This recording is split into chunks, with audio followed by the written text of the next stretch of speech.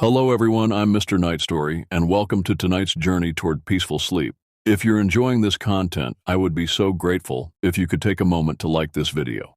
I'd also love to hear from you.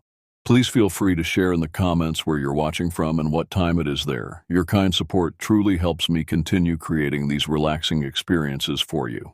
Now, please make yourself comfortable as we gently begin tonight's journey to restful sleep.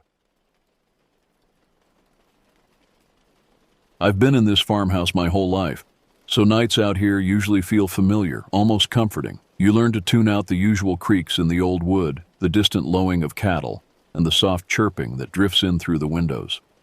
But that evening, something put me on edge. It was late September, and I had just turned 22. My parents had left for the weekend to visit my aunt in Springfield, leaving me alone to manage the property. I'd done it dozens of times before, but something felt different this time. The air had an unusual heaviness to it, like the atmosphere before a severe storm, though the weather forecast predicted clear skies. I was going through my usual end-of-day routine. The kitchen was clean, animals fed, and equipment secured in the barn. With the fading daylight casting long shadows across the yard, I moved through the house methodically, checking windows and doors. Being alone made me feel jumpier than usual, though I'd never admit that to anyone. When I clicked off the living room lamp, the space plunged into darkness far more profound than I remembered. The silence pressed in from all sides, thick and oppressive. I navigated by memory to the front windows for my final pass, just to be sure everything was locked up tight. I nearly convinced myself I was being paranoid when a faint glow caught my eye outside. At first, I thought I was imagining it. Two spots of light hovering near the tree line, too high off the ground to be a stray cat or fox. They remained perfectly still, unblinking. I took off my glasses, rubbed my eyes vigorously, and looked again. The lights had vanished. My brain scrambled for rational explanations. Maybe fireflies caught in a gust of wind or moonlight reflecting off broken glass near the old tractor shed. Perhaps headlights from a car on the distant county road. Yet none of these explanations felt satisfying. I made certain to lock every door and window before heading upstairs, my heart thudding harder than I cared to admit. The wooden steps groaned under my weight, each sound amplified in the quiet house. In my bedroom, I left the small lamp on and lay fully clothed on top of the covers, straining to hear any unusual sounds from outside. The wind picked up around midnight, rattling the shutters and sending tree branches scraping against the siding. Each noise made me flinch. I couldn't shake the feeling of being watched, observed by something patient and calculating. The hours crawled by as I stared at the ceiling, my thoughts chasing themselves in circles. Dawn arrived too quickly, the pale light filtering through my curtains, finding me exhausted and irritable. I had dozed off only in brief snatches, jerking awake at every creak and groan of the old farmhouse settling. My limbs felt leaden as I dragged myself out of bed to tend the animals. I hopped into my boots by the back door, zipped up my jacket against the morning chill, and stepped outside. Immediately I was hit with a stale, humid smell floating on the morning breeze. It reminded me of the time our septic system had backed up years ago, organic and foul. The smell felt wrong somehow, out of place in the crisp autumn air, but I shoved that thought aside and focused on my chores. My first stop was the barn. The horses were fine, though a bit restless, nickering nervously when I entered their stalls. I checked their water and feed, then moved on to the chicken coop. The hens seemed normal enough, clucking and pecking at the feed I scattered. The real shock came when I checked on the cattle. We kept a small herd of Herefords, nothing fancy, just enough to make the farm profitable. I counted them twice, then a third time, but the numbers didn't add up. 3 were missing. I tried to rationalize, maybe they'd wandered to the far side of the pasture where the tall grass grew. But I knew our cattle, knew their habits. They always clustered near the barn in the morning, waiting for feed. That's when I noticed the fence. What used to be a sturdy section along the eastern edge of the property, bordering the woods, was torn and sagging. It looked like something big and strong had barreled right through it. Splintered wood jutted at weird angles, and several metal posts had been bent almost to the ground. This wasn't wind damage or normal wear and tear. This was destruction. I approached cautiously, scanning the tree line beyond the broken fence. The forest looked darker than usual, the shadows between trees deeper and more impenetrable. I leaned in for a closer look at the damaged section and saw distinct impressions in the soft earth. Footprints, but unlike any I'd seen before. They were strange, almost a hybrid shape, part hoof, part something else entirely. Too large for deer, too oddly shaped for cattle or horses. My family had taught me all about local wildlife. I could identify tracks from every animal native to these parts, yet these matched nothing I'd seen or heard about. I knelt down to examine them more closely. The impressions were deep, suggesting considerable weight. They led from the forest, through the broken fence, across our pasture, and back into the woods at another point. Whatever made them had specifically targeted our property, our livestock. The uneasy feeling I'd had the night before started creeping back, settling in my stomach like a cold stone. I stood up and scanned the trees again, suddenly aware of how exposed I was. The morning sun did little to dispel the shadows beneath the forest canopy. For a moment I thought I glimpsed movement between the trunks, something large shifting position, but when I focused, there was nothing. I spent the next hour patching the fence as best I could, hammering new boards into place and straightening the bent posts. It was a temporary fix at best, but it would have to do until I could get proper materials. As I worked, I kept glancing over my shoulder at the woods, unable to shake the sensation of being observed. After the fence was somewhat repaired, I spent hours searching for the missing cattle, combing the pastures, and even venturing a short distance into the woods, calling and whistling. No signs of them appeared, no blood, no tracks, nothing to indicate what might have happened. It was as if they had simply vanished. As the day dragged on, I found it increasingly difficult to focus on normal tasks. My mind kept returning to those strange lights I'd seen the previous night, the missing cattle, the bizarre footprints. None of it made sense, and the not knowing gnawed at me. I tried calling my parents to ask when they'd be back, but the call went straight to voicemail. The landline was working, but cell service out here had always been spotty at best. The isolation that normally felt peaceful now seemed oppressive and threatening. My phone lit up with a text from my girlfriend, Audrey. We'd been dating for 6 months, but lately things had been strained. She lived in town, working at the local library, and didn't understand my attachment to the farm. The conversation quickly deteriorated into a full-blown argument about my unwillingness to consider moving away. By the time I put the phone down, my temples were throbbing with the beginnings of a headache. Tense and itching to clear my head, I decided to take a walk after dinner. The rational part of my brain warned against venturing out as dusk approached, but I ignored it. I'd hiked these woods 1,000 times since childhood. They were as familiar to me as the farmhouse itself. I grabbed my phone and headphones, pulled on a heavier jacket, and headed toward the forest on the western edge of our property, away from the broken fence and strange tracks. The sun was setting, painting the sky in deepening shades of orange and purple. I cranked up my music to drown out my troubled thoughts and set off along a well-worn trail. The forest welcomed me with its usual scents of pine and decaying leaves. Birds called their evening songs, and occasionally small creatures rustled in the underbrush. Everything seemed normal, which helped ease my tension. I walked faster, deeper into the trees, following paths I'd known since childhood. Before I realized it, I had wandered much farther than intended. The music in my preoccupied mind had distracted me from noticing the growing darkness. When I finally paused and looked around, the light had nearly vanished. The forest had transformed into a maze of black trunks against deep blue shadows. I pulled out my earbuds and was immediately struck by the silence. No birds, no insects, not even the whisper of wind through branches. Just absolute stillness. I flipped on my phone's flashlight, sweeping it around to get my bearings. The beam seemed feeble against the encroaching darkness, creating more shadows than it dispelled. I caught the reflection of something that looked like eyes in the beam, high behind a tree about 30 yards away. They gleamed an unnatural yellowish green, set too far apart to belong to any local wildlife. As soon as I angled my phone directly at them, the reflection vanished, leaving me reeling from a rush of panic. Maybe it was a trick of the light, I told myself. Maybe just water droplets on leaves catching the beam at an odd angle. But a primal part of my brain rejected these explanations. Whatever I'd seen, it wasn't natural. And it wasn't gone. I could feel its presence lingering nearby, watching. A low growl rippled through the trees, ragged and guttural, unlike anything I'd heard in these woods before.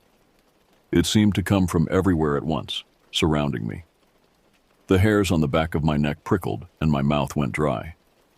I realized with growing horror that I had no clear idea which direction would lead me home.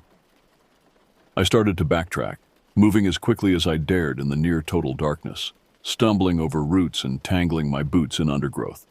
My flashlight beam shook with each frantic step, creating disorienting patterns of light and shadow. Then came a sharp snap, like a branch being crushed underfoot from somewhere to my left. Too close. Fear surged in my chest, electric and overwhelming. I had to get out. My cautious jog turned into a full sprint, branches slapping my face and arms as I crashed through the underbrush. I no longer cared about the path. All that mattered was putting distance between myself and whatever lurked in the darkness behind me. Heavy footfalls thumped against the forest floor, keeping pace with me but never quite catching up.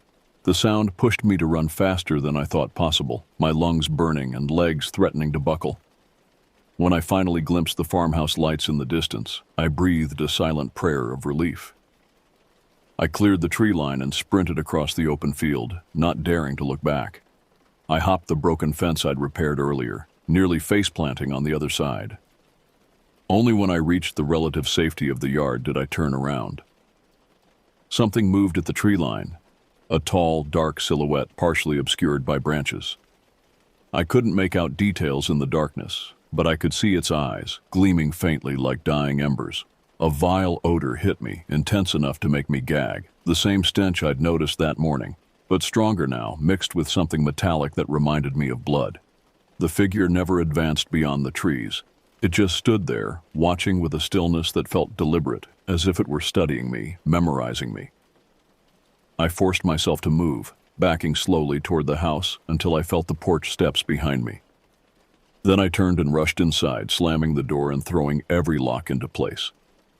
My heart hammered against my ribs as I peeked through the window blinds, half expecting to see nothing but still glimpsing those eyes trained on me from the distant tree line. They remained perfectly stationary, unblinking, patient.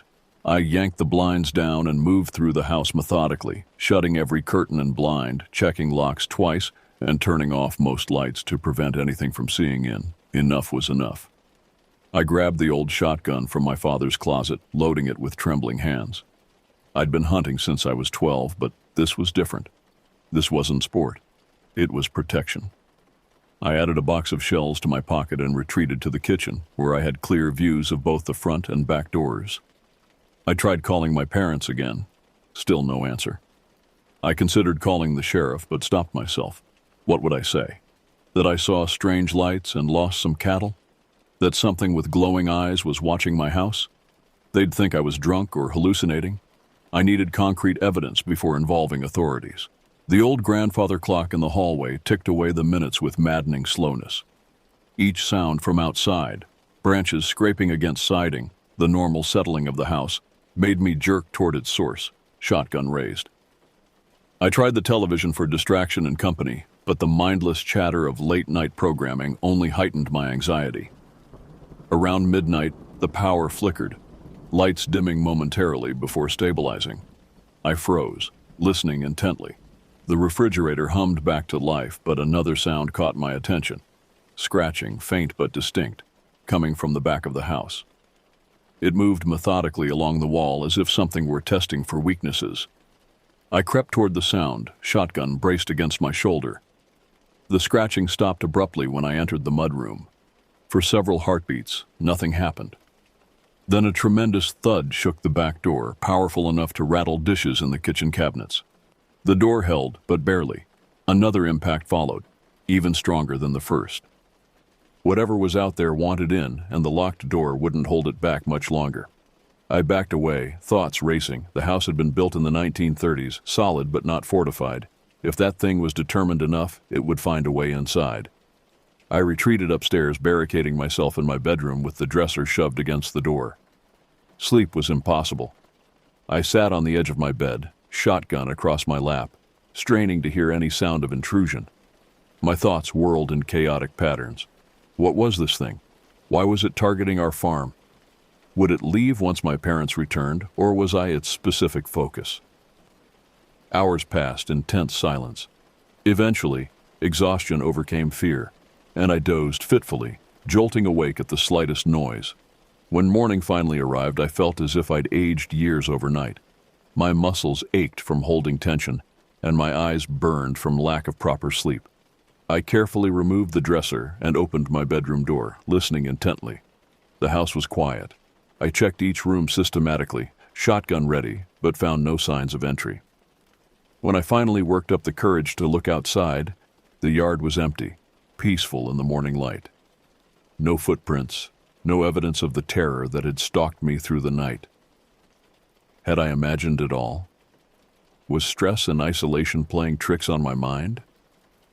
I almost convinced myself until I looked toward the cattle pasture and saw fresh damage to my repaired fence. Another section had been torn open, the metal posts twisted like they were made of wire instead of steel. After a quick breakfast I barely tasted, I ventured outside to survey the damage, shotgun slung over my shoulder. The morning was bright and clear, a stark contrast to the horror of the previous night. Birds sang in the trees, and a gentle breeze stirred the grass. Everything seemed deceptively normal. The fence damage was worse than I'd initially thought. The section I'd repaired was completely destroyed, and a new breach had appeared about 50 yards down. Metal posts were bent at unnatural angles and wooden slats had been splintered beyond repair. No ordinary animal could have done this. Sure enough, another cow was missing. I counted twice to be certain, but there was no denying it. 4 cattle gone now, with no traces of blood or struggle, just gone. I searched the ground near the broken fence and found more of those strange footprints, deeper than before and more distinct in the soft earth after the previous day's light rain. I knelt to examine them more closely. They seemed to have 6 toes, splayed wide like a predator's paw but elongated like a hoof. The impression suggested enormous weight, and the stride length indicated something that moved on 2 legs, not 4. This realization sent a fresh wave of dread through me. Following the tracks, I discovered something that stopped me cold, a tuft of coarse, dark hair caught on a jagged piece of fence wire. It wasn't from our cattle, which were predominantly reddish-brown. This was almost black, with an oily sheen in the sunlight. I carefully removed it from the wire, studying it closely. It had an acrid smell, similar to the stench I'd noticed the previous night but more concentrated. I placed the hair sample in a plastic bag from my pocket. Finally, tangible evidence that I wasn't losing my mind. Something real was stalking our property, something unknown to science or local knowledge. Part of me wanted to take this evidence directly to authorities, but another part feared ridicule, or worse, that they might dismiss me as delusional. I decided to document everything. Using my phone, I photographed the footprints, placing my hand next to them for scale. I took pictures of the destroyed fence, the twisted metal posts, and close-ups of the hair sample. If anyone questioned my sanity, I'd have proof. The rest of the morning I spent reinforcing the house. I boarded up the most vulnerable windows with plywood from the barn, hammered additional supports across the doors, and moved heavy furniture to create barriers at potential entry points. The house looked more like a fortress with each passing hour, and I hated that I needed this level of security in my own home. By afternoon, dark clouds had gathered, and a steady rain began to fall. The downpour would erase the footprints, washing away some of my evidence. I checked my phone constantly for messages from my parents, but there was nothing. The storm must have affected the already poor cell reception. As dusk approached, I completed my preparations. I had stockpiled food and water in my bedroom, along with the shotgun, extra shells, a heavy flashlight, and a hunting knife. If that thing came back, I'd be ready. Part of me hoped it would. I wanted answers, wanted to see exactly what I was dealing with. The air outside turned heavy as evening descended, and the wind rustled dead leaves near the fence. It carried that same sickly smell, stronger now after the rain, making my stomach churn. I couldn't shake the sense that it was out there, sizing me up, waiting for darkness to hide its advance. Each gust of wind brought the stench closer, as if it were circling the property, testing for weaknesses. Night finally fell, and with it came an unsettling quiet. The rain had stopped, but the usual chorus of nocturnal sounds, crickets, frogs, distant owls, was conspicuously absent. Just an eerie silence that set every nerve on edge. My muscles tensed with each step across the old floorboards as I made my final rounds, checking windows and doors before retreating upstairs. I turned off most lights, leaving a few dim lamps so I could see if anything moved outside. My shotgun was within arm's reach, loaded and ready. I positioned myself by the window, peering through a narrow gap in the curtains at the dark yard below. Hours crawled by in suffocating silence. I began to think that perhaps I'd overdone it, that the previous night had been some bizarre anomaly. That's when a sudden crash rattled the front door, so violent it seemed to shake the entire house. The force behind the blow echoed through the house like a thunderclap. My mouth went dry and my heart thundered in my ears. I gripped the shotgun tighter, knuckles white against the wood and metal. Another crash followed, even more powerful than the first. The door frame quaked, and I heard glass pop and skitter across the floor somewhere downstairs. A low roar rose from behind the walls, so feral and primal that I felt the vibrations in my chest. It wasn't quite animal, wasn't quite human, something between the two, filled with rage and hunger. The sound paralyzed me momentarily, every instinct screaming danger in a language more ancient than words. Something was forcing its way in, and my body reacted before my brain caught up. I snatched the shotgun and scrambled from my room, taking position at the top of the stairs where I had a clear view of the front entrance. The door bulged inward with each impact, wood splintering around the hinges. It wouldn't hold much longer. A massive shape darkened the frosted glass panel beside the door. I couldn't make out details, just an impression of size and bulk that dwarfed any normal woodland creature. Another blow, and one of the hinges tore free from the frame. Wood splintered, and cold air rushed in through the widening gaps. I aimed the shotgun at the door, finger tense on the trigger. "Get away from my house!" I shouted, voice cracking with fear despite my attempt at bravery. The pounding stopped abruptly. For several heartbeats, nothing happened. Had it retreated? Then came a sound from the kitchen, glass breaking, followed by the scrape of something heavy forcing its way through a window. It had found another entry point. My plan to defend the front door was now useless. It was inside. Each footstep of the intruder felt heavier than any human's. The floorboards creaked as if under the weight of something colossal. An overpowering stench drifted toward me, thick enough to taste, like rotting meat and stagnant water. I covered my nose with my sleeve, trying not to retch. I backed up the hallway toward my bedroom, moving as quietly as possible. Whatever was downstairs seemed to be methodically exploring the house, opening doors, moving furniture, hunting.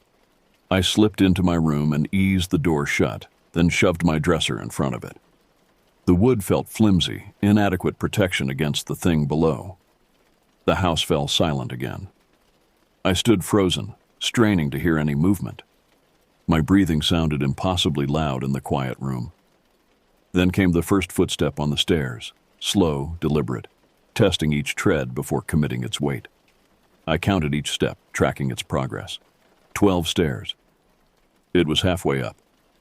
I positioned myself opposite the door, shotgun braced against my shoulder. My hands were slick with sweat, but my grip remained firm. 8 steps. 9.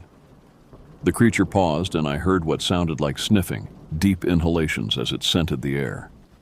It knew exactly where I was. The final steps came quickly, no longer cautious, but eager. Then banging on my bedroom door, loud rhythmic hits that shattered what remained of my nerve. Splinters of wood flew as the creature shouldered the door, shoving against the dresser I'd positioned as a barricade. It was buying me seconds at best. The door buckled, and I finally caught sight of it through the widening crack between door and frame. What I saw defied explanation. Matted fur covering a massive frame, something like a deer's skull topped with twisted antlers, but with patches of rotting skin clinging to it. The stench intensified, making my eyes water. My hands shook as I aimed the shotgun. The door burst open with a final crack, sending the dresser skidding across the floor and showering the room with shards of wood. The creature filled the doorway completely, hunched to fit beneath the frame. It was at least 7 feet tall, with long, powerful limbs ending in clawed hands. The skull-like head swiveled toward me, empty eyes set in decaying sockets, an open maw with a jaw that seemed off-kilter. I fired. The muzzle flash lit up the creature's hideous features in stark relief. The shot caught it in the shoulder, tearing away chunks of matted fur and exposing something dark and glistening beneath. It let out a horrible screech that made me recoil, then lunged forward with surprising speed. I fired again, the recoil slamming back into my shoulder, but I refused to let go. The second shot struck its chest, staggering it momentarily. Dark fluid leaked from the wounds, spattering the floor with a substance that smelled like death itself. The creature howled, flailing those long limbs in fury, claws gouging deep furrows in the walls and ceiling. I kept my finger on the trigger, racking another shell, firing, and doing it again until the shotgun was empty. Each shot was deafening in the confined space, and the house trembled with every roar from that abomination. My ears rang, and acrid smoke filled the room, but I didn't stop until I heard the hollow click of an empty chamber. The creature stood swaying in the doorway, riddled with wounds that leaked black fluid. Its breath came in ragged gasps, head lowered as if gathering strength. I reached for the hunting knife at my belt, prepared for a final desperate stand, when it suddenly staggered backward. It wheeled around in confusion, movements becoming erratic and uncoordinated. It tore down part of the hallway wall as it retreated, smashing through the banister and nearly falling down the stairs in its haste to escape. I grabbed my pistol from the nightstand drawer and sprinted after it, driven by a surge of adrenaline that overrode my fear. The thing crashed down the stairs, leaving smears of black fluid on the walls and floor. My heart hammered, but the momentum of the chase pushed me forward. The front door, the very one it had battered earlier, now stood ripped off its hinges. Outside, the shape lumbered across the yard, moving with the desperate energy of a mortally wounded animal. Its outline was monstrous against the night sky, partially illuminated by the flickering porch light. With a trembling grip, I raised the pistol and squeezed off 3 rounds in rapid succession. At least one found its mark. The creature stumbled, nearly falling, before regaining its balance. The bullet seemed to do little more than anger it further. It whipped its head back toward me, unleashing a final roar that reverberated off the barn and sent nearby birds exploding from trees in panic. Then it bounded toward the forest with surprising speed, covering ground in enormous strides despite its injuries. I wanted to chase it, to finish what I'd started, but the rational side of me knew that would be suicide. Instead, I stood on the broken porch, shouting a string of curses that were equal parts terrified and furious, watching it vanish between the looming trees. Then, there was sudden silence, broken only by my ragged breathing and the distant rustling of disturbed foliage. Even the wind had died, leaving the yard unnaturally still. My front door lay on the ground, the hinges twisted beyond repair. Inside, I discovered the windows in the kitchen, where I swore I'd heard glass explode, were strangely intact. Reality seemed to have split for a moment, then stitched itself back together, leaving evidence only in the wrecked wood and bullet casings scattered at my feet. I leaned against the splintered door frame, shotgun and pistol hanging limply in my hands, trying to piece together what had just happened. The creature had been wounded, perhaps fatally, but it had escaped. Would it return? Was it even real, or had I experienced some massive break with reality? The physical damage to my home suggested the former, but my mind struggled to accept what I'd seen. I stayed that way for what felt like hours, until I realized I had to come up with a believable story for my parents. There was no way to explain giant claw marks or bullet holes that made any sense. They'd either think I'd gone insane or call the police, neither of which would help my situation. I finally decided to say I'd lost my temper during a personal crisis, blowing holes in the door myself. A story that wouldn't earn me any points, but at least it wouldn't brand me a lunatic. I began cleaning up what I could, gathering splintered wood and wiping away the black fluid that had dripped from the creature's wounds. Strangely, by morning, the stains had vanished completely, as if they'd evaporated or been absorbed into the floorboards. The only real reminders of the battle were my ruined door, the gouges in the walls, and the crippling weight of fear still sitting heavily in my chest. The phone rang shortly after sunrise. My parents, checking in as they always did, went away. I lied as smoothly as I could about the door, concocting a story about an argument with Audrey that had escalated. They were furious, of course, threatening to ground me for the rest of my life despite my adult age. But their anger was a relief compared to trying to explain the truth. "We'll be home tomorrow," my father said, his disappointment evident even through the phone. "Get that door fixed before we arrive." After hanging up, I drove into town for supplies. The hardware store owner gave me curious looks as I loaded up on new hinges, door panels, and replacement boards, but he asked no questions. The normalcy of the transaction felt surreal after what I'd experienced. These people were going about their daily lives, completely unaware that something monstrous lurked in the woods just miles away. I spent the day repairing what I could. The door was beyond salvation, so I installed a temporary replacement until a proper one could be ordered. The claw marks in the walls I covered with patches and paint. By evening, the house looked somewhat normal again, though nothing could erase the memory of what had happened. My parents returned the next day, full of questions about the door and the state of the farm. I stuck to my story about the argument, enduring their lecture about responsibility and maturity. When my father noticed the missing cattle, I suggested they might have broken through the fence and wandered off. He seemed skeptical, but accepted the explanation for now. Life gradually returned to a semblance of normalcy. Days passed, then weeks. No more cattle disappeared. No more strange lights appeared in the forest at night. The creature, whatever it was, seemed to have moved on or perhaps died from its wounds. I began to sleep better, though never with the same sense of security I'd once enjoyed. I kept the hair sample I'd collected, hidden in a small box beneath my bed. Sometimes late at night I would take it out and examine it, reassuring myself that I hadn't imagined everything. The hair remained real, tangible evidence that something unexplainable had stalked our farm. I never told anyone the full story. Who would believe me? Even Audrey, when we eventually reconciled, only knew the version where I'd damaged the house in anger. Some truths are too strange, too terrifying to share. Months passed. Winter came and went. Spring brought new life to the farm, and with it, a measure of healing. But I never went into the woods alone again, especially not after dark. Something fundamental had changed in my relationship with the land I'd known all my life. The comfort of familiarity had been replaced by wary respect for what might lurk beyond my understanding. Occasionally, when the wind blew from the east, I would catch a faint whiff of that distinctive odor, organic decay mixed with something alien. It never lasted long, just enough to raise the hairs on my neck and send me hurrying inside. Time marched on, and I eventually left for college in the city, grateful for the distance and the crowds that made me feel anonymous and safe. But every so often I'd call home, casually asking if the cattle were all accounted for, if the fences were intact, if they'd heard any strange noises in the night. My parents would brush off my concerns as unnecessary worry, but they didn't know what I knew. Part of me remains convinced that whatever I fought off that night is still out there somewhere, licking its wounds, waiting.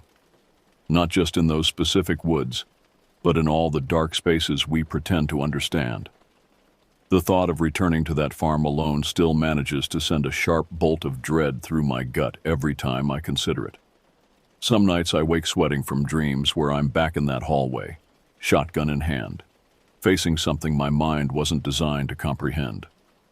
In those moments, staring into the darkness of my apartment bedroom, I wonder if it ever really left, or if it simply learned to hide better, to wait for the right moment. And I wonder how many others have encountered something similar but, like me, keep their stories locked away, too afraid of ridicule or disbelief to speak their truth. What haunts me most isn't the creature itself, but the knowledge that our understanding of reality is far more fragile than we care to admit. That beyond the comfortable boundaries of what we call normal, there exist things for which we have no name, no context, no defense, except blind luck and desperate courage. And sometimes, in the moments between wakefulness and sleep, I swear I can hear that low guttural growl, so faint it might be imagination, calling me back to the farm, back to the woods, back to finish what began on that autumn night when the darkness reached out and touched my life forever.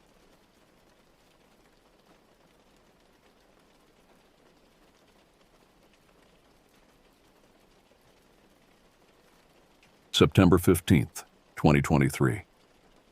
I was 28 years old when we loaded the aluminum boat at dawn, the morning mist still clinging to the water's surface like a shroud. My father, 62 and weathered from decades of outdoor expeditions, methodically checked our gear while my younger brother Jake secured the hunting rifles in waterproof cases. We were heading deep into the northern Canadian wilderness, 300 miles from the nearest settlement, chasing rumors of a massive moose population that few hunters had ever accessed.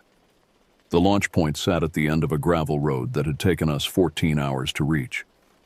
No cell service existed for the last 200 miles. No rescue helicopters patrolled these waters.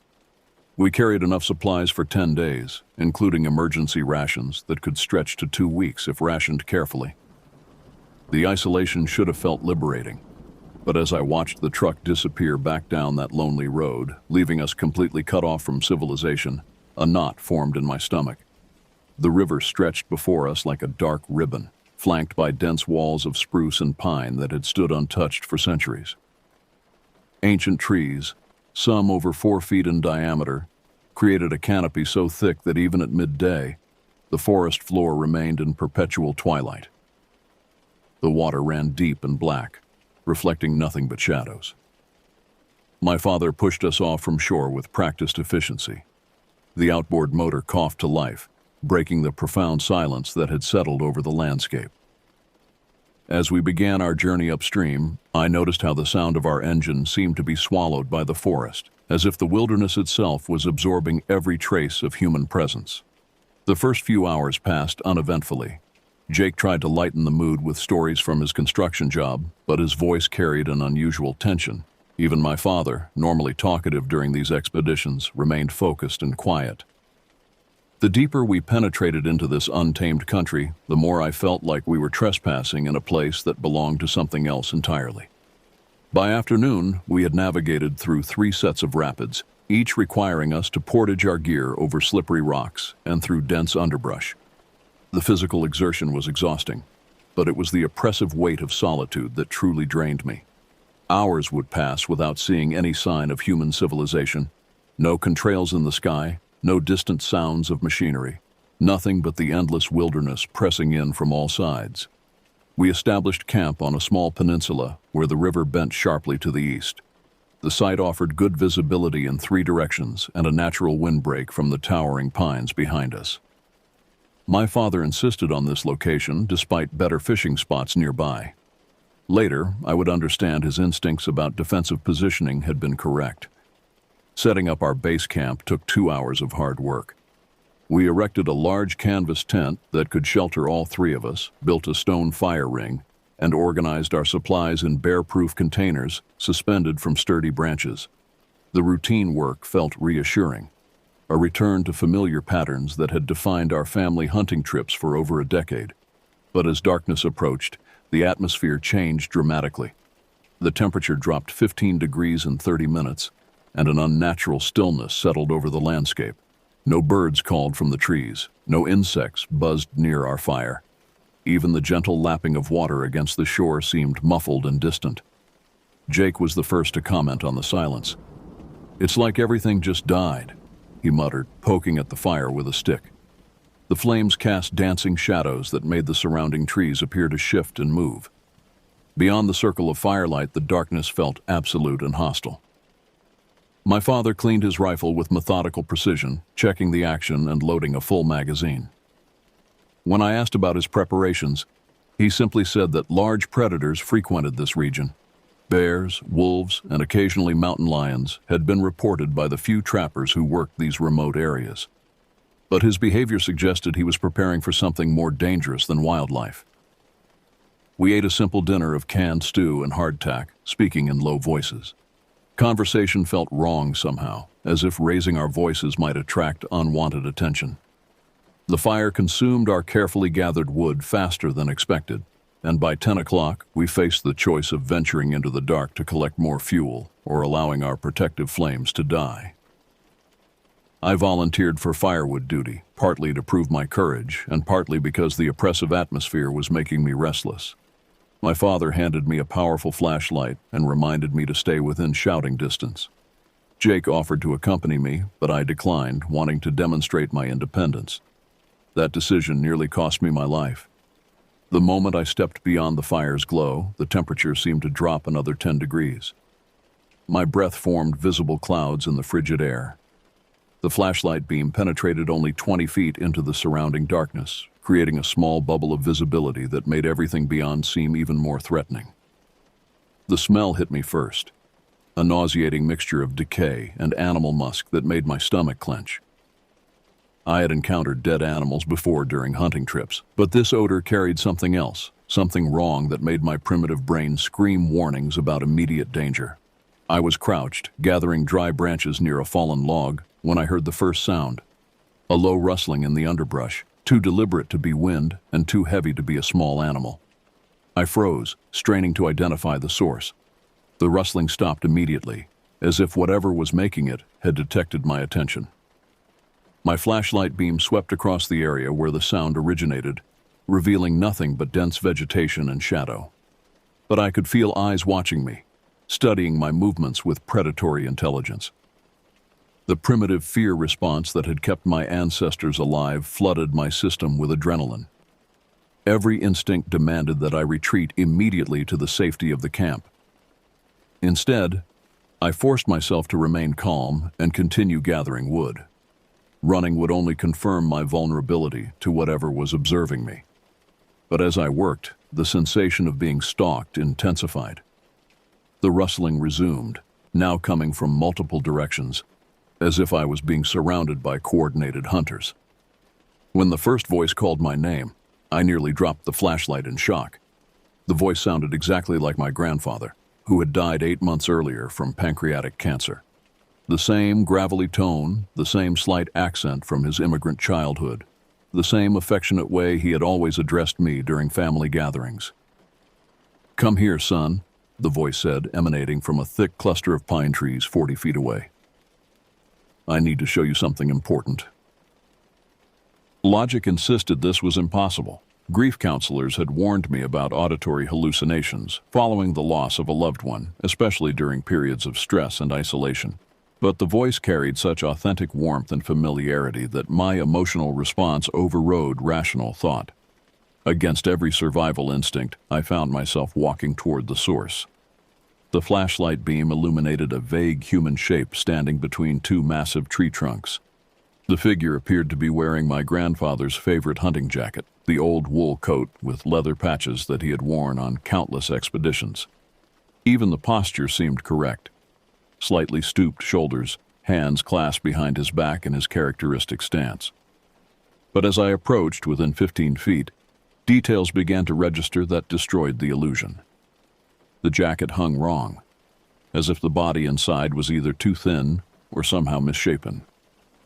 The face remained hidden in shadow despite my direct illumination. Most disturbing, the figure stood perfectly motionless, without the subtle breathing movements or small fidgeting gestures that characterize living humans.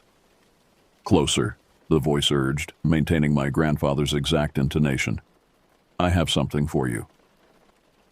Every rational thought screamed at me to flee, but grief and longing held me frozen in place.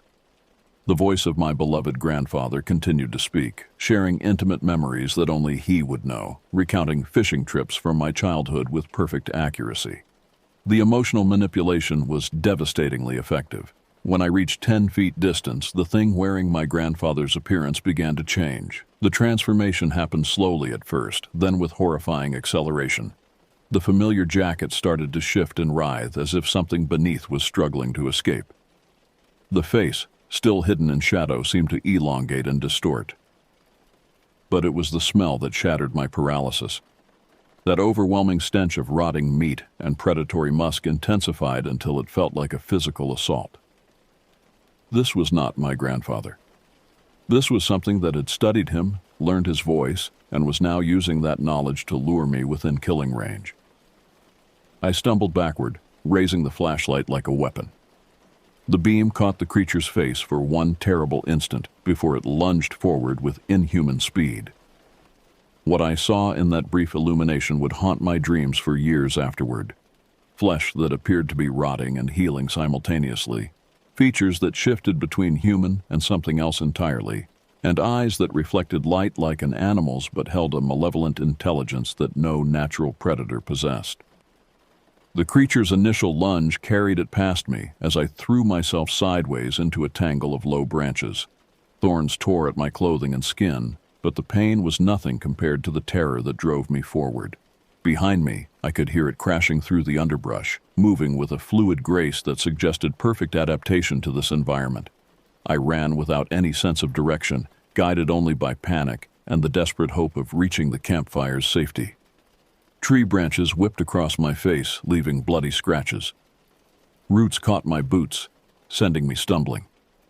The flashlight beam bounced wildly, creating a disorienting strobe effect that made navigation nearly impossible. The creature pursued me with methodical patience, never quite catching up but never falling behind. I could hear it moving parallel to my path, sometimes ahead, sometimes behind, as if it was herding me toward a specific location.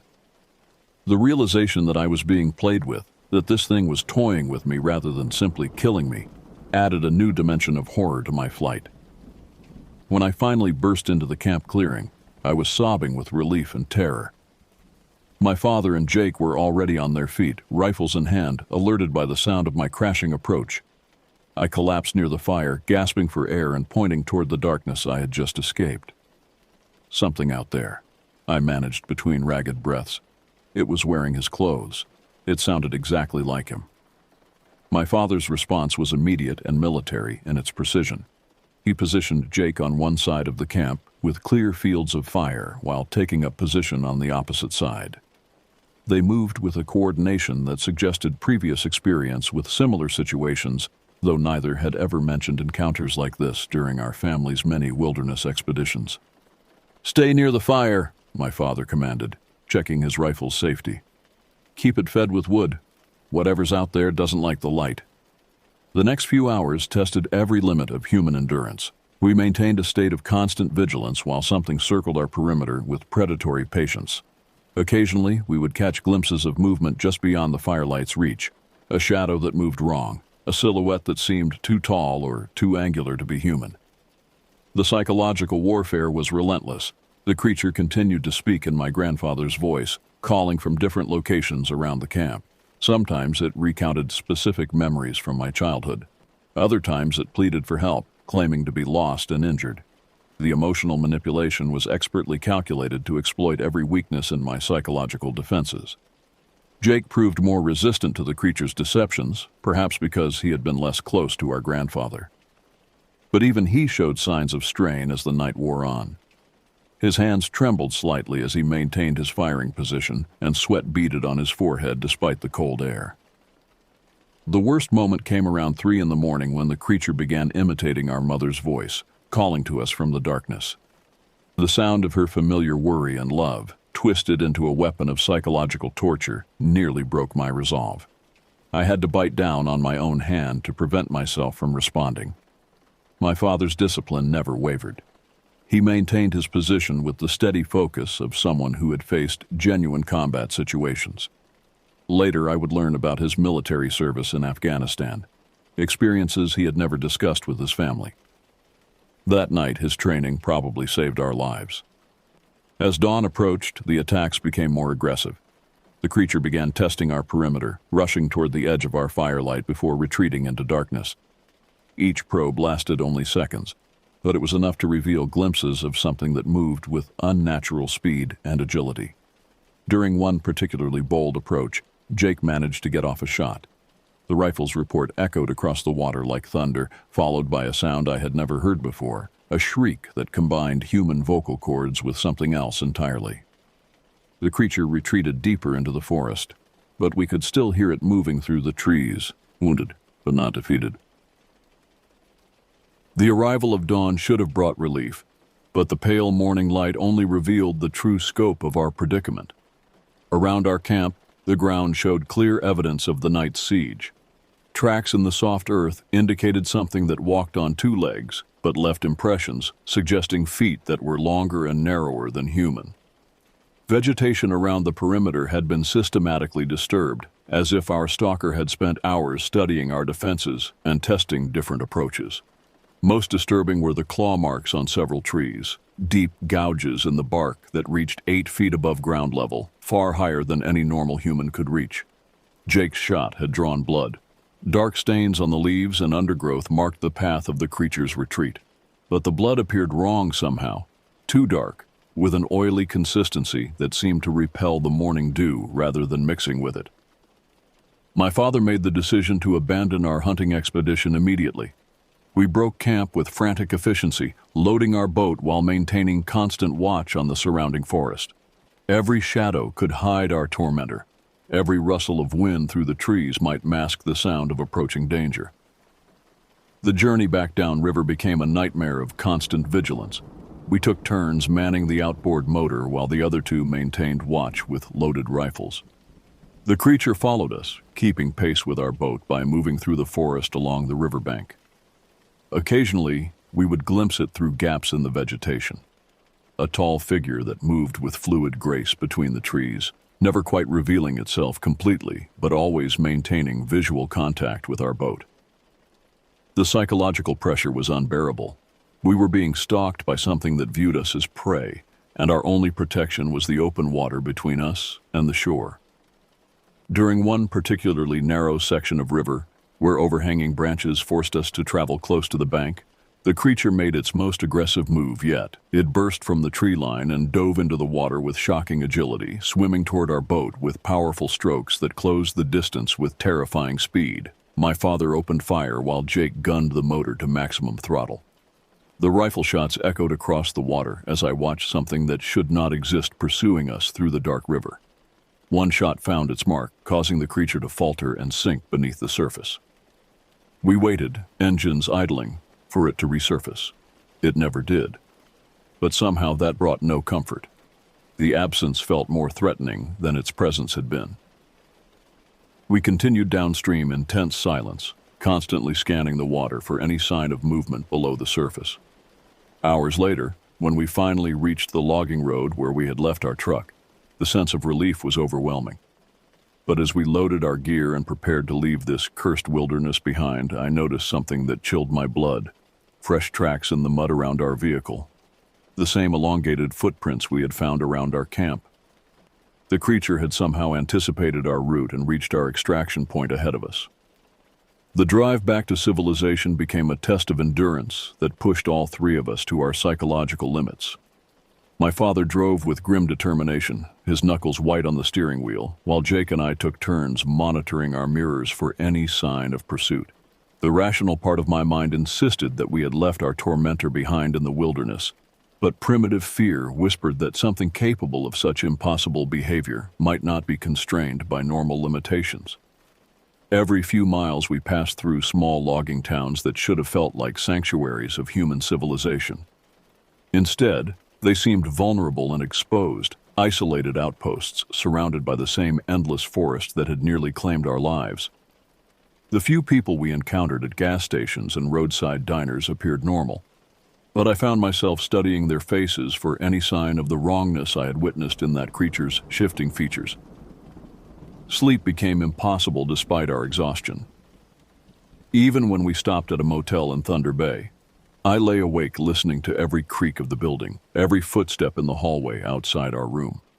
The simple act of closing my eyes brought vivid flashbacks to that moment when the creature's face had been illuminated by my flashlight, features that had shifted between human and something else entirely.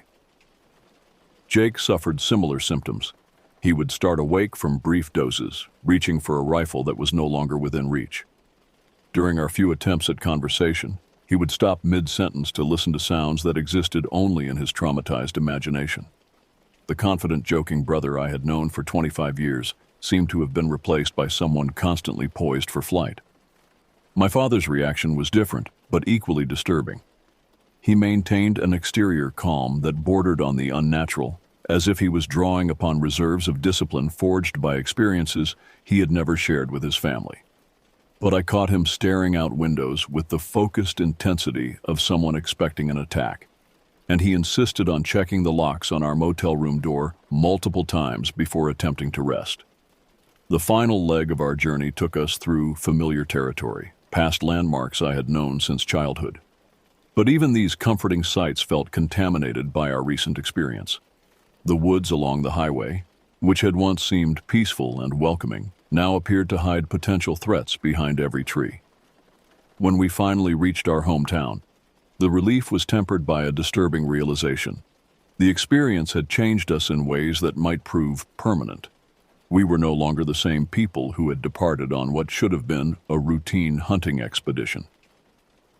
Something had been taken from us in that northern wilderness, an innocence about the nature of reality that could never be restored. The familiar streets and buildings of our neighborhood felt simultaneously comforting and alien, as if we were viewing them through the eyes of strangers who had witnessed something that existed outside the normal parameters of human experience. In the months following our return, the three of us struggled to process what we had experienced in ways that would allow us to function in normal society. We made a collective decision to never speak of the incident to anyone outside our immediate family, partly from fear of being dismissed as delusional, but mostly from a deeper concern that discussing it might somehow make it real again. My father, drawing upon his military background, insisted we undergo what he called debriefing sessions, carefully structured conversations designed to help us integrate the trauma without becoming consumed by it. These sessions revealed aspects of his past that explained his tactical response during our ordeal. His service record included classified operations in remote regions where conventional explanations for enemy behavior had proven inadequate. Jake threw himself into his construction work with an intensity that bordered on obsession, as if physical exhaustion could somehow quiet the memories that haunted his sleep. But his colleagues noticed changes in his behavior, a hypervigilance that made him constantly scan his surroundings, and a refusal to work alone in isolated areas where his crew was clearing forest land for development. My own recovery proved more complicated. The creature's use of my grandfather's voice had exploited our emotional bond in ways that left me questioning the nature of memory and identity. Every cherished recollection of time spent with him was now contaminated by the echo of that thing speaking in his voice, using his words to lure me toward destruction. Professional counseling helped to some degree, though I was forced to describe our experience as a wilderness survival situation involving dangerous wildlife rather than revealing the true nature of what we had encountered. The therapist's techniques for processing trauma were effective, but they could not address the deeper metaphysical questions raised by our ordeal. Sleep remained elusive for all three of us. I developed elaborate rituals for checking locks and windows before attempting to rest, while Jake installed motion sensor lights around the perimeter of his property. My father, with characteristic practicality, acquired additional firearms and ensured that we all received advanced training in their use. The most disturbing aspect of our ongoing struggle was the gradual realization that our experience might not have been unique. Careful research into unexplained disappearances in remote wilderness areas revealed patterns that suggested other encounters with something similar to what we had faced.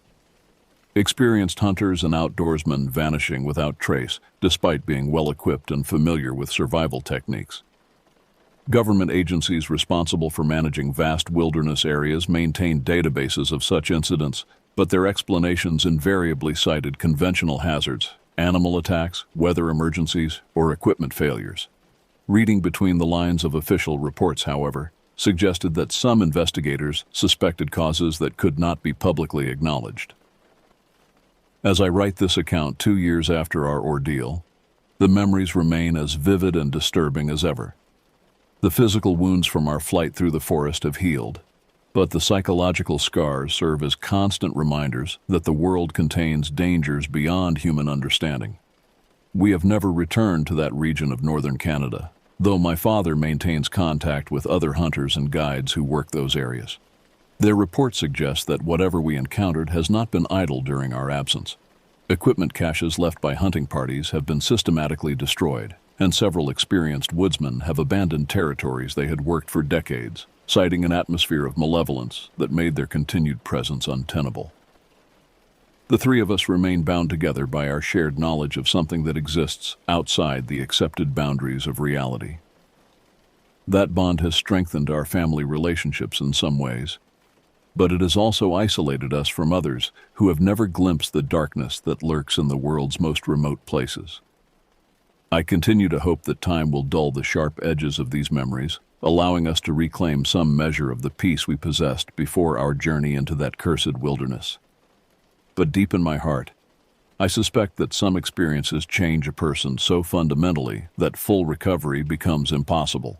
The northern forest keeps its secrets well, and those who venture too deep into its embrace may discover that some knowledge comes at a price that can never be fully paid.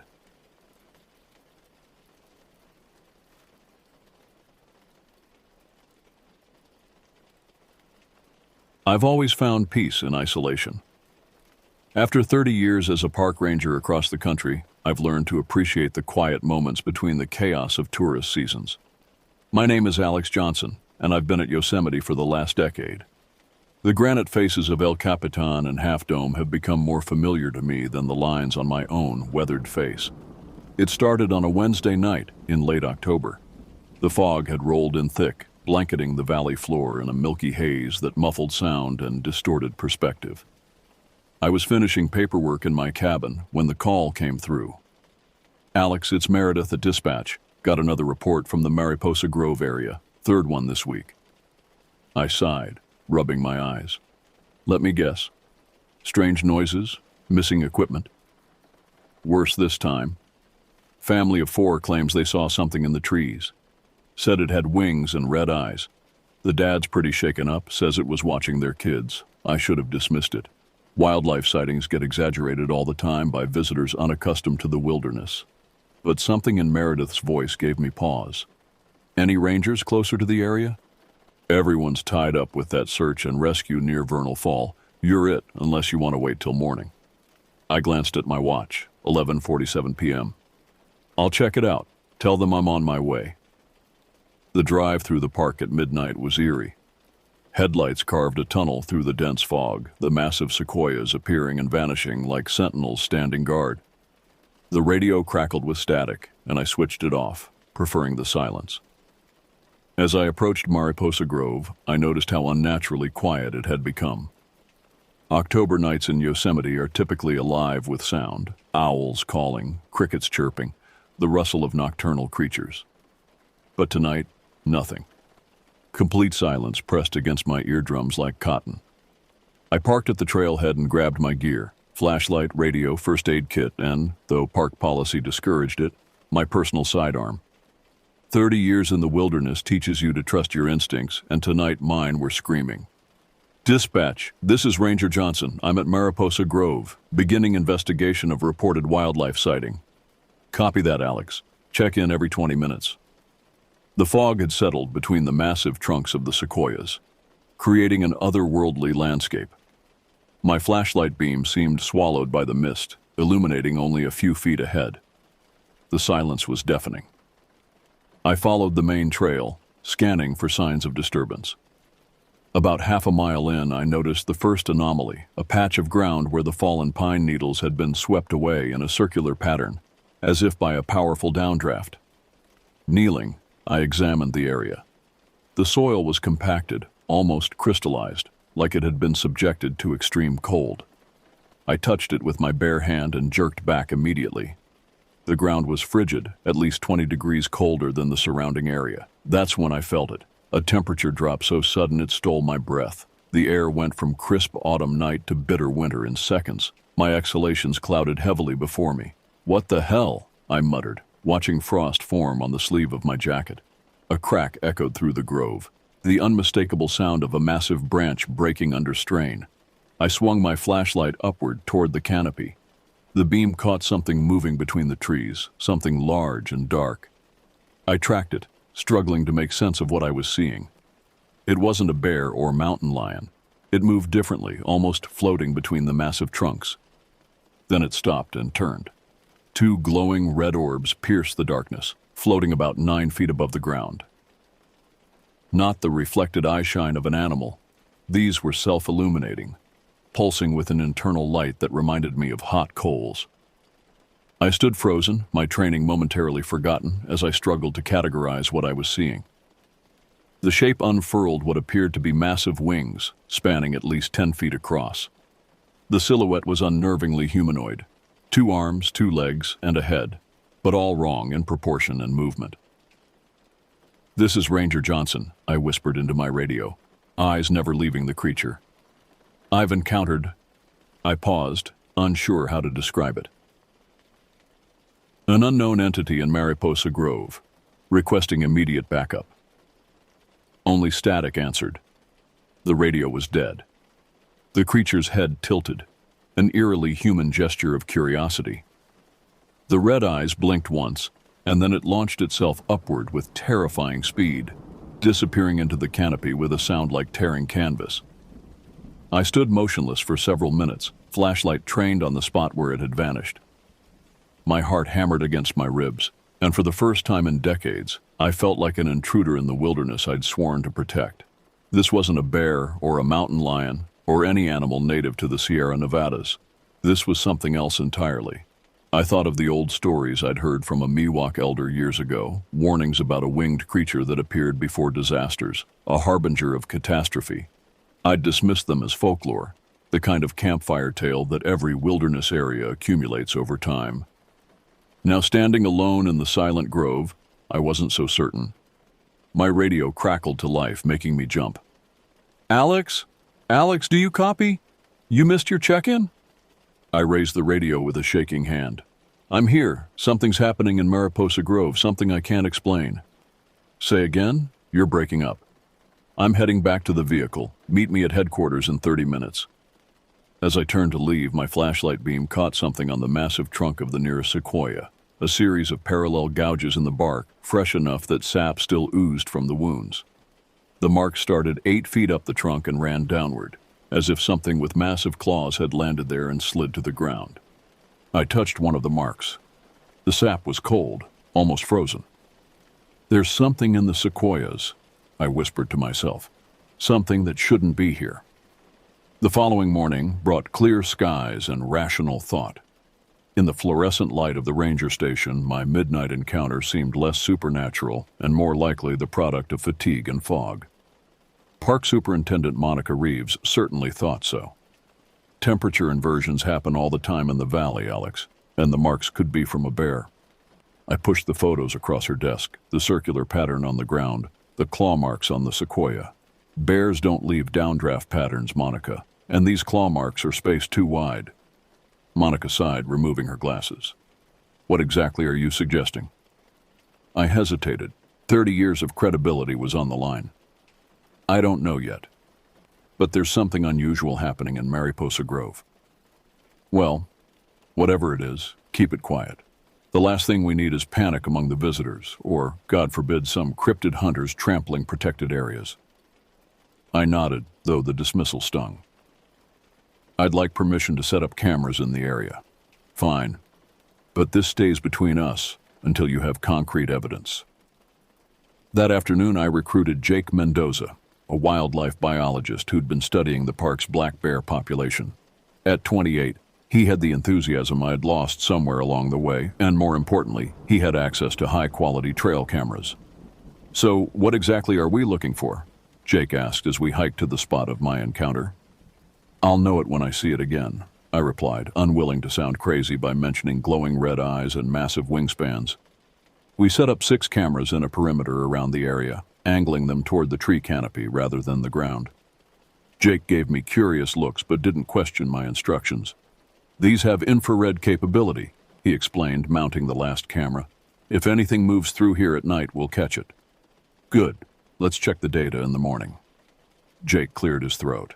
"Mind telling me what spooked you? I've never seen you this on edge." I considered deflecting, but decided partial truth was better than none. "I saw something last night that didn't match any wildlife profile I'm familiar with. Large, winged, moved between the trees with unusual speed." "Bat, maybe? We have western mastiff bats in the park." This was much larger than any bat, and the eyes. I shook my head. "Just help me monitor these cameras. If it's nothing, I owe you a beer." Jake looked skeptical, but nodded. "You got it, boss." That night I couldn't sleep. I kept seeing those red eyes in the darkness of my cabin, feeling the unnatural cold that had accompanied the creature's presence. Around 2 a.m., I gave up and drove back to the grove, drawn by something I couldn't articulate. The night was clear, stars visible through the canopy. No fog to play tricks on my perception this time. I parked at the trailhead and sat in my vehicle, windows down, listening. An hour passed. Nothing unusual. I was starting to feel foolish when a sound cut through the night, a high-pitched keening almost beyond the range of human hearing. It rose and fell like a distorted whale song, echoing through the grove. I grabbed my gear and headed down the trail, moving as quietly as possible. The sound grew louder as I approached our camera setup. Something was moving through the trees ahead, creating a subtle disturbance in the canopy. I clicked off my flashlight and crouched behind a fallen log, waiting. The keening stopped abruptly. In the silence that followed, I could hear my own heartbeat thundering in my ears. A shadow detached itself from the canopy and descended to the forest floor about 50 yards ahead. In the moonlight, I could make out a vaguely humanoid shape, but the proportions were wrong. Limbs too long, torso too narrow, and on its back, folded now, were massive membranous wings. It moved with an unnatural grace, seeming to glide rather than walk. The creature approached one of our cameras, head tilted in that same curious gesture I'd seen the night before. Then, with deliberate precision, it reached out and twisted the camera from its mount, examining it in what appeared to be hands with elongated fingers. I fumbled for my phone, desperate to document what I was seeing. As I raised it to take a photo, the creature's head snapped in my direction. Two crimson eyes blazed in the darkness. The temperature plummeted.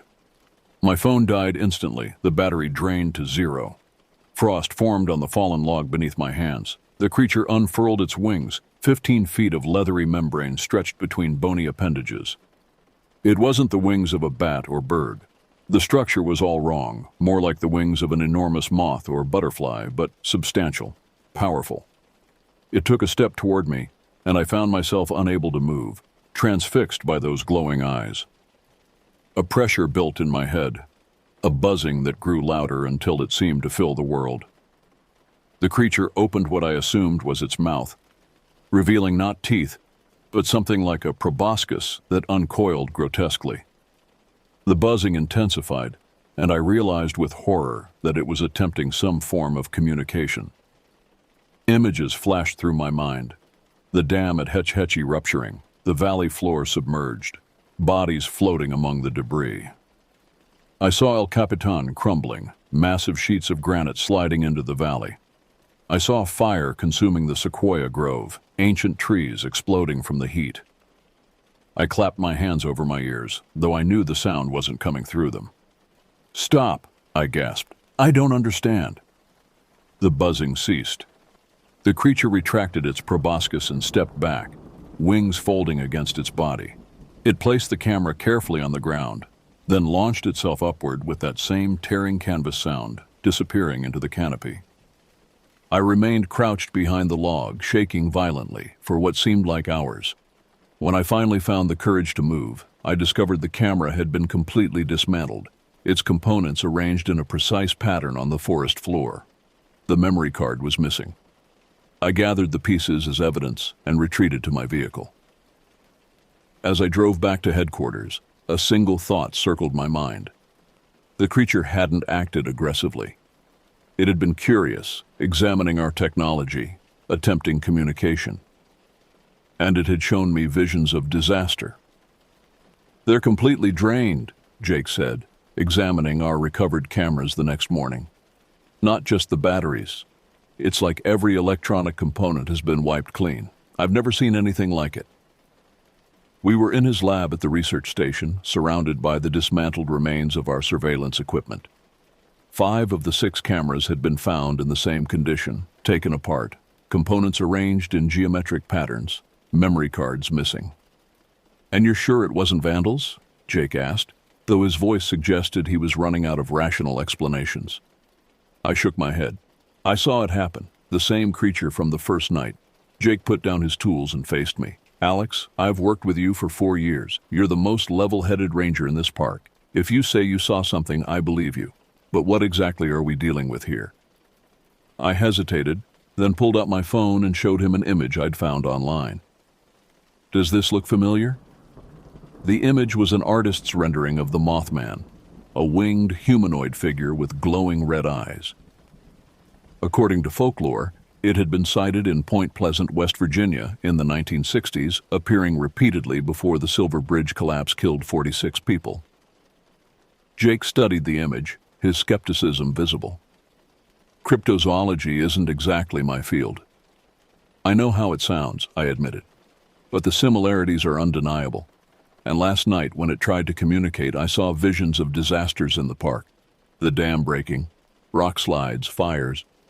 Jake was silent for a long moment. If, and that's a big if, this thing is real and showing you potential disasters, the question is it warning you or threatening you? The question hit home. I'd been so focused on documenting the creature that I hadn't considered its intentions. The legends say it appears before disasters, not that it causes them. Well, either way, we need more data before taking this to Reeves. Jake gestured to the dismantled cameras. And our usual methods clearly aren't working. I nodded, an idea forming. We need to try direct observation. Tonight I'm going back to the Grove and I want you with me. No cameras, no phones, just field notebooks and our eyes. Jake looked uneasy but agreed. I'm in, but I'm bringing my analog SLR camera. No electronics for it to fry. That evening we prepared carefully. Layers of warm clothing to combat the unnatural cold, mechanical watches instead of digital, pencils rather than pens that might freeze, and Jake's old Nikon film camera. We arrived at Mariposa Grove just after sunset. We should position ourselves near the grizzly giant, I suggested, referring to one of the largest sequoias in the grove. That's where I first noticed the temperature drop. We hiked in silence, the fading light casting long shadows through the ancient trees. As darkness fell, that same unnatural quiet descended. No insects chirping, no owls calling. Just the sound of our breathing and footsteps on the pine needle carpet. We settled at the base of the massive sequoia, backs against its 5-foot-thick trunk, and waited. Hours passed. Jake dozed occasionally, but I remained alert, scanning the canopy for movement. Around 1 a.m. my watch stopped. The second hand froze mid-tick, and my breath began to cloud before me. Jake, I whispered, nudging him awake. It's happening. He blinked awake, immediately registering the temperature drop. Holy shit, he breathed, reaching for his camera. The keening sound started again, oscillating through frequencies that made my teeth ache. Jake winced beside me, hands over his ears. What is that? He hissed. Before I could answer, a dark shape descended from the canopy, landing with surprising delicacy about 30 yards from our position. In the moonlight, we could see it clearly, a figure standing nearly 8 feet tall, with a slender, elongated body. Its skin seemed to absorb light, creating a silhouette darker than the surrounding night, the wings unfurled partially, adjusting for balance as it moved, and the eyes, two glowing red orbs that seemed to pierce the darkness and look directly into my soul. Jake raised his camera with trembling hands and took a photo. The click of the shutter seemed impossibly loud in the silence. The creature's head snapped toward us, eyes flaring brighter. Jake took another photo, and another, the mechanical film advanced, whirring. The buzzing in my head returned, accompanied by a pressure that made my sinuses ache. Images flooded my consciousness, water roaring through Yosemite Valley, trees uprooted, buildings crushed. But this time there was more. I saw the specific location where the disaster would begin, Pohono Bridge, the westernmost bridge in the valley. The bridge, I gasped, gripping Jake's arm. It's showing me Pohono Bridge. Jake lowered his camera, his face pale. What about it? Something's going to happen there. Something bad. The creature took a step closer, and Jake raised his camera again, but I pushed it down. Wait, I said, standing slowly. I think it's trying to warn us. I took a cautious step forward, hands raised to show I meant no harm. The buzzing in my head intensified, but I pushed through it, focusing on the image of the bridge. Pohono Bridge, I said clearly, meeting those red eyes. Is that where it starts? The creature's head tilted, and the buzzing changed tone, becoming almost melodic. More images appeared in my mind, a timeline. Midnight tomorrow, heavy rainfall. The bridge supports weakening, then failing catastrophically as a tour bus crosses. Dozens of lives lost in the initial collapse, hundreds more as the flooding ravages the valley. tomorrow night, I whispered. The bridge is going to collapse tomorrow night. The creature's wings extended fully, the motion creating a gust of cold air that knocked us back against the sequoia trunk. It rose into the air with that now familiar sound of tearing canvas, circled once overhead, then vanished into the night sky. Jake stood frozen, camera clutched to his chest. What the hell just happened, Alex? It showed me a disaster, I replied, already pulling out my field notebook. And we have less than 24 hours to prevent it. This is insane, Superintendent Reeves said, staring at us across her desk the next morning. You want me to close Pohono Bridge, reroute all park traffic, and evacuate the Western Valley based on, what? A dream? A hallucination? Jake placed his developed photographs on her desk. They were blurry, motion-smeared, but unmistakably showed something that defied conventional explanation. A tall, winged silhouette with 2 points of light where eyes should be. It wasn't a hallucination, I insisted. Both of us experienced it, and these photos prove something was there. Reeves picked up one of the photos, studying it. This proves nothing, except that something was in the woods. Could be an owl, light reflection, anything. Monica, I leaned forward, using her first name to emphasize the urgency. In 30 years, have I ever brought you something without solid reason? She sighed, rubbing her temples. No, but you're asking for a major operation based on cryptid folklore. I'm asking you to take precautions. The National Weather Service has already issued flash flood warnings for the area tonight. The river's running high from the rainfall upriver. If there's even a chance the bridge could fail. We inspect all bridges regularly, she interrupted. Pohono was checked just last month. Then send a structural engineer today, Jake suggested. If Alex is wrong, you lose nothing. If he's right. Reeves was silent for a long moment. Finally, she nodded. I'll send Martinez out there with the engineering team. But I'm not closing the bridge unless they find something concrete. It was a compromise I could live with. Thank you. 3 hours later, Martinez, the park's head of maintenance, called with his report. I put him on speaker so Jake could hear. We're at Pohono Bridge now, Martinez said, his voice partially obscured by the sound of rushing water. The recent rainfall has the Merced running about 4 feet higher than normal. What about the bridge supports? I asked. That's why I'm calling. We found some concerning erosion around the eastern foundation. Nothing critical yet, but if this rain continues... I exchanged glances with Jake. How bad is it? Bad enough that I wouldn't want a fully loaded bus crossing during peak flow. I've already requested temporary weight restrictions. Reeves, who had been listening from across the room, approached the phone. Martinez, this is Reeves. I want hourly updates on the bridge condition. If you see any further deterioration, I want to know immediately. Yes, ma'am. After the call ended, Reeves turned to us, her expression grave. I'm not saying I believe in your Mothman, but I can't ignore Martinez's assessment. We need to close the bridge, I insisted. Weight restrictions aren't enough. I'll close it if the situation worsens, she countered. For now, let's not panic the thousands of visitors in the park. I wanted to argue further, but knew pushing too hard would only make her more resistant. At least let me station rangers at both ends of the bridge tonight. If things deteriorate quickly, we'll need to act fast. She nodded. Agreed. You and Mendoza take the first shift, starting at 8 p.m. As we left her office, Jake whispered, She's still not taking this seriously enough. No, I agreed. But it's a start, and we'll be there when it happens. Throughout the day, the rain intensified. By evening, it was a downpour, swelling creeks and turning trails into muddy rivers. The Merced had risen another 2 feet. Its usual gentle flow transformed into a churning brown torrent that carried branches and debris from upstream. Jake and I positioned ourselves at the eastern end of Pohono Bridge, rain ponchos doing little to keep us dry in the deluge. Martinez and his team had installed wooden barriers that could be quickly moved into place if needed, but traffic was still flowing across the bridge, mostly visitors leaving the park ahead of the storm. Look at the water level, Jake shouted over the roar of the river. It's already reaching the lower supports. I nodded grimly, watching as a small sedan crossed the bridge, its headlights cutting weakly through the curtain of rain. My watch read 9:47 p.m. According to my vision, we had just over 2 hours before catastrophe struck. At 10:30 p.m., Martinez arrived with bad news. The erosion's accelerating. I've got 3 support columns showing critical stress fractures. We need to close the bridge now, I insisted. Martinez nodded. I've already called Reeves. She's given the authorization.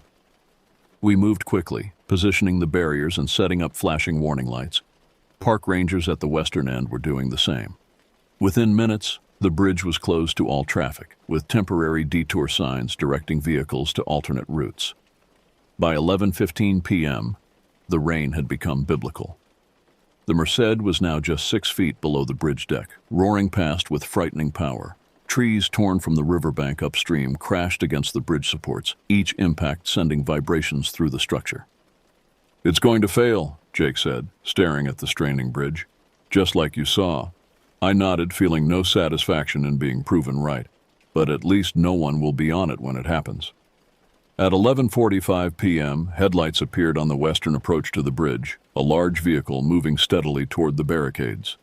"What the hell?" Martinez raised his flashlight, signaling for the vehicle to stop.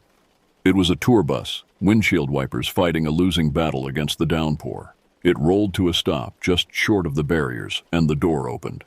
A man in a rain-slicked jacket hurried toward us. "What's going on?" he demanded. "We need to get through. I have 40 tourists who need to reach their hotel." "Bridge is closed," Martinez shouted back. "Structural concerns. You'll have to take the northern route around." "That's an extra hour in this weather," the driver protested. "Better than being in the river," I replied, motioning toward the churning water below. The driver seemed ready to argue further when a sound cut through the storm, a high-pitched keening that raised the hair on the back of my neck. Jake grabbed my arm, eyes wide. "It's here," he whispered. The driver and Martinez hadn't noticed, still arguing about alternate routes.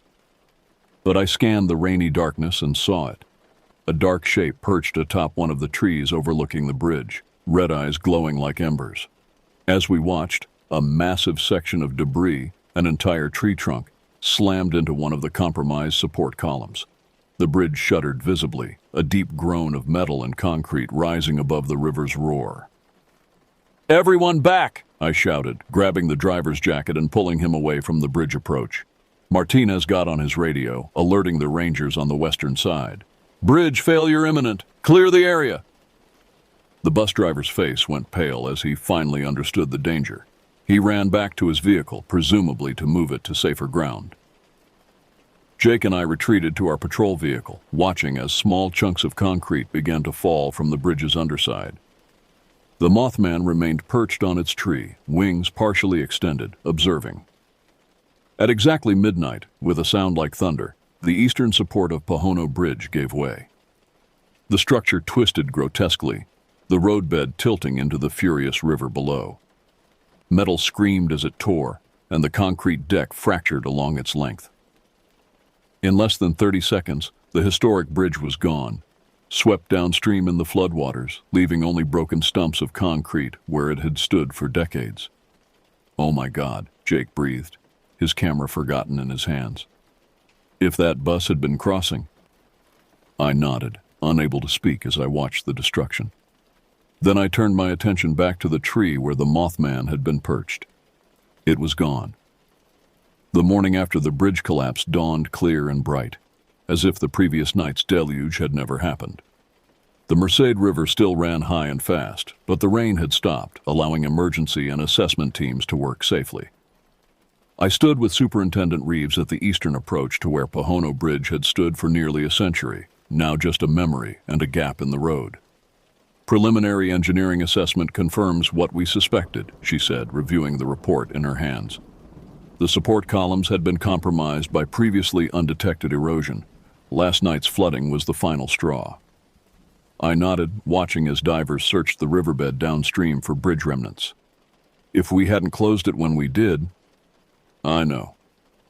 Reeves folded the report and fixed me with a steady gaze. "You saved lives last night, Alex. However you knew, whatever prompted your concern, I'm grateful you pushed the issue." It was as close to an acknowledgement of the Mothman as I was likely to get from her, and I accepted it with a nod. "What happens to the official report?" I asked. "It will state that routine inspection revealed potential structural concerns, leading to preemptive closure before the catastrophic failure."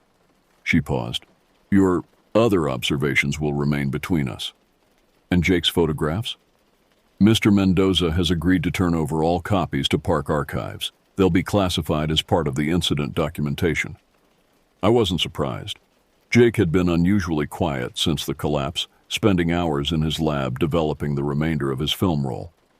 The images he'd shown me were remarkable. Clear shots of a winged humanoid figure observing the bridge from various vantage points. In the final frame, taken moments before the collapse, the creature was captured in flight, wings fully extended against the night sky, eyes blazing. Evidence that would never see the light of day. "There's something I need to do," I told Reeves. "A final check on Mariposa Grove." She studied my face, then nodded. "Take the day. I think you've earned it." The grove was peaceful in the morning light, water droplets from the previous night's rain creating prisms among the massive branches of the sequoias. I hiked to the spot where I'd first encountered the Mothman, half expecting to find it waiting. Instead, I found something else, the missing memory cards from our cameras, arranged in a perfect circle at the base of the grizzly giant. In the center of the circle lay a single feather unlike any I'd seen before, nearly a foot long, iridescent black with an almost metallic sheen. I knelt to examine it, hesitating before picking it up. It was impossibly lightweight, seeming to float above my palm when I finally gathered the courage to touch it. The structure was unlike bird or bat, more similar to a moth's wing scale when viewed closely, but massive and somehow both delicate and substantial. Scientific evidence of something that shouldn't exist. I carefully placed the feather in a specimen bag, then gathered the memory cards. Whether they contained usable data or had been wiped clean like the cameras themselves, I couldn't say without equipment to read them. As I straightened up, that familiar silence descended over the grove, the absence of natural sound that had preceded each of my encounters. I turned slowly, scanning the canopy above. The Mothman stood on a massive branch 50 feet above, wings folded against its back, those crimson eyes fixed on me. In daylight, I could see details that darkness had obscured, the texture of its skin like polished obsidian, the articulated joints of its elongated limbs, the antenna-like structures protruding from its head. We regarded each other across the distance, neither moving. No buzzing filled my head this time, no visions of disaster. Just silent acknowledgement between two sentient beings. I slowly raised my hand in a gesture of gratitude. After a moment's hesitation, the creature extended one long arm, mimicking my motion. Then it unfurled those magnificent wings, catching the morning sunlight in a display of colors I hadn't seen in our nighttime encounters. Iridescent purples, blues, and greens shifting across the membranous surface. With a powerful downstroke that sent leaves swirling around me, it launched into the sky and disappeared above the canopy. I remained in the grove for another hour, but the Mothman didn't return. Eventually, I hiked back to my vehicle, the specimen bag with its impossible feather secure in my pocket, the memory cards in my backpack. In the weeks that followed, Pohono Bridge became a reconstruction project, with a newer, stronger structure designed to replace what had been lost. The official report mentioned nothing of winged creatures or supernatural warnings, attributing the timely closure to diligent inspection protocols and cautious management decisions. Jake Mendoza requested a transfer to Yellowstone 3 weeks after the incident, citing personal reasons and an interest in their wolf restoration program. Before leaving, he handed me a sealed envelope with instructions not to open it unless something similar happens again. The memory cards from the grove yielded nothing, each one wiped clean of data as if subjected to a powerful electromagnetic pulse. The feather, however, I kept secured in a specimen case in my cabin out of official records, private evidence of an encounter that defied explanation. Visitors still come to Yosemite with their cameras and wonder, unaware of what watches from the ancient trees. Occasionally, I hear reports from other rangers, strange temperature drops in isolated areas, equipment malfunctioning without cause, glimpses of something large moving through the canopy at twilight. I don't investigate these reports anymore. The Mothman has its purpose, appearing when disaster looms, warning those willing to see. Not a creature of evil, as some folklore suggests, but a sentinel, a harbinger that offers a chance to avert catastrophe. Some nights, when fog rolls through the valley and the visitors have retreated to their accommodations, I sit outside my cabin and scan the darkened tree line. Sometimes, I catch a glimpse of two distant red points of light among the branches, watching, protecting, warning, and I raise my hand in silent greeting to the guardian of Yosemite, the Mothman who saved us all. Would you like me to explain or break down any aspects of this horror novel?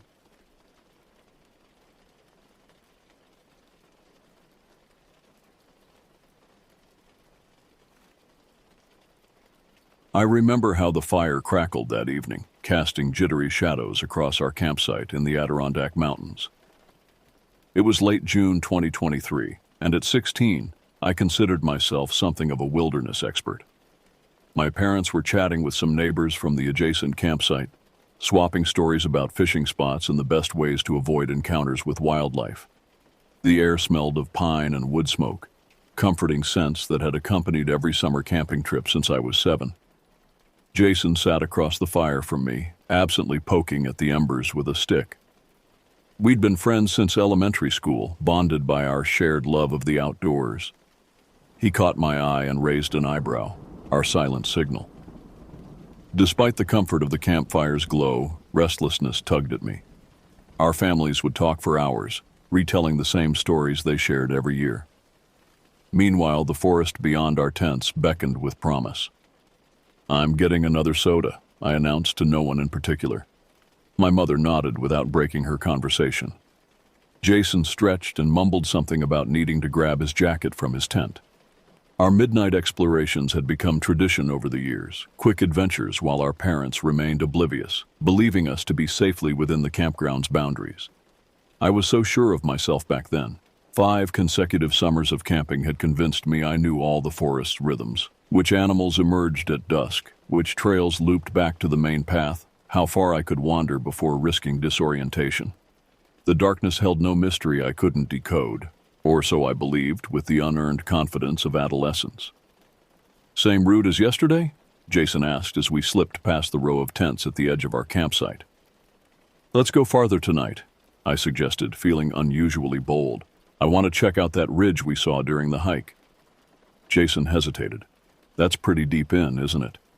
I shrugged, unwilling to admit that something about tonight felt different. The moon hung low and heavy, periodically vanishing behind drifting clouds. The forest beyond our tents seemed to absorb the darkness rather than merely exist within it, as though the trees themselves were pressing inward, contracting around our small pocket of civilization. A strange uneasiness nagged at me, but I refused to acknowledge it. Pride has always been my downfall. We stood at the perimeter of the campground, that invisible boundary between safety and adventure. The glow of multiple campfires dotted the clearing behind us, while ahead lay only shadow and mystery. Jason clicked on his flashlight, casting a narrow beam that barely penetrated the wall of trees. "You sure about this?" he asked, voice dropping to a whisper, though no one was near enough to hear. I nodded, ignoring the faint tremor that ran through me. "We've gone out at night dozens of times. What's different about tonight?"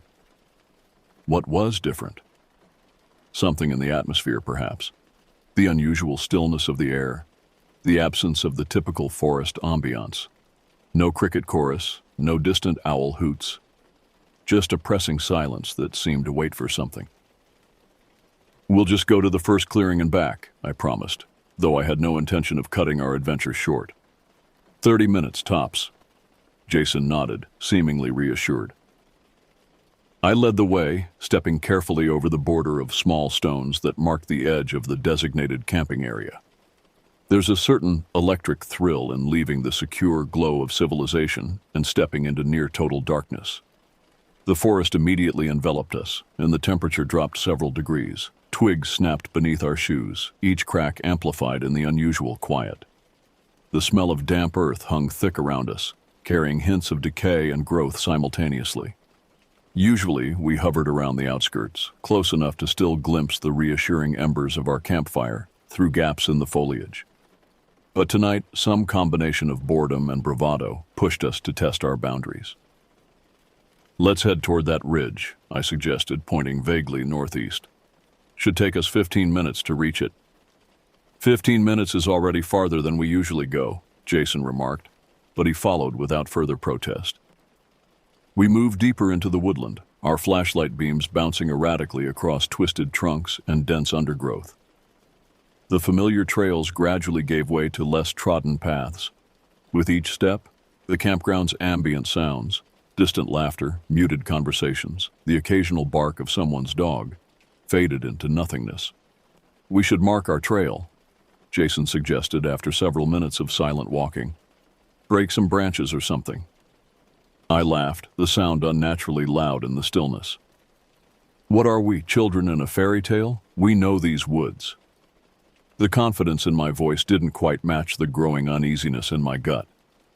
Something felt wrong, not just different, but fundamentally wrong, about the forest tonight. Yet pride prevented me from admitting it, even to myself. The farther we ventured, the more oppressive the quiet became. You'd expect a forest at night to buzz with life, the rustle of nocturnal creatures, the symphony of insects, the whisper of leaves stirred by the gentlest breeze. But this silence had weight and presence. It filled my head and pressed against my eardrums, making every tiny sound, the crunch of damp leaves, the crack of a twig, the whisper of fabric as Jason shifted beside me, seem intrusive and jarring. We exchanged nervous grins that did nothing to mask the tension building between us. Both of us found ourselves scanning the spaces between trees, eyes straining to make sense of the shifting shadows. After 20 minutes of walking, I realized we had penetrated much deeper into the forest than ever before. The terrain had changed subtly, more rocks underfoot, thicker underbrush, trees growing closer together. I glanced back, hoping to catch some reassuring glimpse of our campsite, some distant flicker of firelight. There was nothing but blackness stretching in all directions. "Hey," Jason whispered, his voice tight. "Do you know which way is back?" "Of course," I lied, pointing with false confidence. "We've been walking pretty much in a straight line. Camp is that way." Jason didn't look convinced, but he nodded anyway. Neither of us wanted to admit we might have made a mistake. That's when I first heard it. What sounded like a voice, so faint I almost convinced myself it was imagination, like someone whispering a secret directly behind me, the words indistinct, but the cadence unmistakably human. My body tensed instantly. Jason must have noticed my reaction because he snapped his flashlight beam toward me. "What's wrong?" "Did you hear that?" I asked, my voice barely audible. "Hear what?" I shook my head, unwilling to articulate what I'd heard. "Nothing. Probably just the wind." Jason swept his flashlight in a wide arc, the bright beam tearing through the darkness around us. We both spun slowly, scanning the surrounding forest for anything. But there were only trees, twisted, knotted trunks rising from the forest floor like ancient sentries. Fallen branches, dense patches of ferns, no figures, no faces. I told myself I was overreacting. It must have been a trick of the wind rustling through dry leaves. Except there was no wind that night. The air remained thick and still, unusually heavy for a summer evening. We hovered there in uneasy silence, our ragged breathing embarrassingly loud. Finally, we turned our flashlights off again, stubborn pride reasserting itself. This was supposed to be our tradition, our adventure. If we gave up every time the woods spooked us, we wouldn't be half as tough as we pretended to be. Still, we picked up our pace, silently agreeing we'd gone far enough for one night. I tried to laugh it off, calling myself a baby, but the joke fell flat. Jason didn't respond, just kept glancing behind us as though expecting something to lunge from the shadows at any moment. Another whisper drifted through the darkness. This time it was clearer, something almost like syllables forming words. No discernible meaning, just raw sound, like a half-formed sentence cut short. My pulse throbbed in my ears, drowning out everything except that faint, persistent murmuring. We froze simultaneously, not daring to move. Fear warred with curiosity in my mind. Part of me wanted to bolt back toward what I hoped was the direction of camp. Another part, the stubborn, prideful part, refused to show fear, especially in front of Jason. "Someone else from the campground?" Jason suggested, his voice cracking slightly. I shook my head. Nobody comes out this far. For the first time, I realized with stark clarity that if we'd misjudged where we were, we could be genuinely lost. There's a particular panic that rises when you don't know if safety is just beyond the next tree or miles away across unfamiliar terrain. It starts as a tightness in your chest and spreads outward, making your fingertips tingle and your throat constrict. I nudged Jason with my elbow. Without a word, we turned back the way we believed we had come. We wanted desperately to believe we were still in familiar territory, but everything looked different in the dark. Every knotted trunk seemed like an unfamiliar face, every shifting shadow a hidden threat. The air felt charged with strange energy, sending waves of goosebumps up my arms despite the summer warmth. Then came a jolt of realization. We weren't hearing nighttime critters or a breeze stirring leaves. Something was out here making those sounds. Something with a voice. And it didn't feel like a wandering camper singing off-key or whispering to a friend. It sounded wrong. The cadence was off, the timbre unnatural, as though someone had forgotten how human speech was supposed to sound.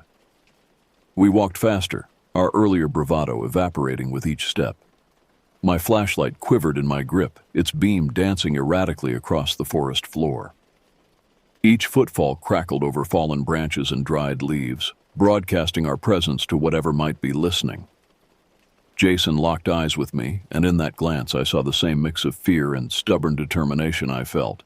We weren't about to break into a panicked run, not yet, but deep down, I think both of us wanted to. Branches scraped against our arms, snagging our sleeves and leaving thin scratches across exposed skin. The hush of the forest turned oppressive, as if every living thing was collectively holding back, watching our progress with silent interest. Just when I thought my nerves couldn't stretch any tighter, another whisper sliced through the silence. It was close, so close I almost felt breath on the back of my neck. I spun around, heart hammering against my ribs, but saw only darkness. Jason and I stopped dead in our tracks. We exchanged a look that all but screamed, "This is enough." We had no clue what was lurking out here, but it wasn't something we wanted to meet. We switched on our flashlights without hesitation this time, sweeping the beams over the undergrowth and between the trees. My mouth felt parched, my throat tight with fear. I just wanted to see a familiar landmark, anything to reassure me we were on the right path home. But the light revealed only more trees, more endless darkness stretching in all directions. No sign of the main trail, no glimpse of distant campfires, nothing but forest. A swell of dread rose in me. It wasn't just about being lost anymore. It was the sinking sense that something was out here, moving just out of sight, watching us stumble blindly through its domain. "I think we need to head west," I said, trying to keep my voice steady. "The campground should be that way." "How do you know which way is west?" Jason demanded, panic edging into his tone. I didn't. I was guessing, desperately trying to maintain some illusion of control over the situation. I grabbed Jason's arm and pulled him forward in the direction that felt right. We both knew we had to keep moving, had to find our way back to our campsite's warm glow, where maybe we could laugh this off in the safety of flickering firelight. But a deep part of me knew that even if we managed to find our way home, the night wouldn't let us off so easily. Something had changed, and the forest wasn't about to let us forget how vulnerable we truly were. By the time Jason and I decided we couldn't push our luck any further, the darkness around us felt almost suffocating. We forced ourselves to keep moving toward what we hoped was the way back, every step echoing like a beacon announcing our presence. The quiet we'd been half ignoring earlier now felt unsettlingly total. Even though there were two of us, I couldn't help feeling like a lone trespasser in a place where humans didn't belong. I raised my flashlight, heart pounding against my ribs. Something flickered across the edge of its beam, a shape hunched in the undergrowth about 20 yards ahead. In that split second, every instinct shouted to turn around and run, but my feet stayed rooted to the spot. Jason caught sight of it too, and his grip tightened on my arm until I could feel fingernails digging into my skin. Neither of us spoke. We just stared as the figure crawled, almost slithered through a patch of dead leaves. Ragged clothes clung to the form, dark tattered cloth streaked with mud and what might have been blood. At first I couldn't decide if it was human or animal. The posture seemed wrong, too low to the ground, too fluid in its movements. A muffled voice reached my ears. Words tumbled out, though they were strange and half-formed, almost as if the speaker had forgotten how language was supposed to work. Disjointed phrases, fragments of sentences that made no immediate sense. Jason flicked his flashlight higher, illuminating the person's face. It was a woman, perhaps in her 30s, her features pinched with fear or delirium. Dirt smeared her cheeks and forehead, and her hair stuck out in clumps, tangled with leaves and small twigs. She looked at us with wide, frantic eyes that reflected our flashlight beams like those of a cornered animal. I stood there, too stunned to move. The woman pulled herself upright, swaying dangerously, and mumbled something about finding her campsite. There was a desperation in her voice that felt all wrong, this far into the woods at this hour.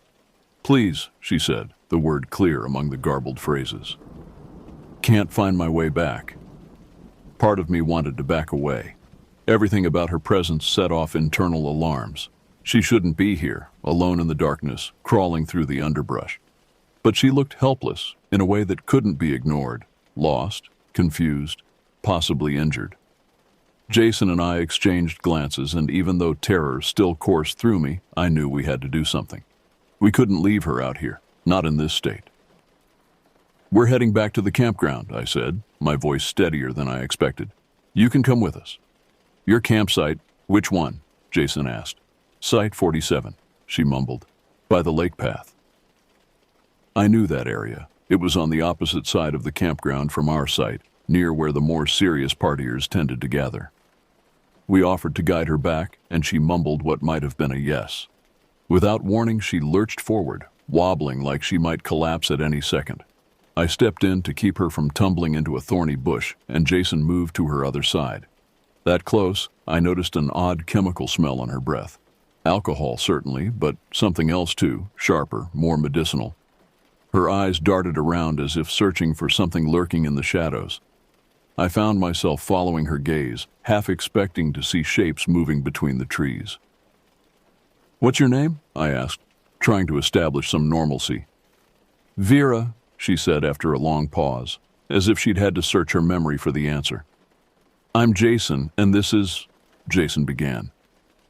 "We need to go," Vera interrupted, suddenly urgent. "They're still out here." A chill ran through me. "Who's still out here?" She didn't answer, just pulled at my arm with surprising strength. We set off in a slow, awkward shuffle, each of us supporting Vera by an elbow. The journey back felt endless. Every few steps, she would stumble or change direction abruptly, forcing us to adjust our grip to keep her upright. Every so often, she'd mutter disjointed phrases, a name I didn't recognize, a random number, a broken sentence that trailed off into nothing. Once, she stopped altogether, her body going rigid as she scanned the dark spaces between the trees, as if convinced somebody else was out there. I found myself scanning too, imagining shapes slipping between trunks just out of sight. Twigs snapped beneath our feet, but I still half suspected we weren't the only ones moving through the forest that night. "Someone's following us," Vera whispered, her voice suddenly clear. "Been following me all night." "There's nobody out here but us," Jason said, though he didn't sound convinced. Vera let out a gasp at one point, jerking backward so violently that I nearly lost my grip on her arm. For a moment, I feared she'd bolt back into the darkness, vanishing among the trees before we could stop her. Jason and I tightened our hold, urging her to keep moving. "It's okay," I said, not believing my own words. "We're almost back." The forest pressed in on us, a maze of silhouetted branches and wet leaves that crushed underfoot. Despite our flashlights, the trail was hard to follow, if we were even on a trail at all. I found myself squinting ahead, searching for even the faintest glow from the campgrounds. Vera's weight grew heavier against me as she seemed to lose what little coordination she had left. Her mumbling became more frequent, more urgent, punctuated by sharp intakes of breath whenever a sound emerged from the darkness around us.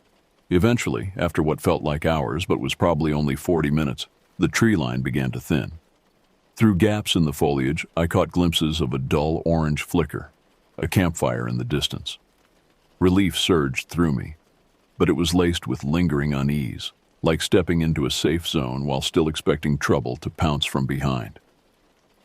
"Almost there," Jason said, his voice tight with exhaustion and residual fear.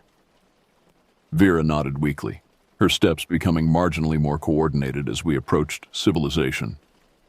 The whispers that had haunted us deeper in the forest seemed to recede, replaced by distant human voices and the occasional burst of laughter from the campground ahead. When we finally staggered out of the woods, we found ourselves near campsite 47, just as Vera had indicated. A group of 4 people sat around a smoldering fire pit, beer cans glinting in the dying light. They glanced our way with expressions as disoriented as Vera herself appeared. One of them, a heavy-set man with a patchy beard, recognized her and came stumbling forward. "Where'd you wander off to?" he slurred, grabbing her arm roughly. "Been gone for fucking ever." They seemed clueless about how long she'd been missing or how far into the woods she'd gone. My friend and I could barely wrap our heads around their nonchalance, considering how close she'd come to being lost for good. "She was pretty far out," I said, unable to keep the edge from my voice, crawling around in the dirt. The man shrugged. "She does that sometimes when she's had a few too many. Gets these ideas in her head." Another member of their group, a woman with dyed blonde hair, approached and helped guide Vera to a log by their dying fire. "Thanks for bringing her back," she said with more sincerity than the man had shown. "She wandered off after we finished a bottle of whiskey, probably looking for a place to pee and got turned around." We helped Vera sit down, and the group thanked us in that half-dazed, unbothered way of people who'd been drinking heavily. No questions about the unnerving trek through pitch-black woods or the bizarre ramblings she'd uttered along the path. Just a casual shrug of relief, like it was no big deal. Jason and I stepped away, still rattled by everything we'd experienced. The tension from that search in the dark clung to us, and everything about our own campsite, our families chatting, the warm flicker of our own fire, now felt like a haven we'd taken for granted. We walked back in near silence, each lost in our own thoughts. The woods seemed calmer here, maybe because the camp was so close, but I caught myself glancing behind me, expecting to see some other figure staggering out of the shadows. Even safe in the ring of familiar tents and hushed conversation, a part of me stayed on edge. I knew I wouldn't sleep soundly that night, maybe not for the rest of the trip. Our families asked if we had fun on our walk, and we fed them some half-truths. We weren't ready to relive the details, and they probably wouldn't have believed how terrifying the whole thing had felt. Later, when I tried to rest in my sleeping bag, I kept picturing Vera's dirt-streaked face and the haunted look she'd given the trees around us. I wondered what she'd really been running from out there, what she thought was following her. Had it been purely alcohol-induced paranoia, or had she sensed something in those woods that we'd only glimpsed the edges of? In some dark corner of my imagination, I swore there were whispers still drifting through the night air, calling out in the silent forest, waiting for the next pair of unsuspecting kids brave or foolish enough to venture too far off the beaten path. 3 years have passed since that night, but I've never gone camping again. Jason and I don't talk about what happened, though sometimes I catch him looking over his shoulder when we walk through the park at dusk. Some experiences change you permanently, rewiring your instincts and perceptions. I've tried to convince myself that Vera was just an intoxicated woman who wandered too far from her campsite, that the whispers were just the wind or my imagination working overtime, that the feeling of being watched was nothing more than ordinary fear amplified by darkness and unfamiliar surroundings. But on quiet nights when I'm alone, I can still hear those whispers, not quite human, not quite animal, calling from somewhere deep in the recesses of my memory. And I know, with absolute certainty, that something was out there in the forest that night, something that remains nameless, something that waits.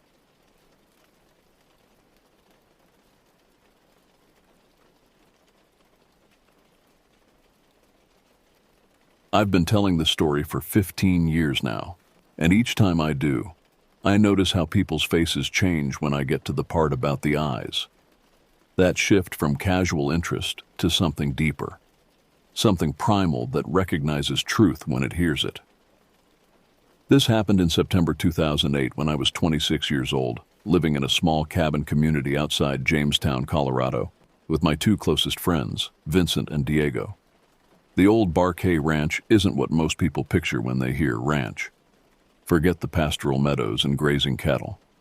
This place spans over 4,000 acres of the most unforgiving mountain terrain in northern Colorado. Granite spires jut from the earth like broken teeth, and James Creek cuts a savage path through canyon walls that seem to press closer together with each passing season. The locals have stories about this place that stretch back to the earliest mining days, stories that make grown men avoid certain sections of the property after dark. Vincent had been living up there for 3 months, house-sitting for a guy who'd inherited the main cabin from his uncle. The cabin sat perched on a ridge about 7 miles west of Jamestown, accessible only by a narrow dirt road that became impassable once the snows started. Vincent loved the isolation, claimed it helped him write better music. Diego and I would make the drive up there most weekends, bringing supplies and staying until Sunday evening, when the weight of Monday morning jobs would drag us back to civilization. The wildlife in that area is unlike anything I've encountered elsewhere in Colorado. During our weekend visits, we'd routinely see fresh tracks from mountain lions, bears, and wolves. The forest ranger we'd met at the Mercantile Cafe had warned us about the mountain lion population specifically. "They're different up there," he'd said, nursing a beer and speaking in the low, careful tone of someone who'd seen things that defied easy explanation. "Bigger, more aggressive. And they've started hunting in groups." That should have been warning enough. But when you're young and feel invincible, you tend to dismiss the concerns of older, more experienced people. We'd had our share of encounters with wildlife during our time at the ranch, but nothing that had genuinely frightened us. A few times we'd heard the distinctive scream of a mountain lion echoing through the canyon at night, but the sound always seemed to come from a safe distance. On that particular weekend in September, Diego and I had driven up Saturday morning expecting to find Vincent working on a new song.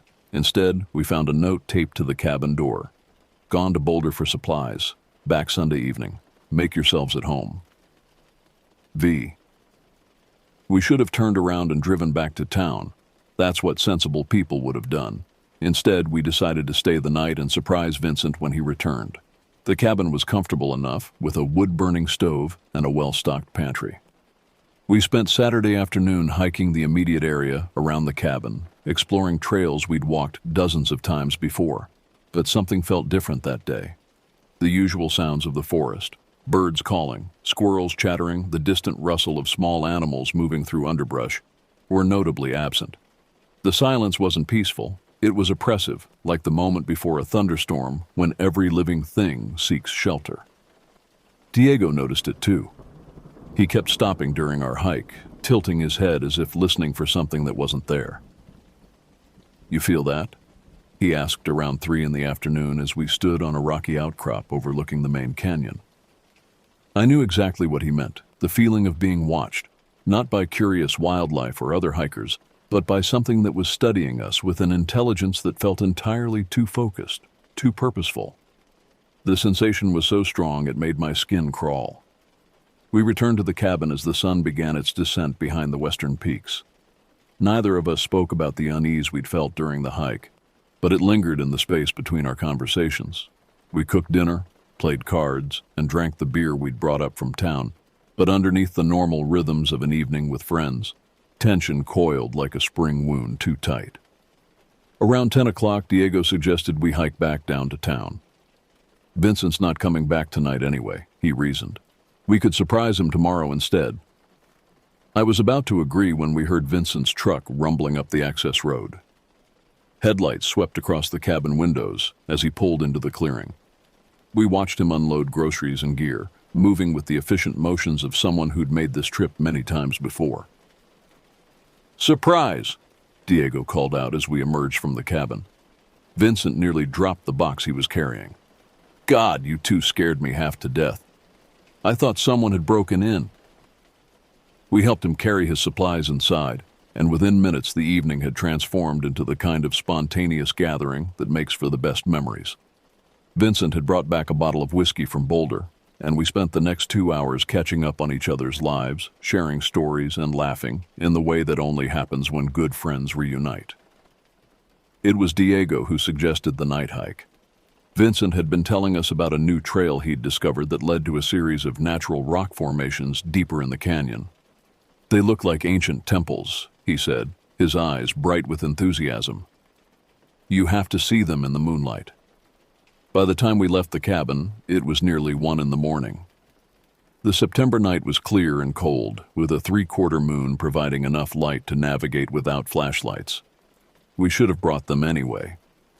That decision, to rely on moonlight alone, would prove to be one of many small choices that led us into a situation none of us were prepared for.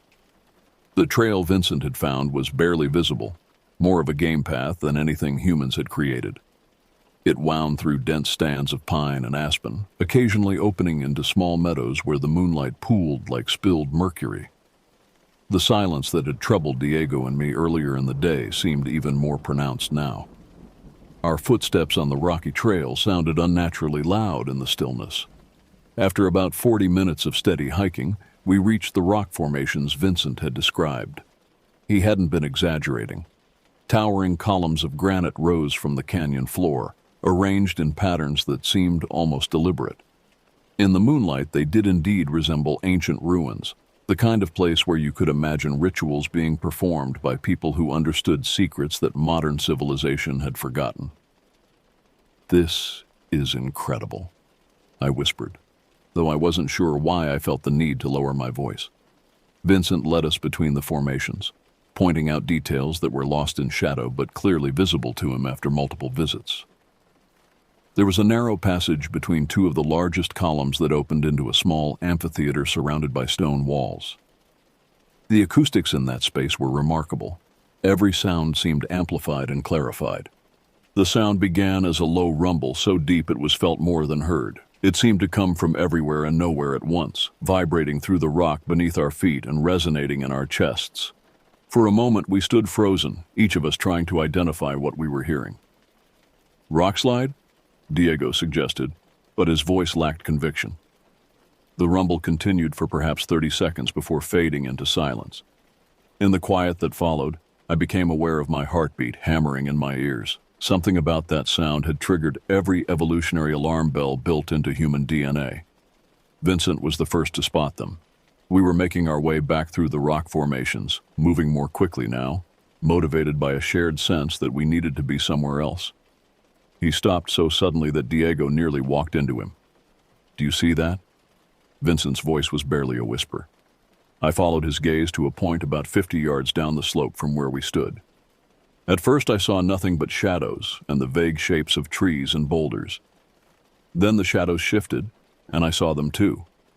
2 points of yellow light, positioned at what would be eye level for something very tall. The lights didn't flicker or waver like reflections would. They held steady, fixed on our location with an intensity that made my stomach clench.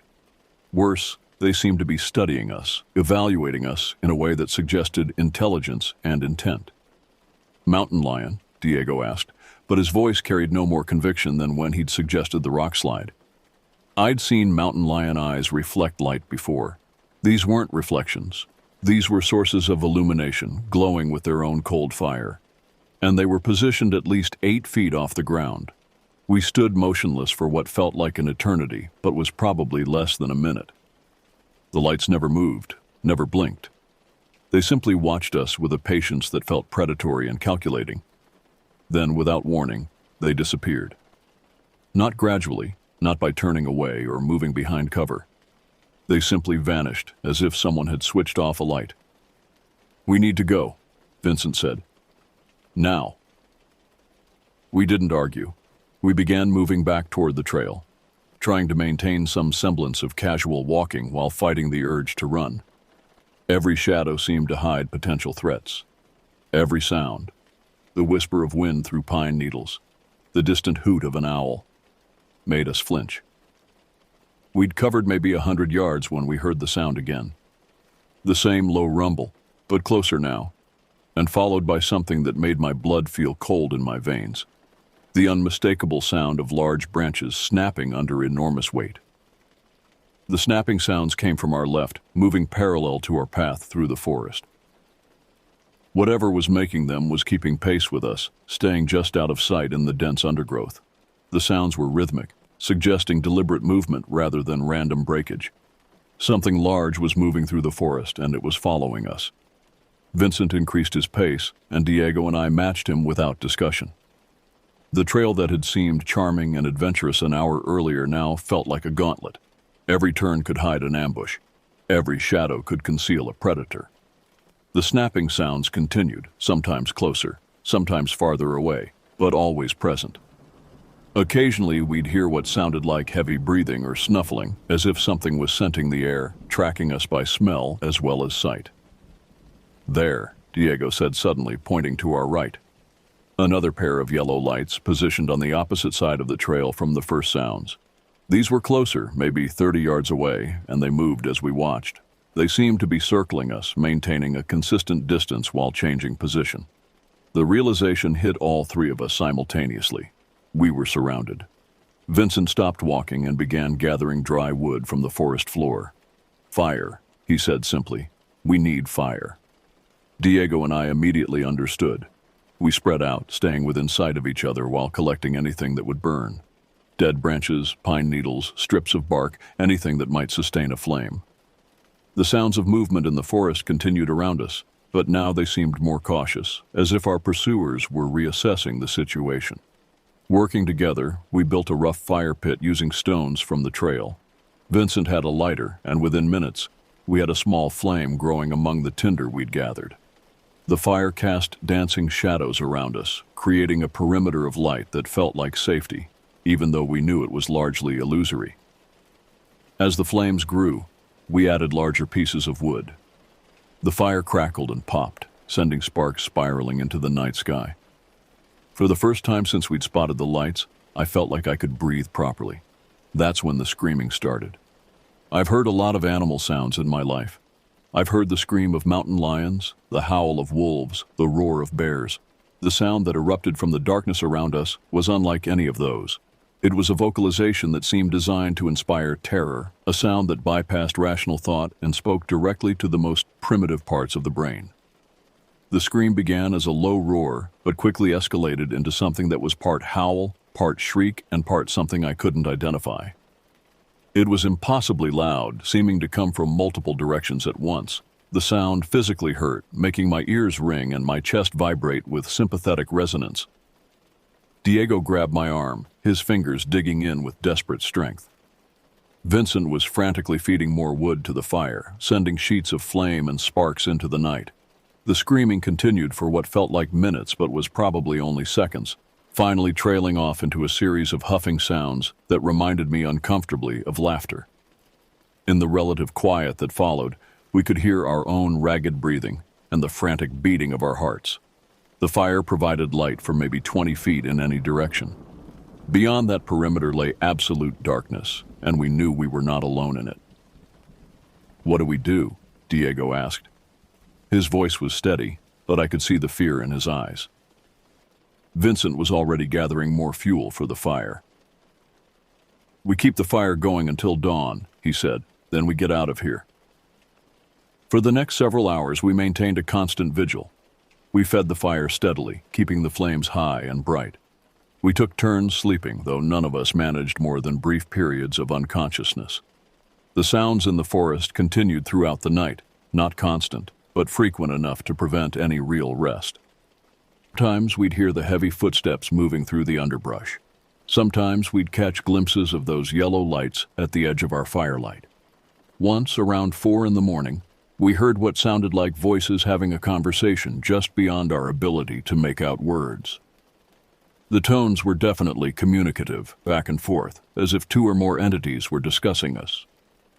The first hints of dawn came as a gradual lightening of the eastern sky, barely visible through the canopy of trees above us.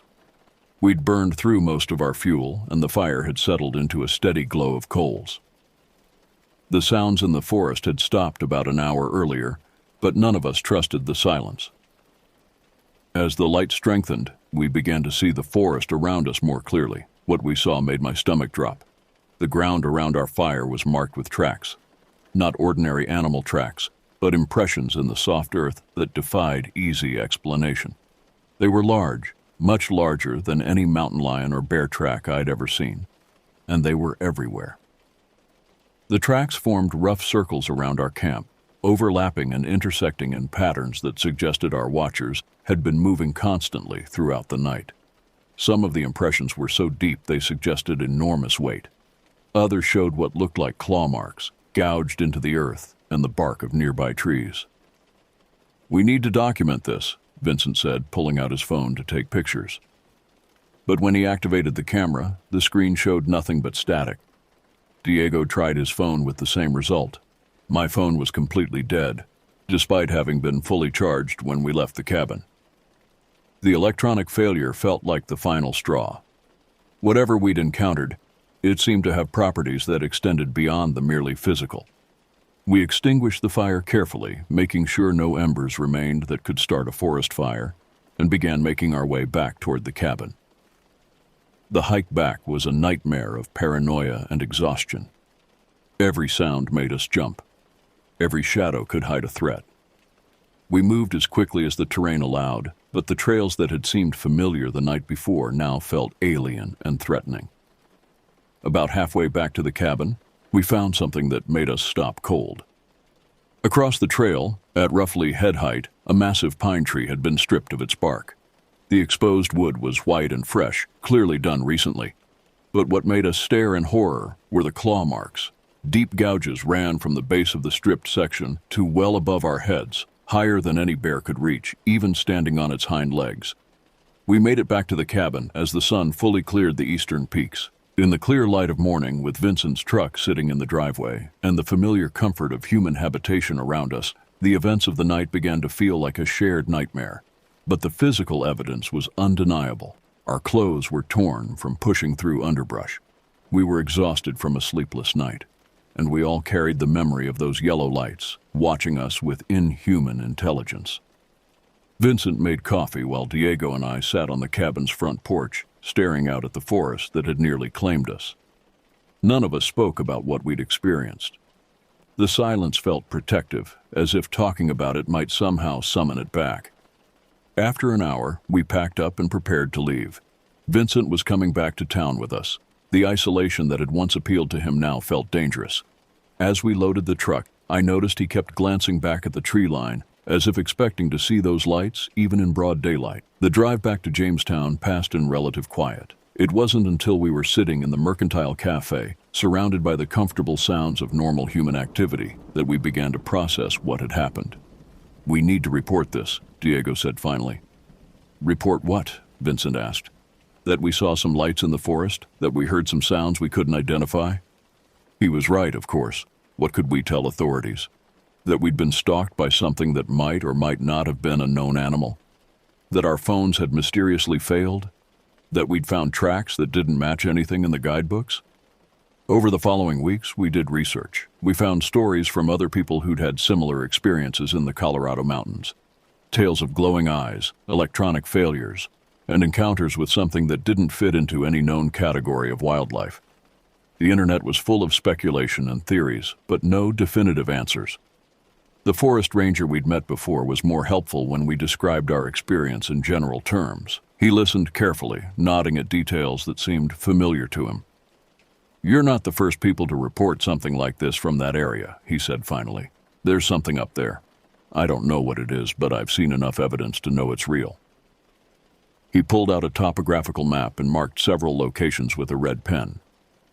"These are areas where we've had multiple reports of unusual activity. Missing persons cases that don't add up. Equipment failures. Sightings of things that don't match any known wildlife." The pattern he showed us was sobering. The incidents weren't random. They clustered around specific geographical features, particularly areas with dense forest, steep terrain, and limited human access. "My advice," the ranger continued, "stay out of those areas, especially at night. And if you do go, never go alone.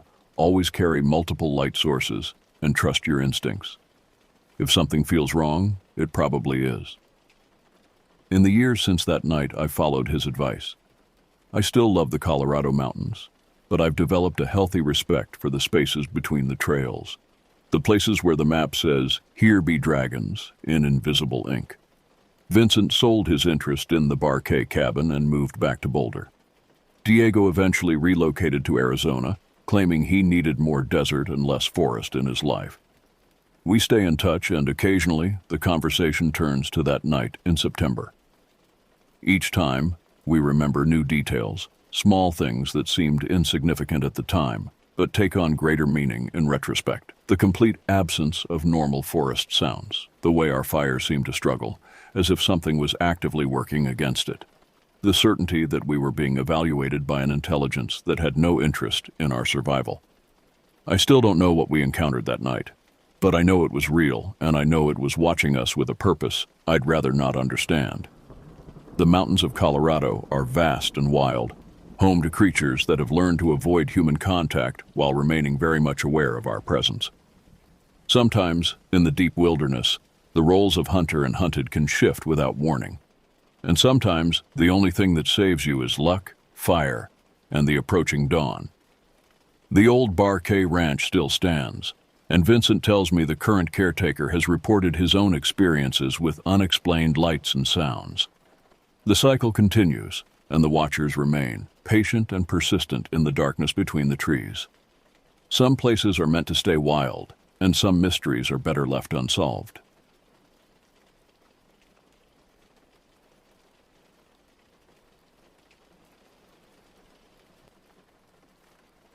I was 19 when our family decided to adopt a dog from the local animal shelter.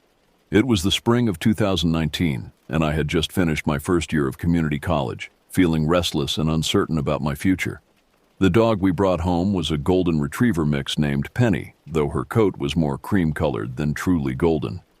She had these expressive brown eyes that seemed to understand everything you said to her, and an energy level that could exhaust a marathon runner. Our house sat on the outskirts of Millfield, a town so small it barely qualified for a dot on most maps. With a population hovering around 800 people, everyone knew everyone else's business, and privacy was a luxury few could afford. The nearest city was over an hour's drive away, which meant entertainment options were limited to what nature could provide. Fortunately, our property backed up to thousands of acres of state forest land, creating an endless playground for a restless college student and an energetic dog. Those first few weeks with Penny were a revelation. She had this insatiable need to explore, to sniff every tree trunk, investigate every rustling bush, and chase every squirrel that dared cross her path. Her enthusiasm was infectious, and I found myself looking forward to our daily walks more than I had anticipated. What started as simple 30-minute strolls around our neighborhood quickly evolved into hour-long expeditions into the surrounding woodlands. The forest behind our house was a mixture of hardwood and pine, with well-worn deer trails crisscrossing through the undergrowth. During those early explorations, I stuck to the obvious paths, the ones that showed clear signs of regular use by both animals and the occasional human visitor. Penny would trot ahead of me, her tail wagging constantly, occasionally doubling back to make sure I was keeping up with her pace. My parents were supportive of these hiking adventures, especially my mother, who worried that I spent too much time indoors playing video games and browsing social media. "Fresh air and exercise," she would say. "That's what you both need." She wasn't wrong. Those walks became a daily ritual that I genuinely craved, a break from the suffocating routine of small-town life and the pressure of figuring out what to do with my future. As weeks turned into months, I began to notice changes in both Penny and myself. She became more confident in the woods, her initial cautious exploration giving way to bold investigation of every interesting scent or sound. I, meanwhile, found myself becoming more attuned to the forest's rhythms, learning to identify different bird calls, recognizing the signs of various animals that called these woods home, and developing an almost instinctive sense of direction among the trees. The regular trails we followed were pleasant enough, winding through stands of oak and maple, crossing small creeks via fallen logs or makeshift bridges, and occasionally opening up into small clearings where wildflowers bloomed in season. But after months of following the same routes, I began to feel a familiar restlessness creeping in. The trails that had once seemed like gateways to adventure now felt routine, predictable, even boring. Penny seemed to sense my growing dissatisfaction with our usual routes. She would pause at familiar trail junctions, looking back at me with what I swear was disappointment when I chose the same path we had walked dozens of times before. It was as if she was asking, "Aren't we going to try something new today?" Her silent reproach finally convinced me that it was time to venture beyond our comfortable boundaries. The decision to leave the established trails wasn't made lightly. I had grown up hearing stories about people who got lost in these woods, sometimes for days, before search and rescue teams could locate them.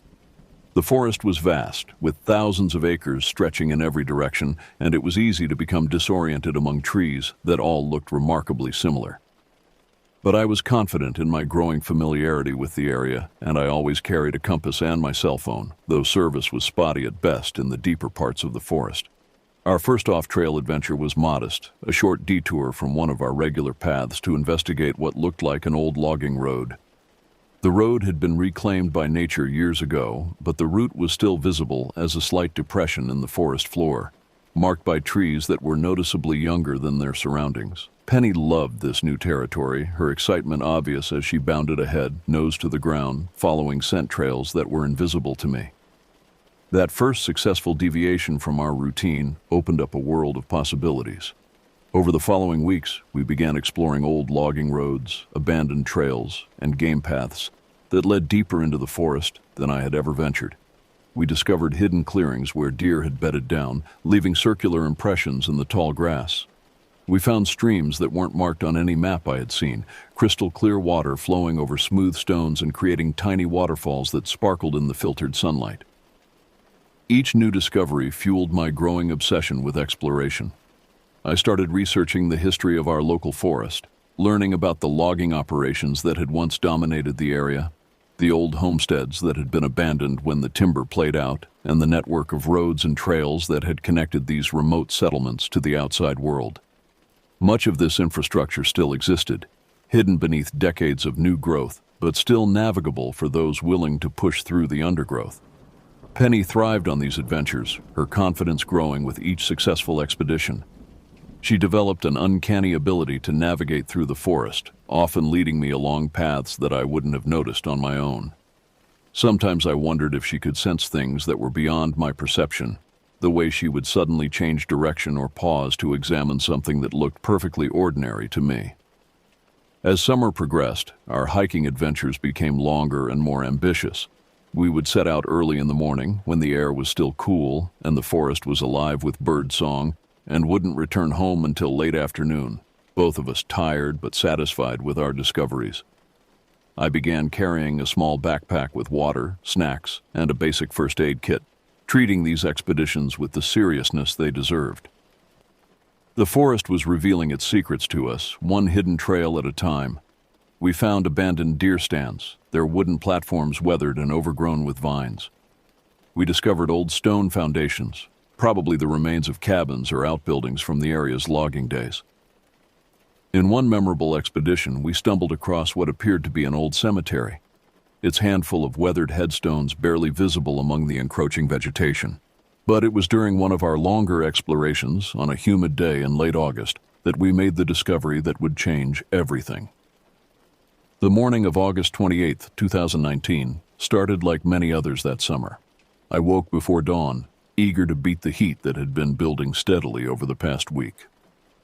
The weather forecast called for temperatures in the low 90s, with humidity levels that would make the air feel thick and oppressive by midday. If we were going to have a successful hiking adventure, we needed to get an early start. Penny was already awake when I padded into the kitchen, her internal clock apparently synchronized with my hiking schedule. She watched me prepare our usual supplies, 2 bottles of water, a handful of granola bars, some jerky for protein, and a small bag of treats for her. I had learned from experience that these longer expeditions required more preparation than our early neighborhood walks. By 6:30, we were heading out the back door and into the forest. The air was still relatively cool, carrying the scent of pine needles and morning dew. Birds were active in the canopy above us, their calls echoing through the trees as they went about their early morning routines. Penny trotted ahead of me with her usual enthusiasm, occasionally pausing to investigate an interesting scent before hurrying to catch up. Our destination that morning was a section of the forest we had spotted from a ridge during our previous expedition but hadn't yet explored. It lay beyond a series of low hills in what appeared to be a natural depression that held a different type of vegetation than the surrounding areas. From our distant vantage point, it had looked like a mixture of hardwood and evergreen trees, with what might have been water reflecting light somewhere in the center. The hike to reach this unexplored area took us through familiar territory for the first hour, following one of our established off-trail routes through a series of old logging cuts. The forest floor here was relatively open, with most of the undergrowth cleared years ago when the trees were harvested. Young pines had grown up in the spaces between the older hardwoods, creating a mixed canopy that filtered the morning light into a soft, green-tinted glow. As we crested the first of the low hills, the character of the forest began to change. The trees grew closer together, their trunks thicker and older than what we had been walking through. The undergrowth became denser, forcing us to push through tangles of berry bushes and young saplings. Penny had to work harder to find clear paths, sometimes disappearing into the vegetation before emerging several yards ahead of me. The second hill was steeper and more challenging, its slope covered with loose rocks and fallen logs that made footing treacherous. I found myself grabbing onto tree trunks for support, my hiking boots slipping on the damp leaves that carpeted the forest floor. Penny, with her four-legged advantage, managed the climb much more easily, though I noticed she was panting more heavily than usual despite the relatively cool morning air. From the top of the second hill, we could see our destination more clearly.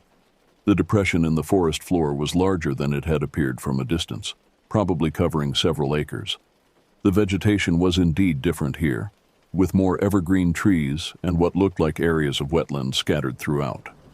Most intriguingly, there were several open spaces that might have been clearings or possibly bodies of water, though the distance and the angle made it difficult to tell for certain. The descent into this hidden valley was steep and required careful navigation. The soil was different here, darker and more organic, as if water regularly collected in this area during heavy rains. The trees were older too, some of them massive specimens that must have escaped the logging operations that had claimed most of their brethren. Their canopy was so thick that very little sunlight reached the forest floor, creating a twilight atmosphere even though it was still mid-morning. Penny's behavior began to change as we descended into the valley. Her usual eager exploration became more cautious, more deliberate. She would pause frequently, raising her nose to test the air, her ears rotating to catch sounds that were beyond my hearing. Several times she looked back at me with what I interpreted as uncertainty, as if she was asking whether we should continue. The air in the valley felt different. It was cooler, which was welcome given the rising temperature, but it also felt heavier, more humid. There was a smell too, not unpleasant exactly, but earthy and organic in a way that reminded me of compost or rotting vegetation. The sounds were different as well. The bird calls that had been constant throughout our hike grew sporadic, and there was an underlying silence that felt unnatural in a forest that should have been teeming with life. As we pushed deeper into the valley, we encountered our first area of wetland.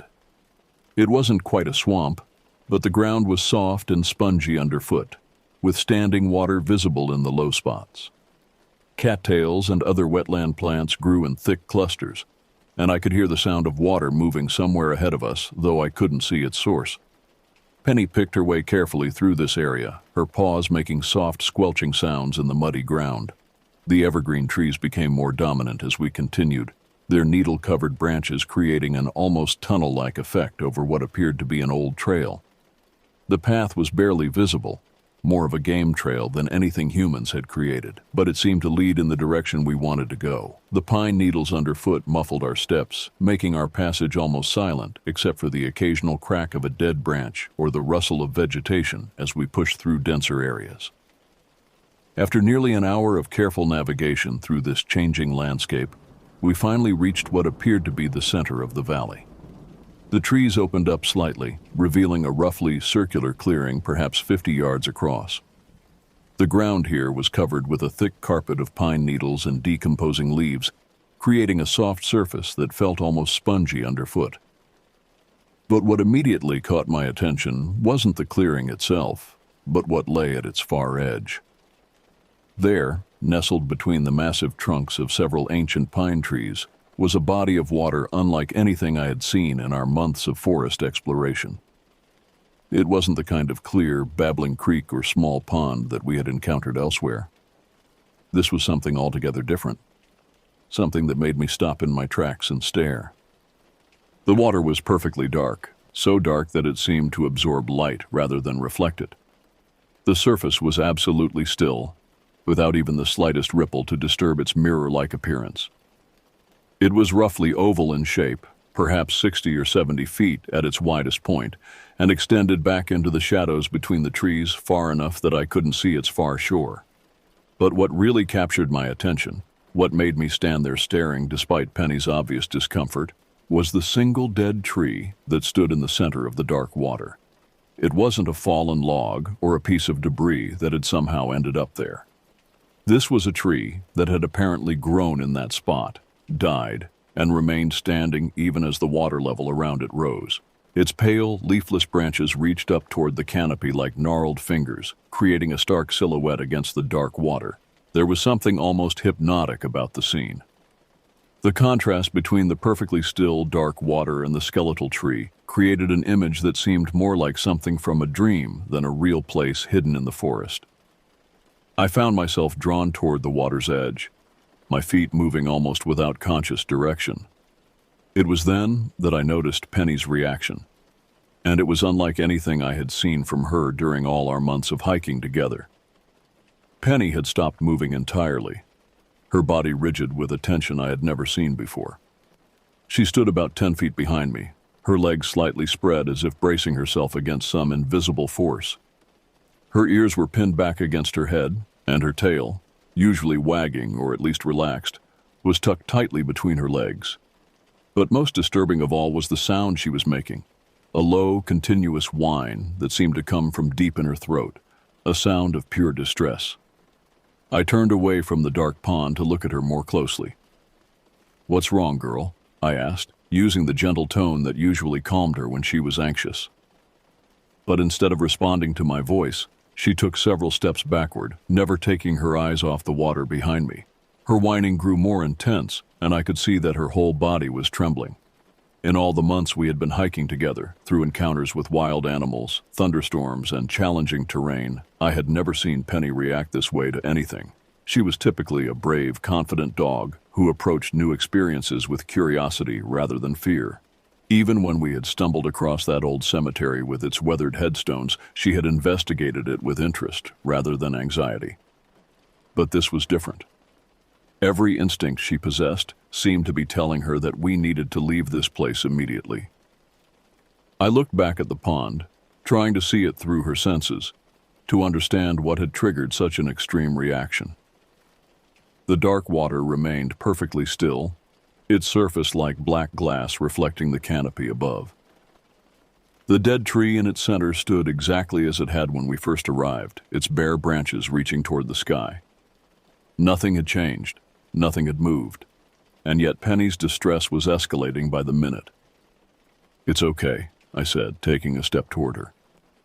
"It's just water, probably a natural spring or something." But even as I spoke the words, I felt uncertain about them. There was something about this place that didn't feel entirely natural, though I couldn't articulate what it was. Penny backed away further as I approached, her whining now mixed with short, sharp barks that echoed strangely in the clearing. The sound seemed to be absorbed by the surrounding trees and the dark water, creating an odd, muffled effect that made the bark sound distorted and unnatural. She was trying to tell me something, trying to communicate an urgency that went beyond her usual canine concerns. I knelt down and extended my hand toward her, using body language that usually reassured her when she was nervous. "Come here, Penny, it's all right." But she wouldn't come closer. Instead, she took several more steps backward, putting increasing distance between herself and both me and the pond. Her behavior was so unprecedented that I began to wonder if there might be a more practical explanation. Perhaps she could smell something I couldn't detect, Some chemical contamination in the water that her more sensitive nose had picked up. Or maybe there was a dead animal somewhere nearby, decomposing in a way that created scents alarming to a dog, but undetectable to humans. I stood up and walked slowly around the perimeter of the clearing, staying well back from the water's edge, but trying to get a better sense of the area. The pine needles and decomposing leaves underfoot were thick enough to muffle most sounds, but I could hear my own footsteps clearly enough. There were no obvious signs of dead animals, no overwhelming scents beyond the earthy, organic smell I had noticed when we first entered the valley. The trees surrounding the pond were ancient specimens, their trunks thick enough that it would take 3 or 4 people holding hands to encircle them. Their bark was deeply furrowed and covered with patches of moss and lichen. Some of them showed scars from old lightning strikes or storms, but they appeared healthy despite their age. There was nothing obviously threatening about the forest around us. But Penny's reaction continued to escalate. Her whining had become almost continuous now, punctuated by sharp barks that sounded increasingly desperate. She had backed up almost to the edge of the clearing, positioning herself near what appeared to be the clearest route back the way we had come. Her message was clear. She wanted to leave, and she wanted to leave now.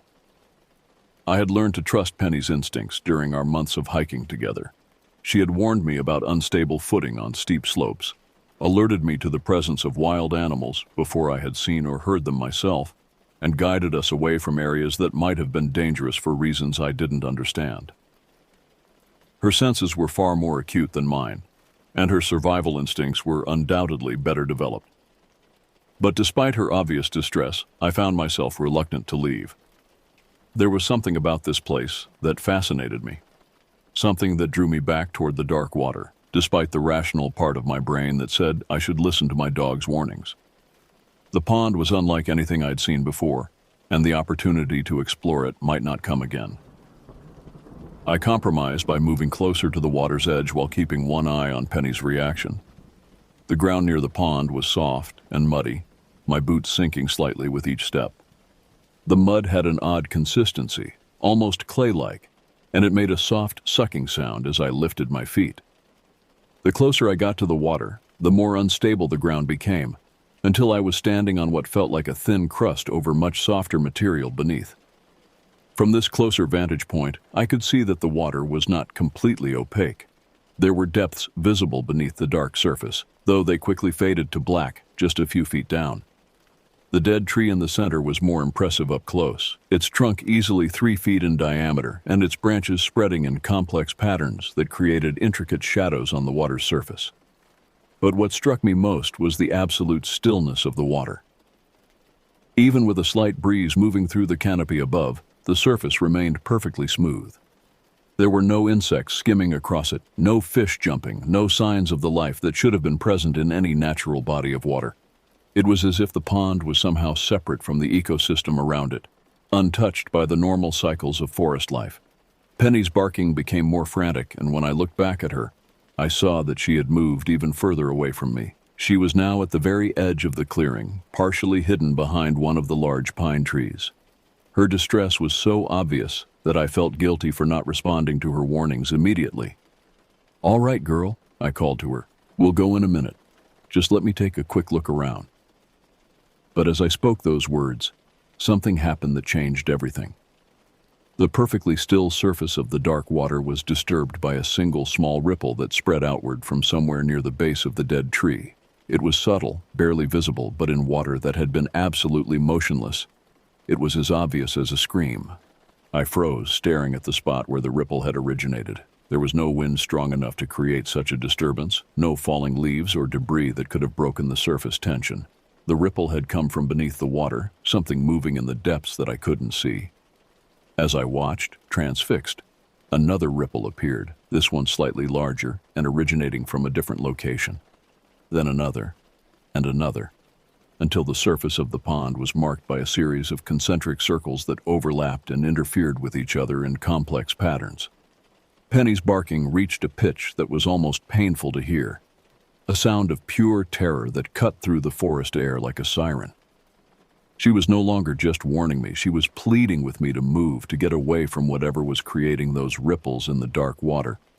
But I couldn't move. I stood there, ankle deep in the muddy ground at the pond's edge, watching the disturbances in the water multiply and grow stronger. The rational part of my mind offered explanations.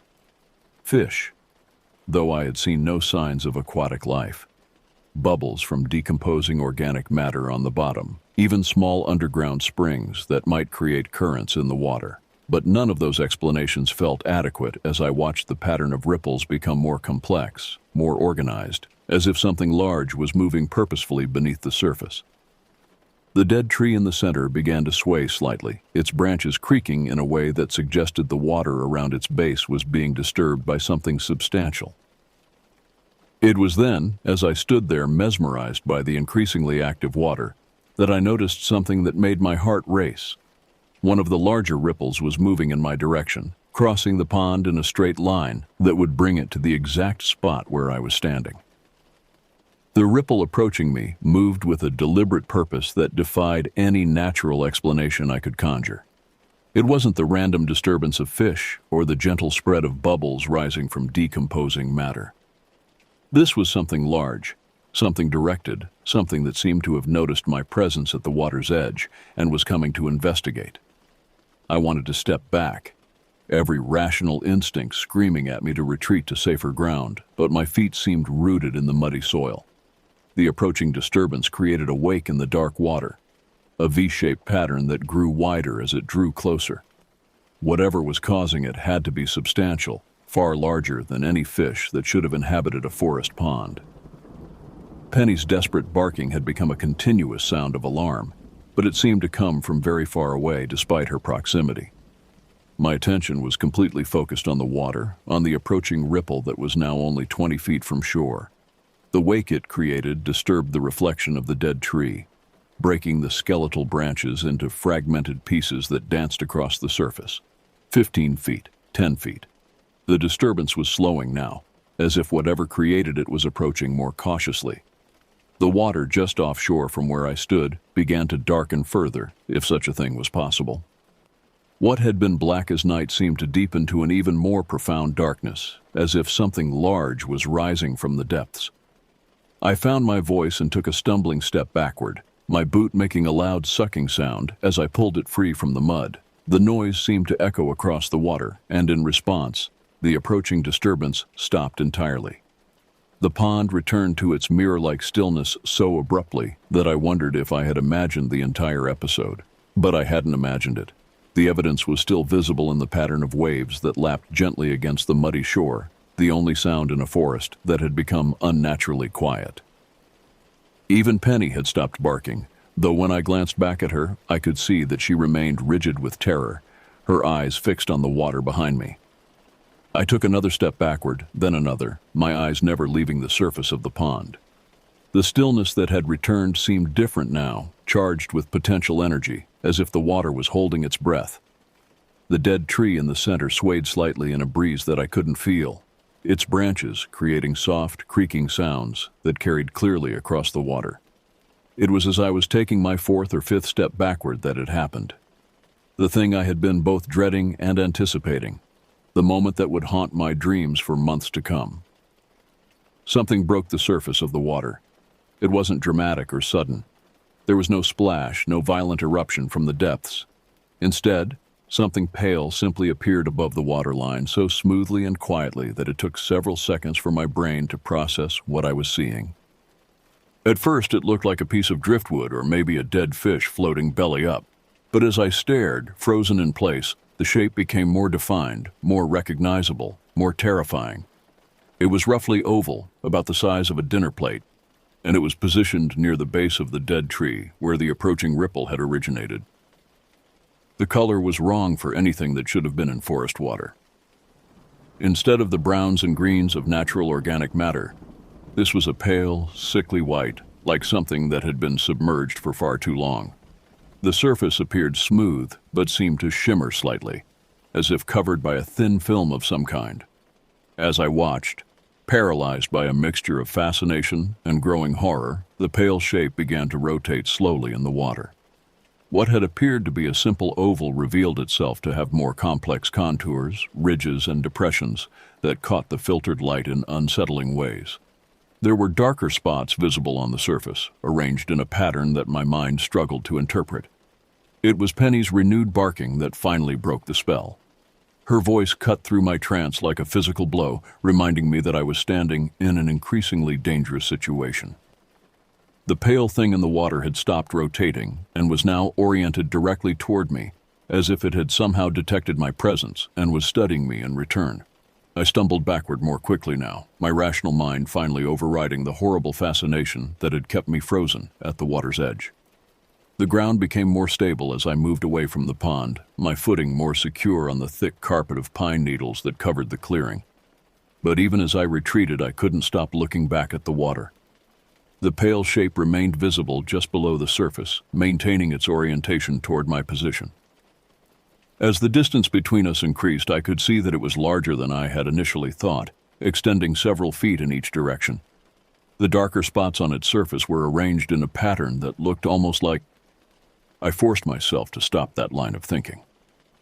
Whatever I was seeing, whatever had risen from the depths of that dark pond, I didn't want to examine it too closely.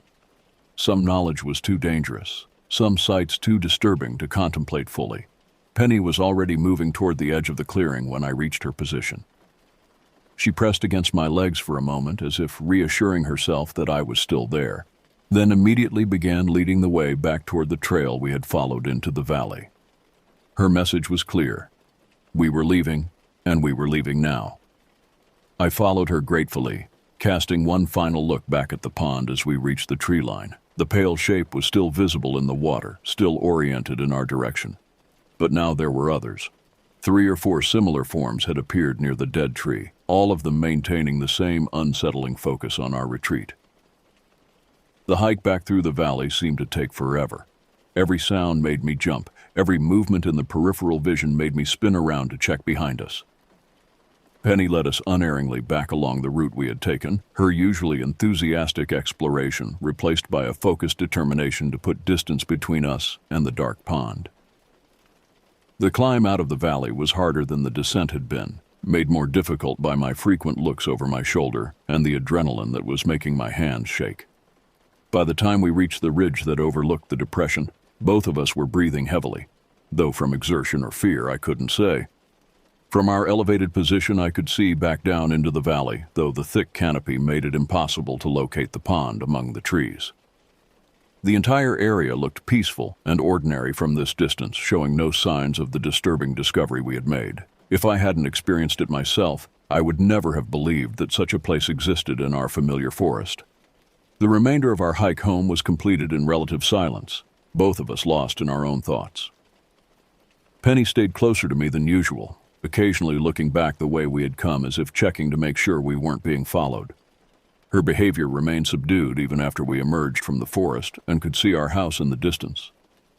It wasn't until we were safely inside, with the door locked behind us, that I began to process what we had experienced. I sat at the kitchen table with a glass of water, trying to make sense of what I had seen in that dark pond. Penny lay at my feet, still showing signs of stress, her breathing more rapid than normal and her ears constantly moving as she monitored sounds from outside. The rational explanations I had considered while standing at the water's edge seemed inadequate now. Dead fish didn't orient themselves toward observers.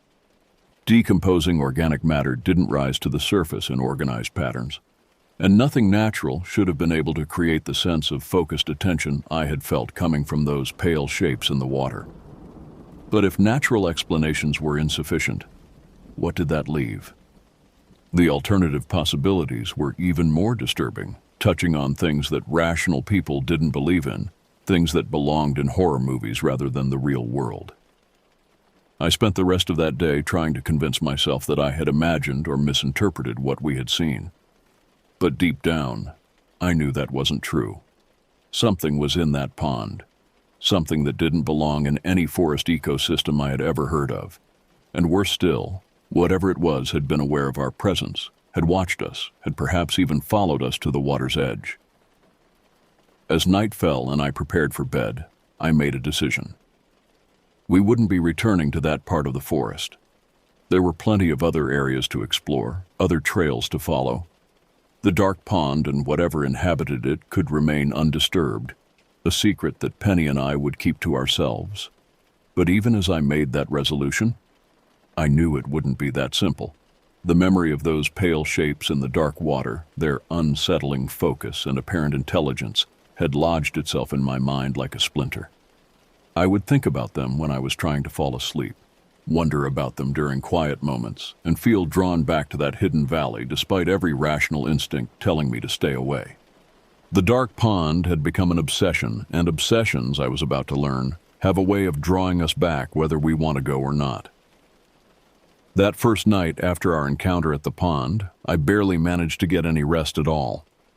Every time I closed my eyes, I saw those pale shapes floating just beneath the dark surface, their unknown forms oriented toward me with what felt like malevolent attention. When I finally did drift off, my dreams were filled with images of murky water and reaching branches, of things moving in the depths that I couldn't quite see clearly. I woke repeatedly throughout the night, sometimes from dreams so vivid they felt real, other times simply because my mind refused to quiet itself. During those wakeful hours, I found myself analyzing every detail of what we had experienced, trying to construct rational explanations for what we had seen. But each attempt at logical reasoning eventually collapsed under the weight of what I knew to be true. Penny seemed to be having similar difficulties. She paced restlessly through the house, occasionally whining softly as she stared out windows that faced the direction of the forest. When she finally settled down, it was on the floor next to my bed rather than in her usual spot in the living room.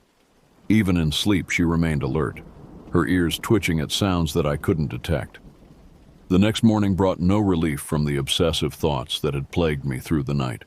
Over breakfast, I found myself sketching the layout of the clearing, trying to capture the relative positions of the trees, the shape of the pond, and the location where those pale forms had appeared. The act of drawing helped me organize my memories, but it also made the experience feel more real, more undeniable. My parents noticed my distracted state, but attributed it to the usual concerns of a college student facing an uncertain future. When my mother asked about our hike the previous day, I gave a vague response about exploring new areas of the forest. I wasn't ready to share what we had discovered, partly because I wasn't sure they would believe me, and partly because talking about it would make it feel even more real. Over the following days, I tried to maintain our normal hiking routine, but both Penny and I seemed reluctant to venture far from familiar trails. We stuck to the well-known paths, the areas we had explored many times before, avoiding any routes that might lead us back toward that hidden valley. But even on these familiar walks, I found myself constantly scanning the forest, looking for signs of anything unusual or out of place. The obsession grew stronger rather than weaker as time passed. During quiet moments at home, I would find myself researching local history, looking for any mention of unusual bodies of water in our area. I searched online forums dedicated to local hiking and outdoor activities, hoping to find someone else who had discovered the same pond and could provide some explanation for what we had experienced. But my searches turned up nothing. There were no reports of dark ponds in our section of the forest, no mentions of unusual wildlife or strange phenomena. Either no one else had found the place we had discovered, or if they had, they weren't talking about it publicly. The latter possibility was almost as disturbing as the former. A week passed, then two, and still the memory of that dark water haunted my thoughts. I began to avoid hiking altogether, making excuses when Penny showed signs of wanting to go out for our usual adventures. She seemed to understand my reluctance and didn't push the issue, but I could see the disappointment in her eyes. Our daily expeditions had been as important to her as they were to me, and my withdrawal from them was affecting her mood and energy level. It was during the third week after our encounter that I made a decision that I knew was probably unwise, but felt inevitable. I had to go back. The not knowing was worse than whatever we might face by returning to the pond. The constant speculation, the endless questions without answers, the way the memory had taken up residence in my mind like an unwelcome guest, it all had to end. I planned the return trip carefully, bringing more supplies than usual. Extra water, emergency food, a fully charged cell phone, though I doubted there would be service in that remote valley, and even a waterproof flashlight in case we ended up staying later than planned. I also brought a camera an old digital model that my father had given me years earlier. If I was going to investigate this mystery properly, I needed documentation. Penny seemed to sense my intention before I announced it. As I gathered my hiking gear, she retreated to a corner of the living room and watched me with what I could only describe as resigned dread. She knew where we were going, and she clearly didn't want to make the journey. But she also understood that I was determined to go with or without her, and her loyalty wouldn't allow her to let me face whatever waited in that valley alone. The hike back to the hidden pond took longer than our first trip, partly because I was being more careful about marking our route, and partly because both Penny and I were moving more cautiously. As we descended into the valley, I could feel the same oppressive atmosphere that had been present during our first visit. The air was heavy and still, the sounds of forest life muted and subdued. When we finally reached the clearing, everything appeared exactly as we had left it. The dark water was mirror still, the dead tree stood sentinel in its center, and the thick carpet of pine needles showed no signs of disturbance since our last visit. But something felt different, charged with an energy that made the hair on my arms stand up. Penny refused to enter the clearing, positioning herself at its edge, where she had a clear escape route. I couldn't blame her for her caution, but I had come too far to turn back now. I approached the water's edge more slowly this time, my camera ready and my senses alert for any sign of movement beneath the surface. For several minutes, nothing happened. The pond remained still and dark, showing no trace of the disturbances we had witnessed during our first visit. I began to wonder if the entire experience had been some kind of hallucination, a shared moment of panic that had caused us both to imagine things that weren't really there. But then, just as I was beginning to doubt my own memories, something moved in the water near the dead tree. It was subtle at first, just a slight darkening in an area that was already nearly black. But as I watched through the camera's viewfinder, the disturbance grew more pronounced. The pale shape that emerged this time was different from what I remembered. It was larger, more clearly defined, and it broke the surface with a confidence that suggested it was no longer hiding from observation. As I watched, transfixed, it was joined by others, until there were at least half a dozen pale forms visible in the dark water. They were arranged in a rough circle around the base of the dead tree, and they were all oriented toward me. There was no question now about their awareness of my presence. Whatever these things were, they were watching me with the same intensity that I was watching them. I raised my camera and began taking pictures, the digital clicks sounding unnaturally loud in the silent clearing. Through the viewfinder, I could see details that weren't visible to my naked eye. The pale shapes had textures and contours that were disturbingly organic, surfaces that seemed to ripple and shift even as I watched. But it was when I lowered the camera to check the images I had captured that I received the shock that would send me running from that place once again. The camera's LCD screen showed the clearing, the dark water, and the dead tree in perfect detail. But the pale shapes that I could clearly see floating in the pond were completely absent from the photographs. According to my camera, the water was empty.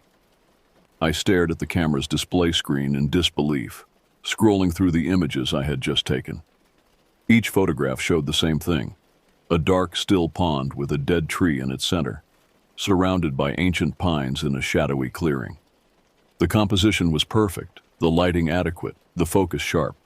But the pale shapes that were clearly visible to my eyes were nowhere to be found in the digital images. I looked up from the camera to confirm what I was seeing. The forms were still there, floating in their rough circle around the base of the dead tree, their surfaces catching what little light filtered through the canopy. They seemed more solid now, more present, as if my return to this place had somehow strengthened their ability to manifest. But when I looked back at the camera, they remained absent from every image. I tried adjusting the camera settings, switching from automatic to manual mode, changing the flash settings, even altering the white balance in case some unusual lighting condition was affecting the sensor. Nothing worked. No matter how I configured the camera, no matter what angle I shot from, the photographs showed only empty water where I could clearly see those pale watching forms. The implications were deeply disturbing. Either there was something wrong with my perception, some kind of hallucination or optical illusion that was causing me to see things that weren't really there, or there was something present in the water that existed outside the normal spectrum of light that cameras could detect. Neither possibility was comforting. I decided to try a different approach. Instead of photographing the water directly, I began documenting everything else about the location. I took wide shots of the entire clearing, close-ups of the unusual vegetation, detailed images of the dead trees' branches and bark patterns. If I couldn't capture evidence of what was in the water, at least I could prove that this place existed. But even these seemingly straightforward photographs revealed anomalies. The dead tree, which appeared to be standing vertically in the center of the pond, showed up in the images as tilted at an impossible angle, as if it was leaning far to one side despite clearly standing upright to my eyes. The water level in the photographs appeared to be several feet lower than what I could observe directly, exposing muddy banks that weren't visible in reality. Most disturbing of all, when I photographed the clearing from different angles, the relative positions of the trees seemed to shift in ways that defied perspective. A large pine that appeared to be on my left in one image would show up on my right in the next, despite the fact that I had moved only a few steps between shots. Penny's distress was escalating again, her whining becoming more urgent as I continued my photographic documentation. She had backed away from the clearing entirely and was now positioned well into the tree line, ready to bolt at the first sign of real danger. Her behavior suggested that whatever was happening here was getting worse, not better. I tried taking pictures of Penny herself, hoping that at least those images would appear normal. But even photographs of my own dog came out strangely distorted. Her proportions seemed wrong, her features subtly altered in ways that made her look like a different animal altogether. In one particularly unsettling image, her eyes appeared to be reflecting light even though there was no flash, giving them an unnatural, almost luminous quality. The pale shapes in the water had begun to move more actively, creating gentle ripples that spread outward in complex patterns. But these disturbances, like the forms that created them, were invisible to the camera. The water appeared perfectly still in every photograph, even when I could clearly see its surface being disturbed by the movement of the watching entities. I forced myself to move closer to the water's edge, despite every instinct screaming at me to retreat. If the camera couldn't capture what was in the pond, perhaps I could observe details that would help me understand what I was dealing with. The muddy ground at the water's edge was treacherous, and I had to be careful not to lose my footing as I approached. From this closer vantage point, I could see that the pale shapes weren't floating on the surface, as I had initially thought. They were suspended just beneath it, perhaps 6 inches or a foot down, but clearly visible through the dark water. They had a translucent quality that allowed me to see suggestions of internal structure, dark spots, and lines that might have been organs or vessels of some kind. As I watched, one of the forms began to rise higher in the water, approaching the surface with deliberate slowness. The water above it began to bulge upward, creating a dome-like distortion that grew more pronounced as the thing beneath drew closer to breaking through. I raised my camera instinctively, knowing it wouldn't capture anything but needing to try anyway. The surface tension finally broke, and a portion of the pale form emerged into the air above the water. What I saw in that moment defied every rational explanation I had tried to construct over the past 3 weeks. The thing that rose from the dark pond was organic but wrong, familiar in its general shape, but disturbing in its details. It looked like a face. Not a human face exactly, but something that shared enough characteristics with human features to be recognizable while remaining utterly alien. There were depressions where eyes might have been, a vertical ridge that could have been a nose, and a horizontal line that suggested a mouth.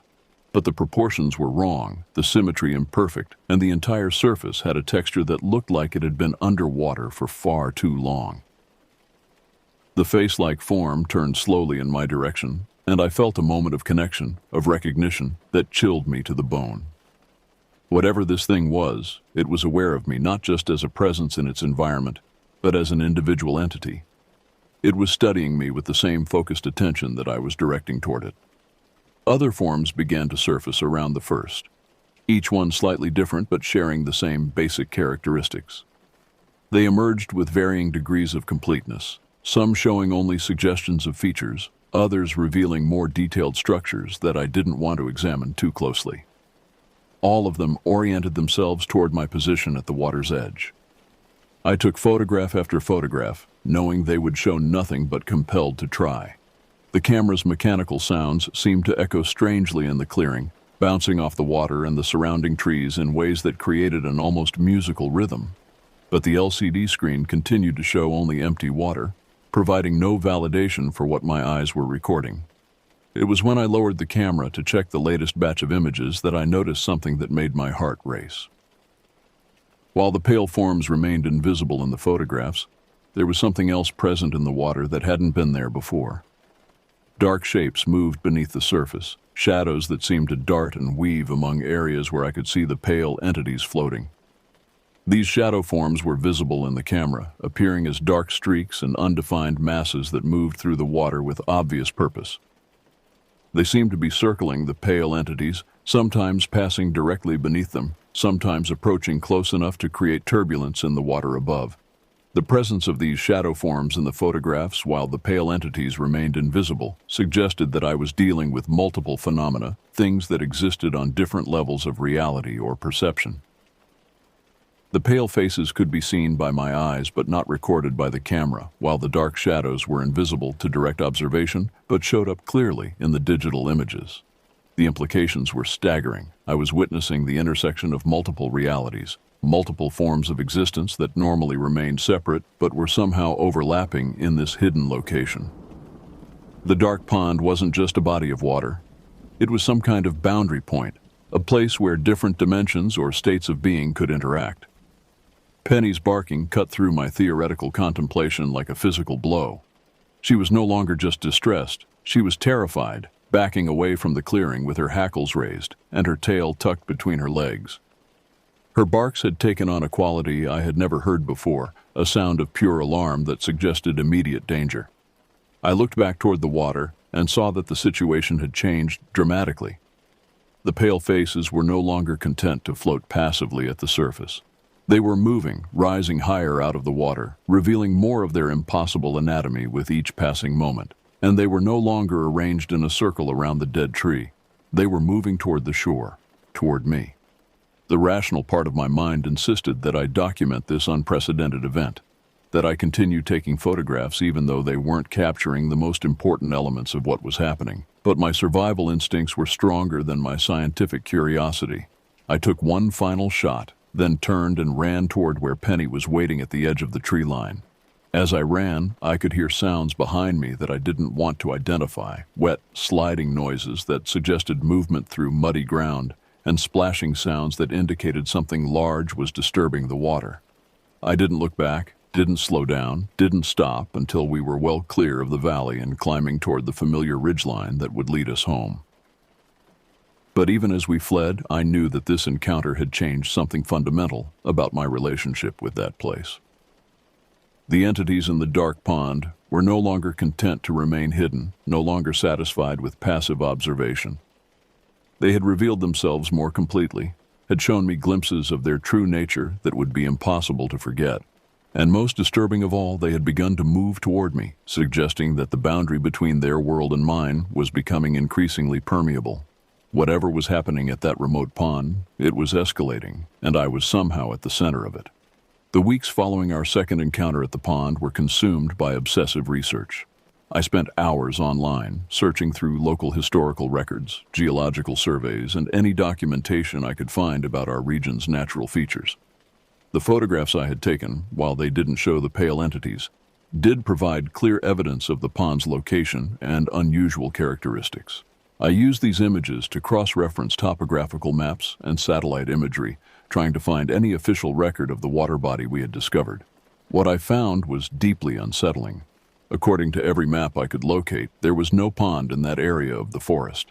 The topographical surveys showed the valley as a slight depression with seasonal wetlands, but nothing that suggested a permanent body of water large enough to match what we had found. Even recent satellite images from online mapping services showed only dense forest canopy in the location where I knew the pond existed. This discrepancy between observed reality and official documentation suggested that the pond was either a very recent formation or it existed in some way that made it undetectable to standard surveying methods. Neither possibility was particularly comforting, especially given the strange behavior of my camera during our visits. I expanded my research to include local folklore and historical accounts, searching for any mentions of unusual phenomena in our area. This proved more fruitful, though the information I found raised more questions than it answered. In the County Historical Society's digitized archives, I discovered several references to a place called Devil's Mirror, described in 19th century accounts as a dark body of water hidden deep in the forest. According to these old records, Devil's Mirror was discovered by early loggers who avoided the area after several workers reported seeing faces of the drowned in its waters. One account from 1887 described how a logging crew's foreman had vanished near the pond, leaving behind only his boots and hat on the muddy shore. Search parties found no trace of him, and the logging company abandoned their operations in that section of forest rather than risk losing more men. The historical accounts contained details that matched our discoveries with unsettling accuracy. References to a dead tree standing in the center of the water, descriptions of the pond's perfect stillness, and mentions of the oppressive atmosphere that surrounded the area all aligned with what Penny and I had experienced.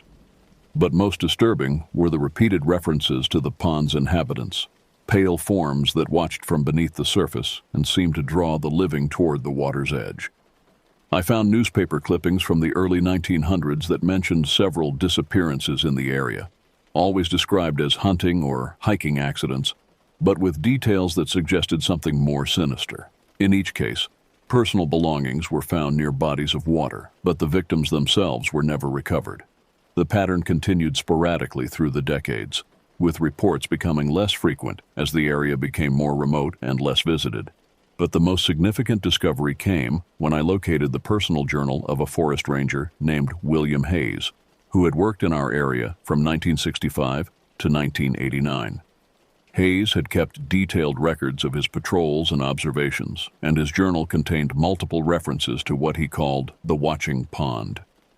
His descriptions matched our experiences so precisely that I felt as if he had been writing about our specific encounters. Hayes wrote about finding the pond during a routine patrol in 1967 and being immediately struck by its unnatural characteristics. Like us, he had experienced equipment malfunctions when trying to document the location. His compass spun wildly near the water. His radio produced only static, and photographs came out strangely distorted or completely blank. He described seeing pale forms in the water that seemed to track his movements and showed signs of intelligence that no natural phenomenon should possess. Most importantly, Hayes had developed a theory about what the pond actually was. Based on his observations over 22 years of monitoring the area, he believed that the water body existed at some kind of dimensional junction point, a place where the normal laws of physics broke down and other realities could intrude into our own. He theorized that the pale entities were inhabitants of this other reality, trapped at the boundary between worlds, but capable of limited interaction with our dimension. Hayes's journal entries became increasingly disturbed over the years, suggesting that his repeated exposure to the pond's influence was affecting his mental state. His final entries, dated just weeks before his retirement, described dreams where the pale faces called to him from the dark water, promising answers to questions he had never thought to ask. He wrote about feeling drawn to return to the pond despite knowing it was dangerous, and about sensing that the entities were becoming more active, more aware of the world beyond their watery prison. The journal ended abruptly with an entry that simply read, "They're getting stronger. The boundary is weakening. God help whoever finds this place next." Hayes had disappeared during a fishing trip in 1990, less than a year after his retirement. His body was never found, though his truck was discovered parked at a trailhead that led directly toward the area where Penny and I had found the pond. Armed with this historical context, I began to understand that our encounters were part of a pattern stretching back over a century. The pond, Devil's Mirror, as the old records called it, was a recurring source of unexplained phenomena and mysterious disappearances. Whatever existed in its dark waters had been claiming victims for generations, drawing them close with curiosity before pulling them into depths that no rescue team had ever been able to search. But the most disturbing revelation from my research was the suggestion that the entities in the pond were becoming more active over time. Hayes's observations indicated that their ability to manifest and interact with our reality was growing stronger, and his final journal entries suggested that this process was accelerating. If his theories were correct, then my repeated visits to the pond might have contributed to this escalation, providing the entities with additional energy or awareness that allowed them to extend their influence. The implications were terrifying. If the boundary between dimensions was indeed weakening, if the pale entities were gaining strength and becoming more capable of affecting our world, then the danger extended far beyond just those foolish enough to visit the pond directly. Eventually, their influence might spread beyond the confines of the dark water, reaching into the surrounding forest and potentially threatening anyone who entered the area. I realized that I faced a terrible choice. I could stay away from the pond, hoping that my absence would allow the situation to stabilize, but knowing that I would never have answers to the questions that haunted me. Or I could return one more time, armed with the knowledge I had gained from my research, and attempt to understand what was really happening in that hidden valley.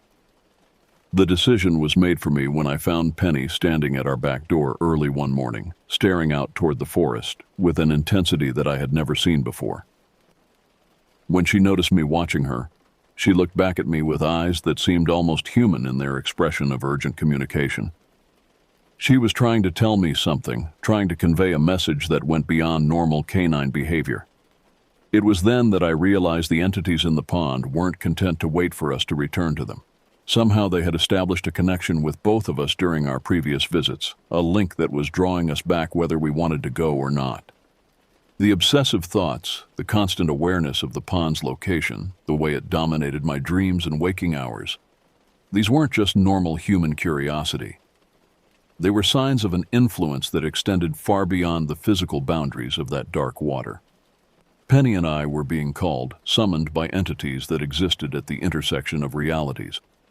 And based on the historical pattern I had uncovered, answering that call had never ended well for anyone who had tried it before us. But ignoring it might be even more dangerous. If the entities were indeed growing stronger, if they were reaching out beyond their watery prison to touch the minds of those who had encountered them, then running away might only delay the inevitable. Eventually, the compulsion would become too strong to resist, and I would find myself walking toward that dark pond, whether I chose to or not. The only way to break the cycle was to confront it directly, to return to Devil's Mirror one final time and attempt to understand the true nature of what dwelt in its depths. It was a dangerous choice, one that had apparently claimed the lives of others who had made the same decision. But the alternative, living under the growing influence of entities that existed outside normal reality, was even worse. I began planning our final expedition to the pond, knowing that this time we might not be coming back. I spent 3 days preparing for what I knew would be our last visit to the pond.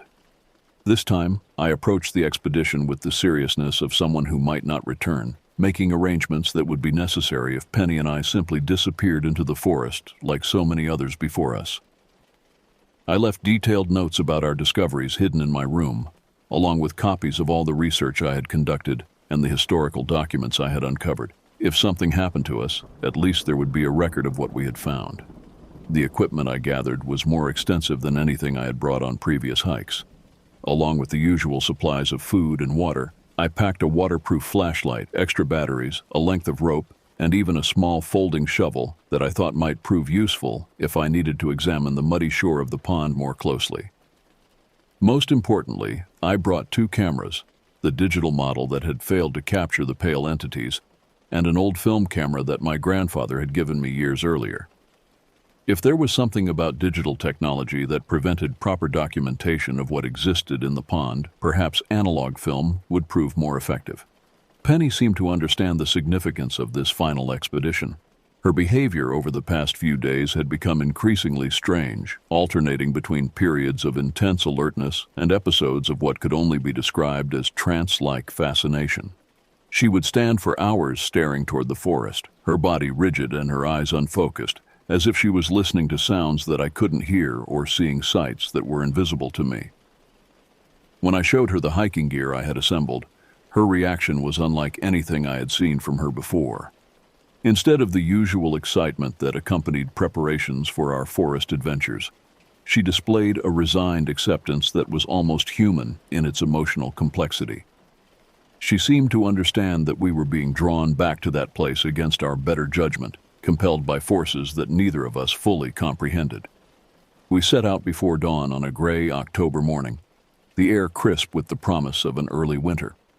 The forest was entering its dormant phase, with most of the leaves fallen and the remaining vegetation taking on the brittle, colorless appearance of approaching death. Our breath formed visible clouds in the cold air, and frost crunched under our boots as we made our way along the familiar trails that would lead us back to the hidden valley. The hike to the pond seemed different this time, charged with an energy that made the hair on my arms stand up despite the layers of clothing I wore. The forest was unusually quiet, with none of the bird calls or small animal sounds that normally provided a soundtrack to our expeditions. Even the wind seemed muted, as if the trees themselves were holding their breath in anticipation of what was to come. As we descended into the valley, the oppressive atmosphere that I remembered from our previous visits intensified dramatically. The air became thicker, harder to breathe, and carried scents that reminded me of stagnant water and decomposing organic matter. Penny's behavior became increasingly agitated, her movements jerky and unpredictable as she struggled against some invisible compulsion that was drawing her forward. When we finally reached the edge of the clearing, I stopped in shock at what I saw. The pond had changed since our last visit, expanded beyond its previous boundaries to cover nearly the entire floor of the small valley. What had once been dry land was now submerged beneath dark water that reflected the gray sky above like a massive mirror. The dead tree that had stood in the center of the original pond was now just one of several skeletal trunks that protruded from the expanded water surface, their bare branches creating a forest of reaching fingers that broke the water's perfect stillness. But most disturbing of all were the pale forms that were now visible throughout the enlarged pond. Where before I had seen only a handful of entities floating near the original dead tree, now there were dozens of them, arranged in complex patterns that suggested some kind of organization or purpose. They were no longer hiding beneath the surface, but floating openly on top of the water, their pale, face-like forms clearly visible from my position at the clearing's edge. Penny whined softly and pressed against my legs, but she didn't retreat as she had during our previous visits. Instead, she seemed transfixed by the sight before us, her body trembling with a mixture of fear and fascination that mirrored my own emotional state. We were both caught between the rational desire to flee and an irrational compulsion to approach the water and discover what the pale entities wanted from us. I raised both cameras and began documenting what we found, taking photographs with both the digital and film models in the hope that one or the other would capture evidence of what we were witnessing. Through the viewfinders, I could see that the expanded pond covered an area that should have been impossible given the valley's topography. The water extended up the slopes of the surrounding hills, defying gravity and geography in ways that suggested this place operated according to rules that had nothing to do with normal physics. The pale entities began to move as I photographed them, turning their attention toward our position with obvious awareness of our presence. They didn't seem hostile exactly, but there was something in their orientation that suggested purpose, as if our arrival had triggered some predetermined response. Several of them began to drift toward the shore where we stood, moving through the water with smooth, purposeful strokes that left barely visible wakes behind them. As they drew closer, I could see details that had been invisible from a distance. The pale forms were indeed face-like, but they possessed characteristics that no human face should have. Their eyes were dark voids that seemed to absorb light rather than reflect it, and their mouths were horizontal slits that occasionally opened to reveal depths that extended far beyond what should have been possible. Most disturbing of all, their features seemed to shift and change as I watched, as if they were not quite solid, not quite permanent in their physical form. One of the entities reached the shore and began to emerge from the water, revealing more of its impossible anatomy with each passing moment. What rose from the dark pond was roughly humanoid but wrong in every detail. Too tall, too thin, with limbs that bent at angles that defied skeletal structure and skin that had the translucent quality of something that had never been exposed to sunlight. Penny began to bark, her voice high and desperate as she tried to warn me away from the approaching entity. But her bark sounded strange in the oppressive atmosphere of the valley, muffled and distorted as if the air itself was absorbing the sound. I found myself unable to retreat, transfixed by the sight of something that clearly didn't belong in any reality I understood. The entity stopped at the water's edge and extended what might have been an arm toward me. Its limb stretched much farther than should have been anatomically possible, reaching across the 10 feet of muddy ground that separated us. At the end of the impossibly long appendage was something that resembled a hand, but possessed too many fingers, each one ending in what looked like a small, dark eye. I understood then that this was what had been calling to me, drawing me back to this place through dreams and obsessive thoughts. The entity wanted something from me, needed something that I possessed. But what it was offering in return was a knowledge that no human mind was equipped to process, an understanding of realities that existed beyond the boundaries of normal experience. As the impossible hand reached toward me, I made a choice that would haunt me for the rest of my life. Instead of taking the offered appendage, instead of allowing myself to be drawn into whatever existence these entities inhabited, I grabbed Penny's collar and ran. We fled from that valley as if our lives depended on it, and perhaps they did. Behind us, I could hear sounds that I had no names for. Wet, sliding noises that suggested movement through impossible spaces, and what might have been voices calling in languages that predated human speech. But I didn't look back, didn't slow down, didn't stop running until we were miles away from that cursed place. When we finally reached home, both of us exhausted and traumatized by what we had experienced, I immediately began making plans to leave the area. I couldn't live knowing that such a place existed so close to our home, couldn't sleep peacefully knowing that entities from other realities were expanding their influence into our world.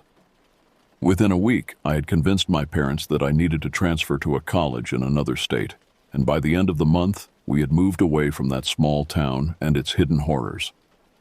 But even now, 5 years later, and hundreds of miles away from that dark pond, I sometimes wake in the middle of the night with the certainty that something is calling to me from across the distance. In my dreams, I see pale faces floating in dark water, their impossible eyes fixed on me with patient, eternal attention. They are waiting, I know, for me to return and accept what they offered that day in the hidden valley. The photographs I took during our final visit developed exactly as I had expected. The digital images showed only empty water and dead trees, while the film photographs revealed the expanded pond in all its impossible glory, but captured no trace of the pale entities that I knew inhabited its depths. It was as if they existed in a spectrum of reality that no technology could record, visible only to minds that had been touched by their influence.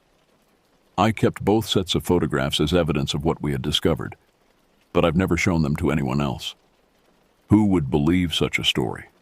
Who would accept that there are places in our world where other realities intrude, where entities that exist outside normal experience can reach across dimensional boundaries to touch the minds of the living?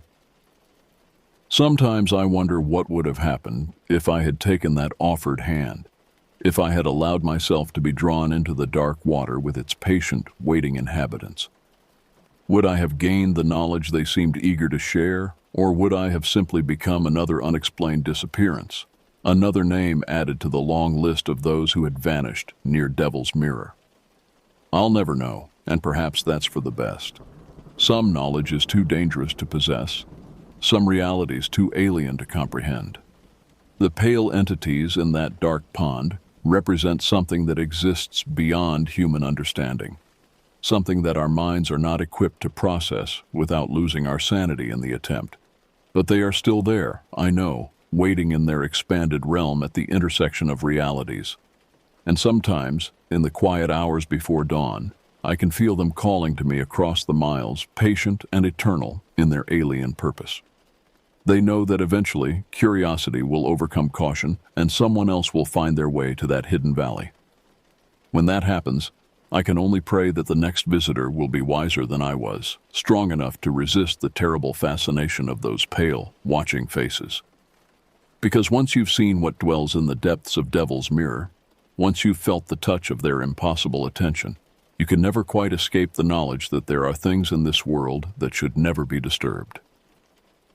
The dark pond remains, and its inhabitants continue their patient vigil, waiting for the next curious soul to stumble upon their watery realm. And when that day comes, as I know it inevitably will, another chapter will be added to the long, dark history of that cursed place where realities intersect and nightmares take physical form. I can only hope that whoever finds them next will have the wisdom to run, as Penny and I finally did, before it's too late to escape the mesmerizing pull of those pale, eternal watchers in the depths of the dark pond.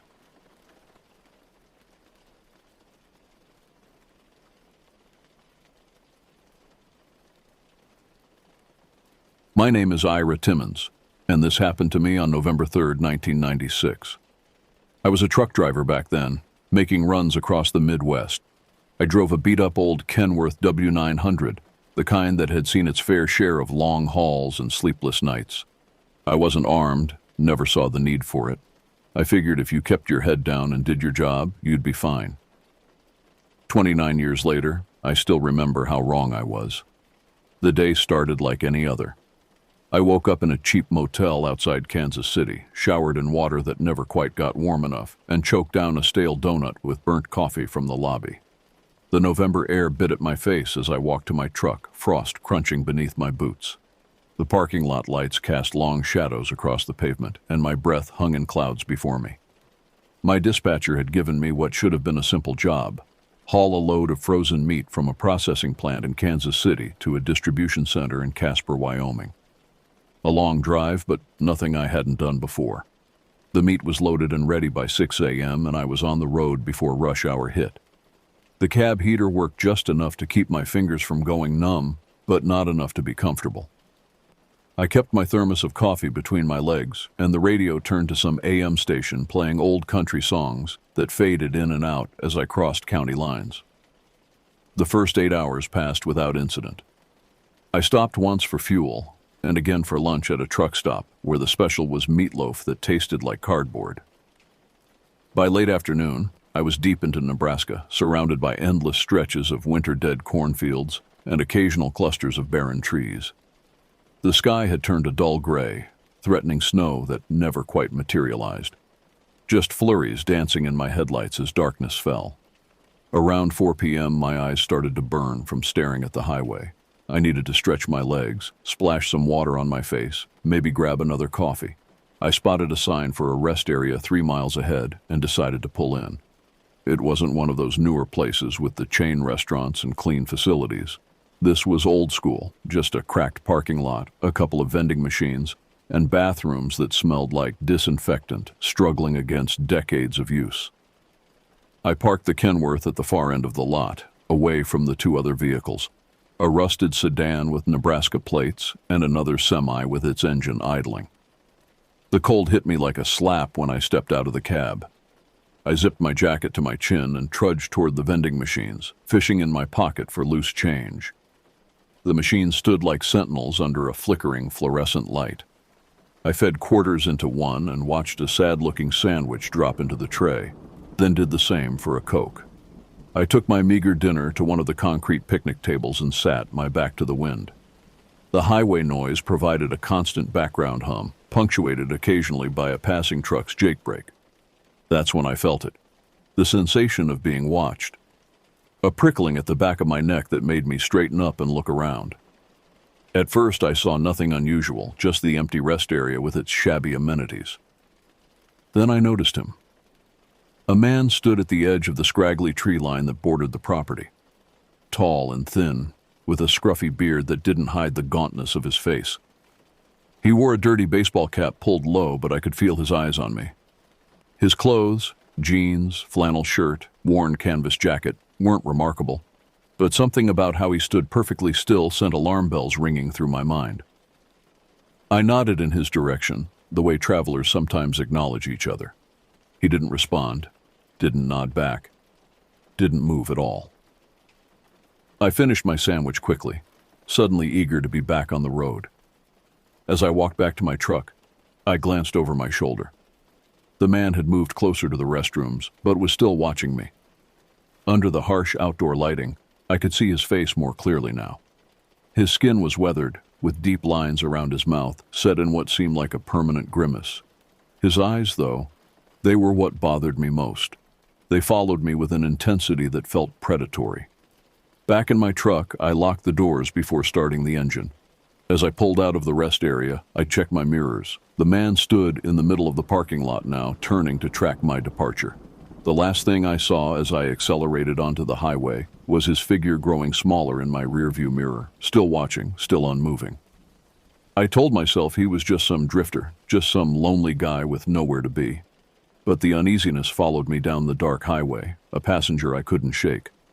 An hour later, the dashboard fuel gauge caught my attention. The needle was dropping faster than it should have been. I'd filled up not long before the rest stop, and this route was one I'd driven many times. I knew exactly how far a tank would take me. I tapped the gauge with my finger, hoping it was just stuck, but the needle continued its descent.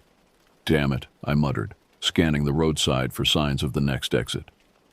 10 miles to a place called Broken Creek. I didn't know if they'd have a mechanic open at this hour, but I couldn't risk running dry on a deserted stretch of highway in the November cold. Broken Creek turned out to be little more than a cluster of buildings huddled around a single stoplight. The gas station, thankfully, was still open, a small independent place with 2 pumps and a dim light glowing in the office window. I pulled in and killed the engine. The attendant, a heavy-set man with thinning hair and grease-stained coveralls, looked up from his magazine as I entered. "Help you?" "Think I've got a fuel leak," I explained. "Gauge is dropping way too fast." He nodded and put down his reading. "Let's take a look." Outside, I watched as he crouched beside my truck with a flashlight. "Yep," he confirmed after a moment. "Fuel line's been cut. Looks deliberate, too. Clean slice." My blood went cold. "Cut? You sure?" He nodded, serious now.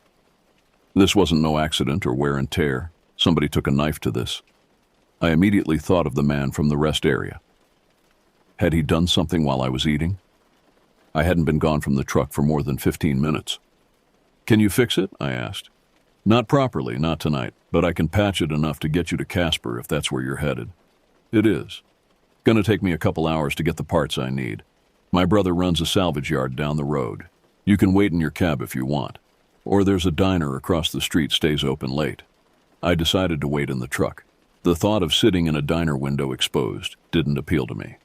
I called my dispatcher to report the delay, then locked myself in the cab with a fresh cup of coffee from the gas station. The attendant, he'd introduced himself as Mitch, called his brother, then went back to his magazine. I was left alone with my thoughts and the growing certainty that the man at the rest stop had sabotaged my truck. But why? I wasn't carrying anything valuable, just frozen meat. I'd never seen him before in my life. The night grew darker. Occasional cars passed on the highway, their headlights briefly illuminating the gas station before moving on. I tried to distract myself by listening to the radio, but static consumed most channels this far from any major city. That's when I heard it, a soft scraping sound like metal on metal. At first, I thought it might be Mitch working on something in the garage, but through my side mirror, I could see him still sitting in the office, now on the phone. The sound came again, from somewhere under the truck. I grabbed my flashlight from the glove compartment and hesitated. Every instinct told me to stay put, lock the doors, wait for Mitch's brother to arrive. But what if there was more damage being done? I slid out of the cab quietly, flashlight gripped tightly in my hand.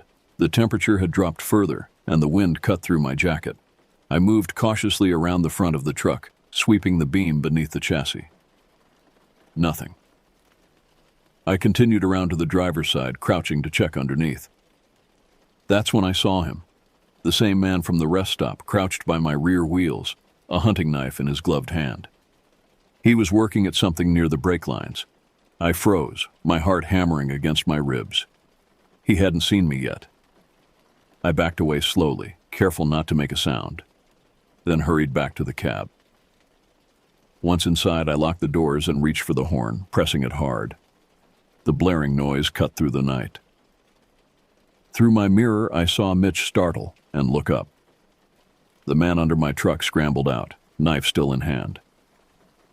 For a brief moment, our eyes met through the glass. His face contorted into a grin that showed yellowed, broken teeth. Then he backed away, tapping his knife blade against my truck's metal body in a slow, deliberate rhythm that sent chills down my spine. Mitch came running out, yelling something I couldn't hear over the horn.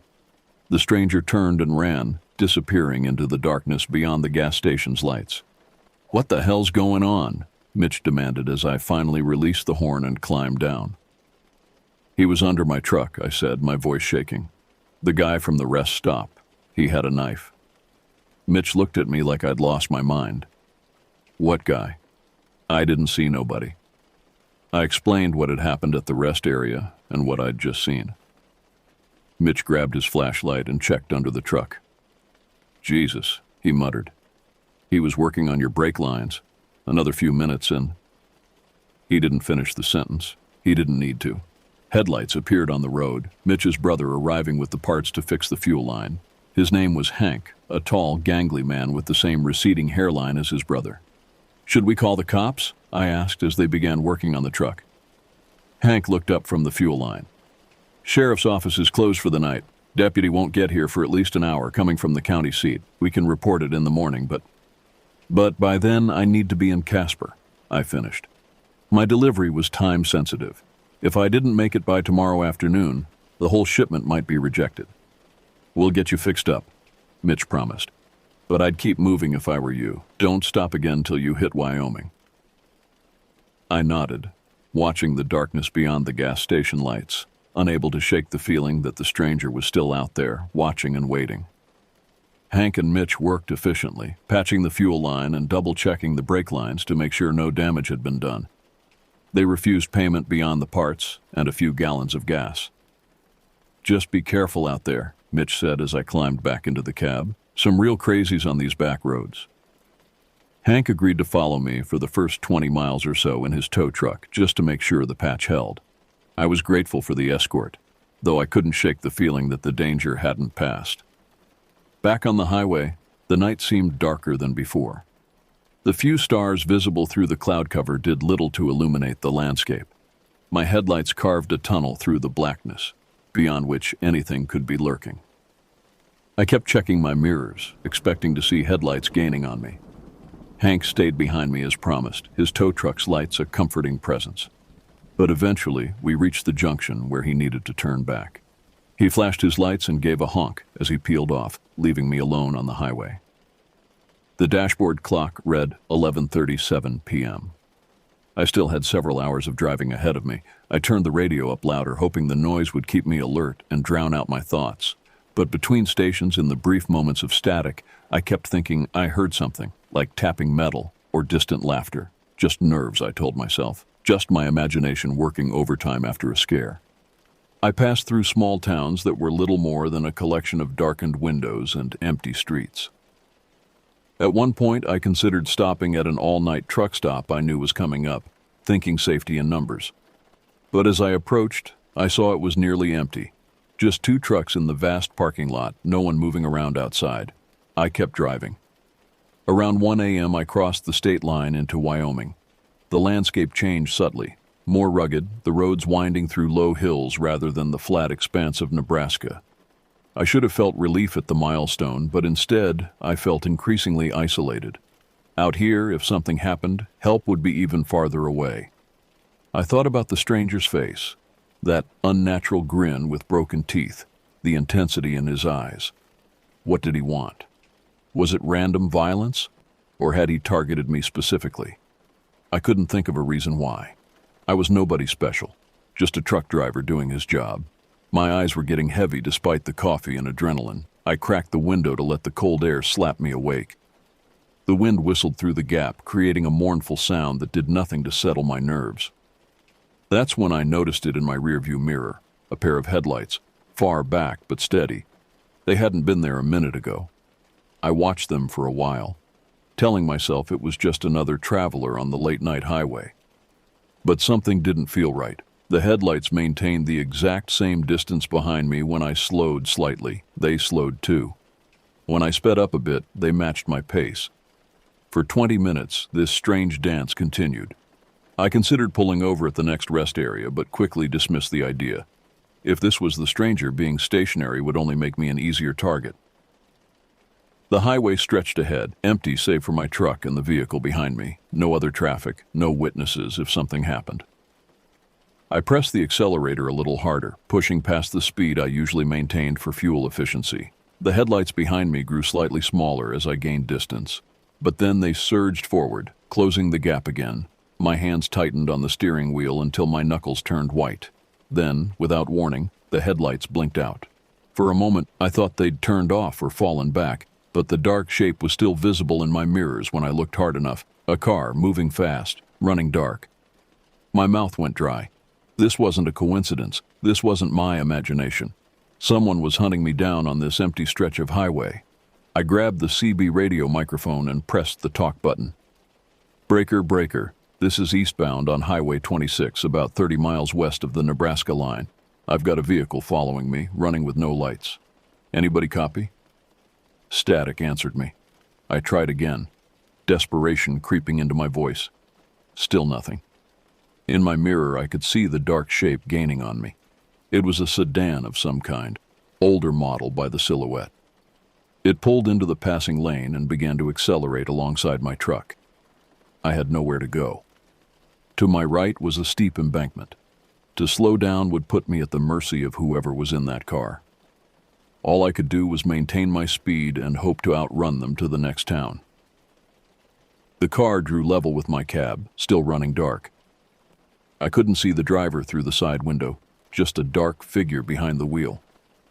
For a sickening moment, we rode parallel down the highway, like some twisted parody of a road companion. Then the car swerved toward me.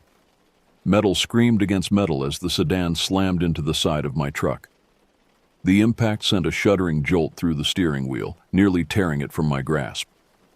I fought to keep the Kenworth on the road, my heart hammering in my chest.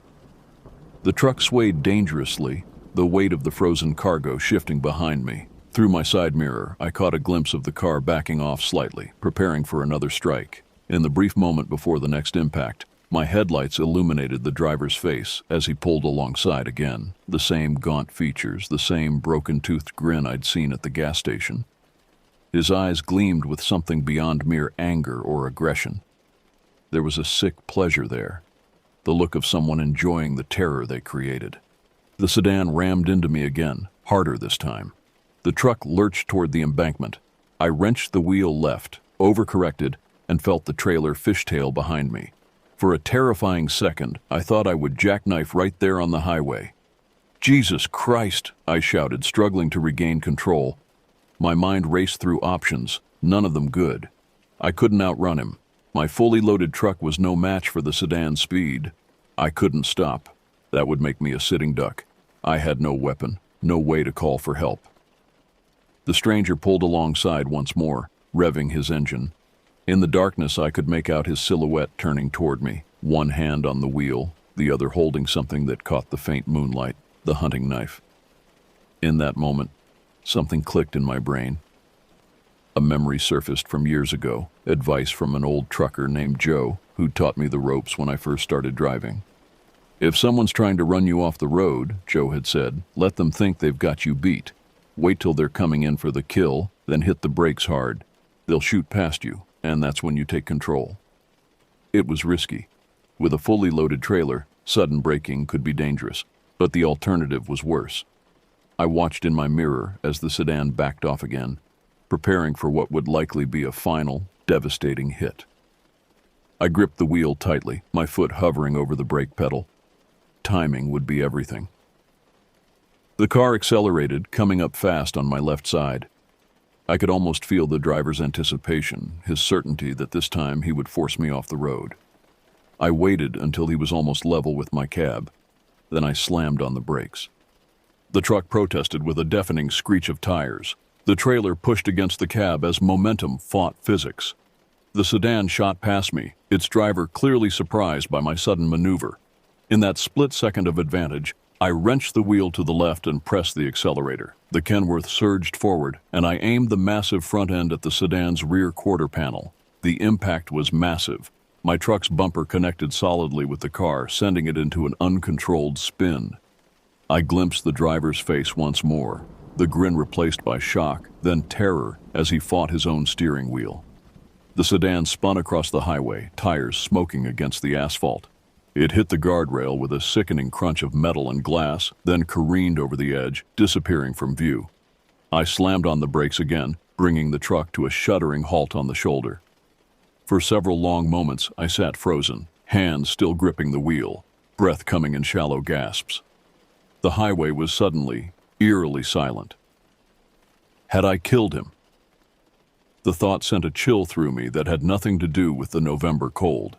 I'd acted in self-defense, but the reality of what had just happened hit me like a physical blow. I reached for the CB radio again. Breaker, breaker. There's been an accident on Highway 26, about 30 miles west of the Nebraska line. Car went off the road. Need emergency services. This time, someone answered. A scratchy voice belonging to another trucker a few miles ahead, who promised to relay the message when he reached better reception. I knew I needed to check on the driver. Much as I feared him, I couldn't leave someone to die on the roadside. I grabbed my flashlight and climbed down from the cab on shaking legs. The night air hit me like a slap, cold and sharp in my lungs. I approached the guardrail cautiously, playing the flashlight beam over the damaged metal. Beyond it, a steep slope led down to a dry creek bed about 30 feet below. The sedan had come to rest on its roof, the chassis twisted beyond recognition. One of the wheels was still spinning slowly. Steam or smoke, I couldn't tell which, rose from the crumpled hood. "Hello," I called, my voice sounding small against the vastness of the Wyoming night. "Can you hear me?" No response, just the ticking of cooling metal and the distant whisper of wind. I began to make my way down the slope, my boots sliding on loose gravel. Each step took me closer to the wreckage, closer to the man who had tried to kill me. My flashlight beam darted nervously around the scene, half expecting him to emerge from the shadows, knife in hand. When I reached the car, I crouched beside the driver's side window, or what was left of it. The glass had shattered, leaving a jagged opening. I aimed my flashlight inside.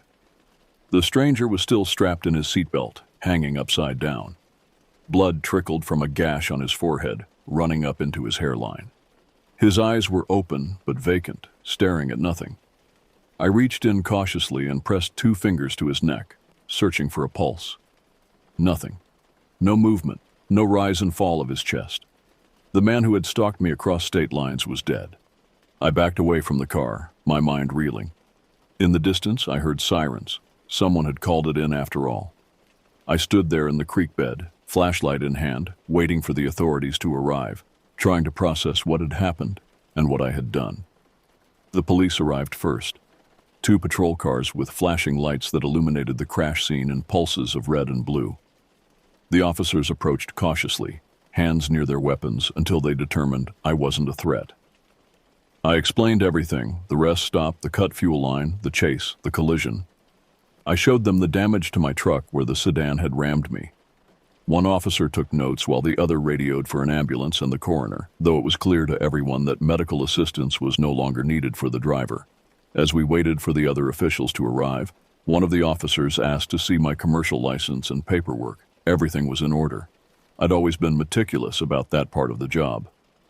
"You say you never saw this man before today?" the officer asked, studying my face for any sign of deception. "Never," I confirmed.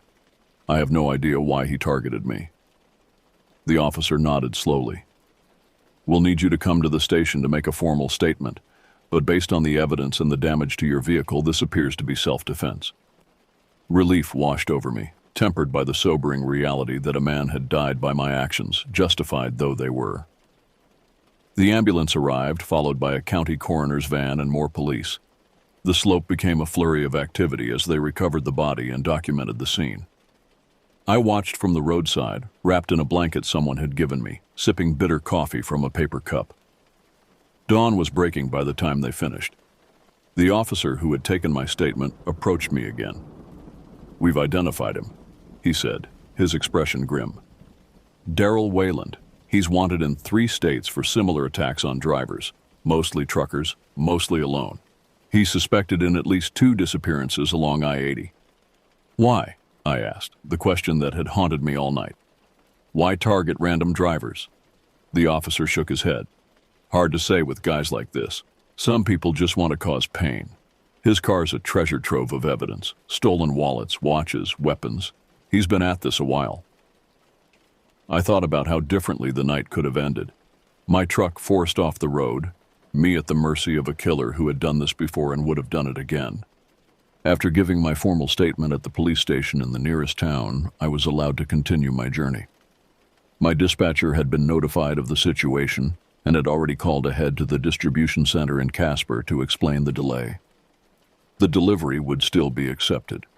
I arrived in Casper late that afternoon, exhausted beyond words. The dock workers unloaded the frozen meat without comment, though I caught them glancing at the damage to my truck, at my haggard appearance. I wondered what stories they were creating in their minds. After the delivery, I checked into a motel and slept for 14 straight hours. When I woke, it was dark again, and for a disorienting moment, I thought I was back on that highway being hunted. I took 2 weeks off after that. Sat in my apartment in Kansas City, jumping at sudden noises, having nightmares about yellow teeth and hunting knives. The police called once to inform me that the case was closed. Justifiable homicide and self-defense. No charges would be filed. They asked if I wanted any of the findings from their investigation. I declined. I already knew more than I wanted to. Eventually, I went back to driving. I needed the money, and despite everything, the open road still called to me. But I was different now. Cautious in ways I'd never been before. I carried a legal handgun in my cab, properly licensed and registered. I installed a dash cam. I was selective about where I stopped, favoring busier truck stops with good lighting and security cameras. I never pulled over on isolated stretches of highway, no matter how tired I got, and I always checked under my truck before getting back on the road after a stop. The years passed. The nightmares became less frequent. The damaged Kenworth was repaired and eventually replaced with a newer model.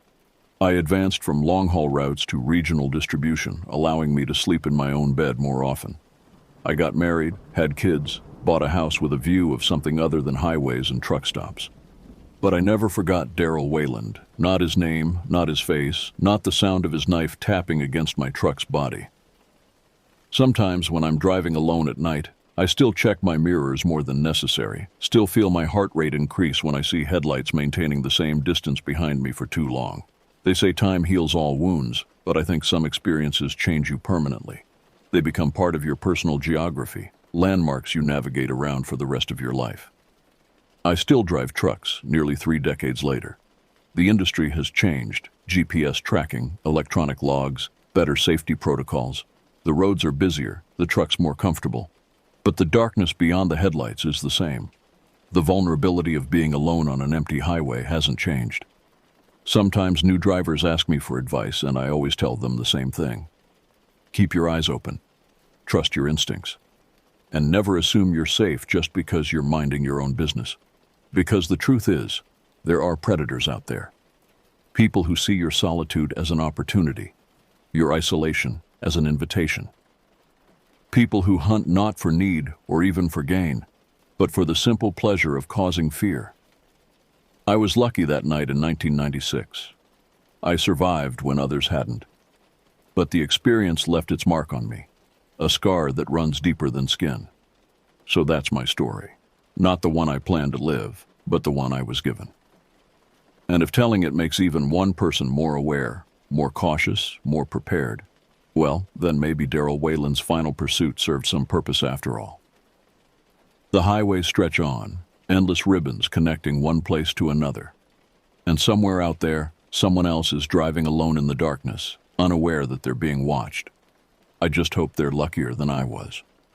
Or maybe, just maybe, better prepared.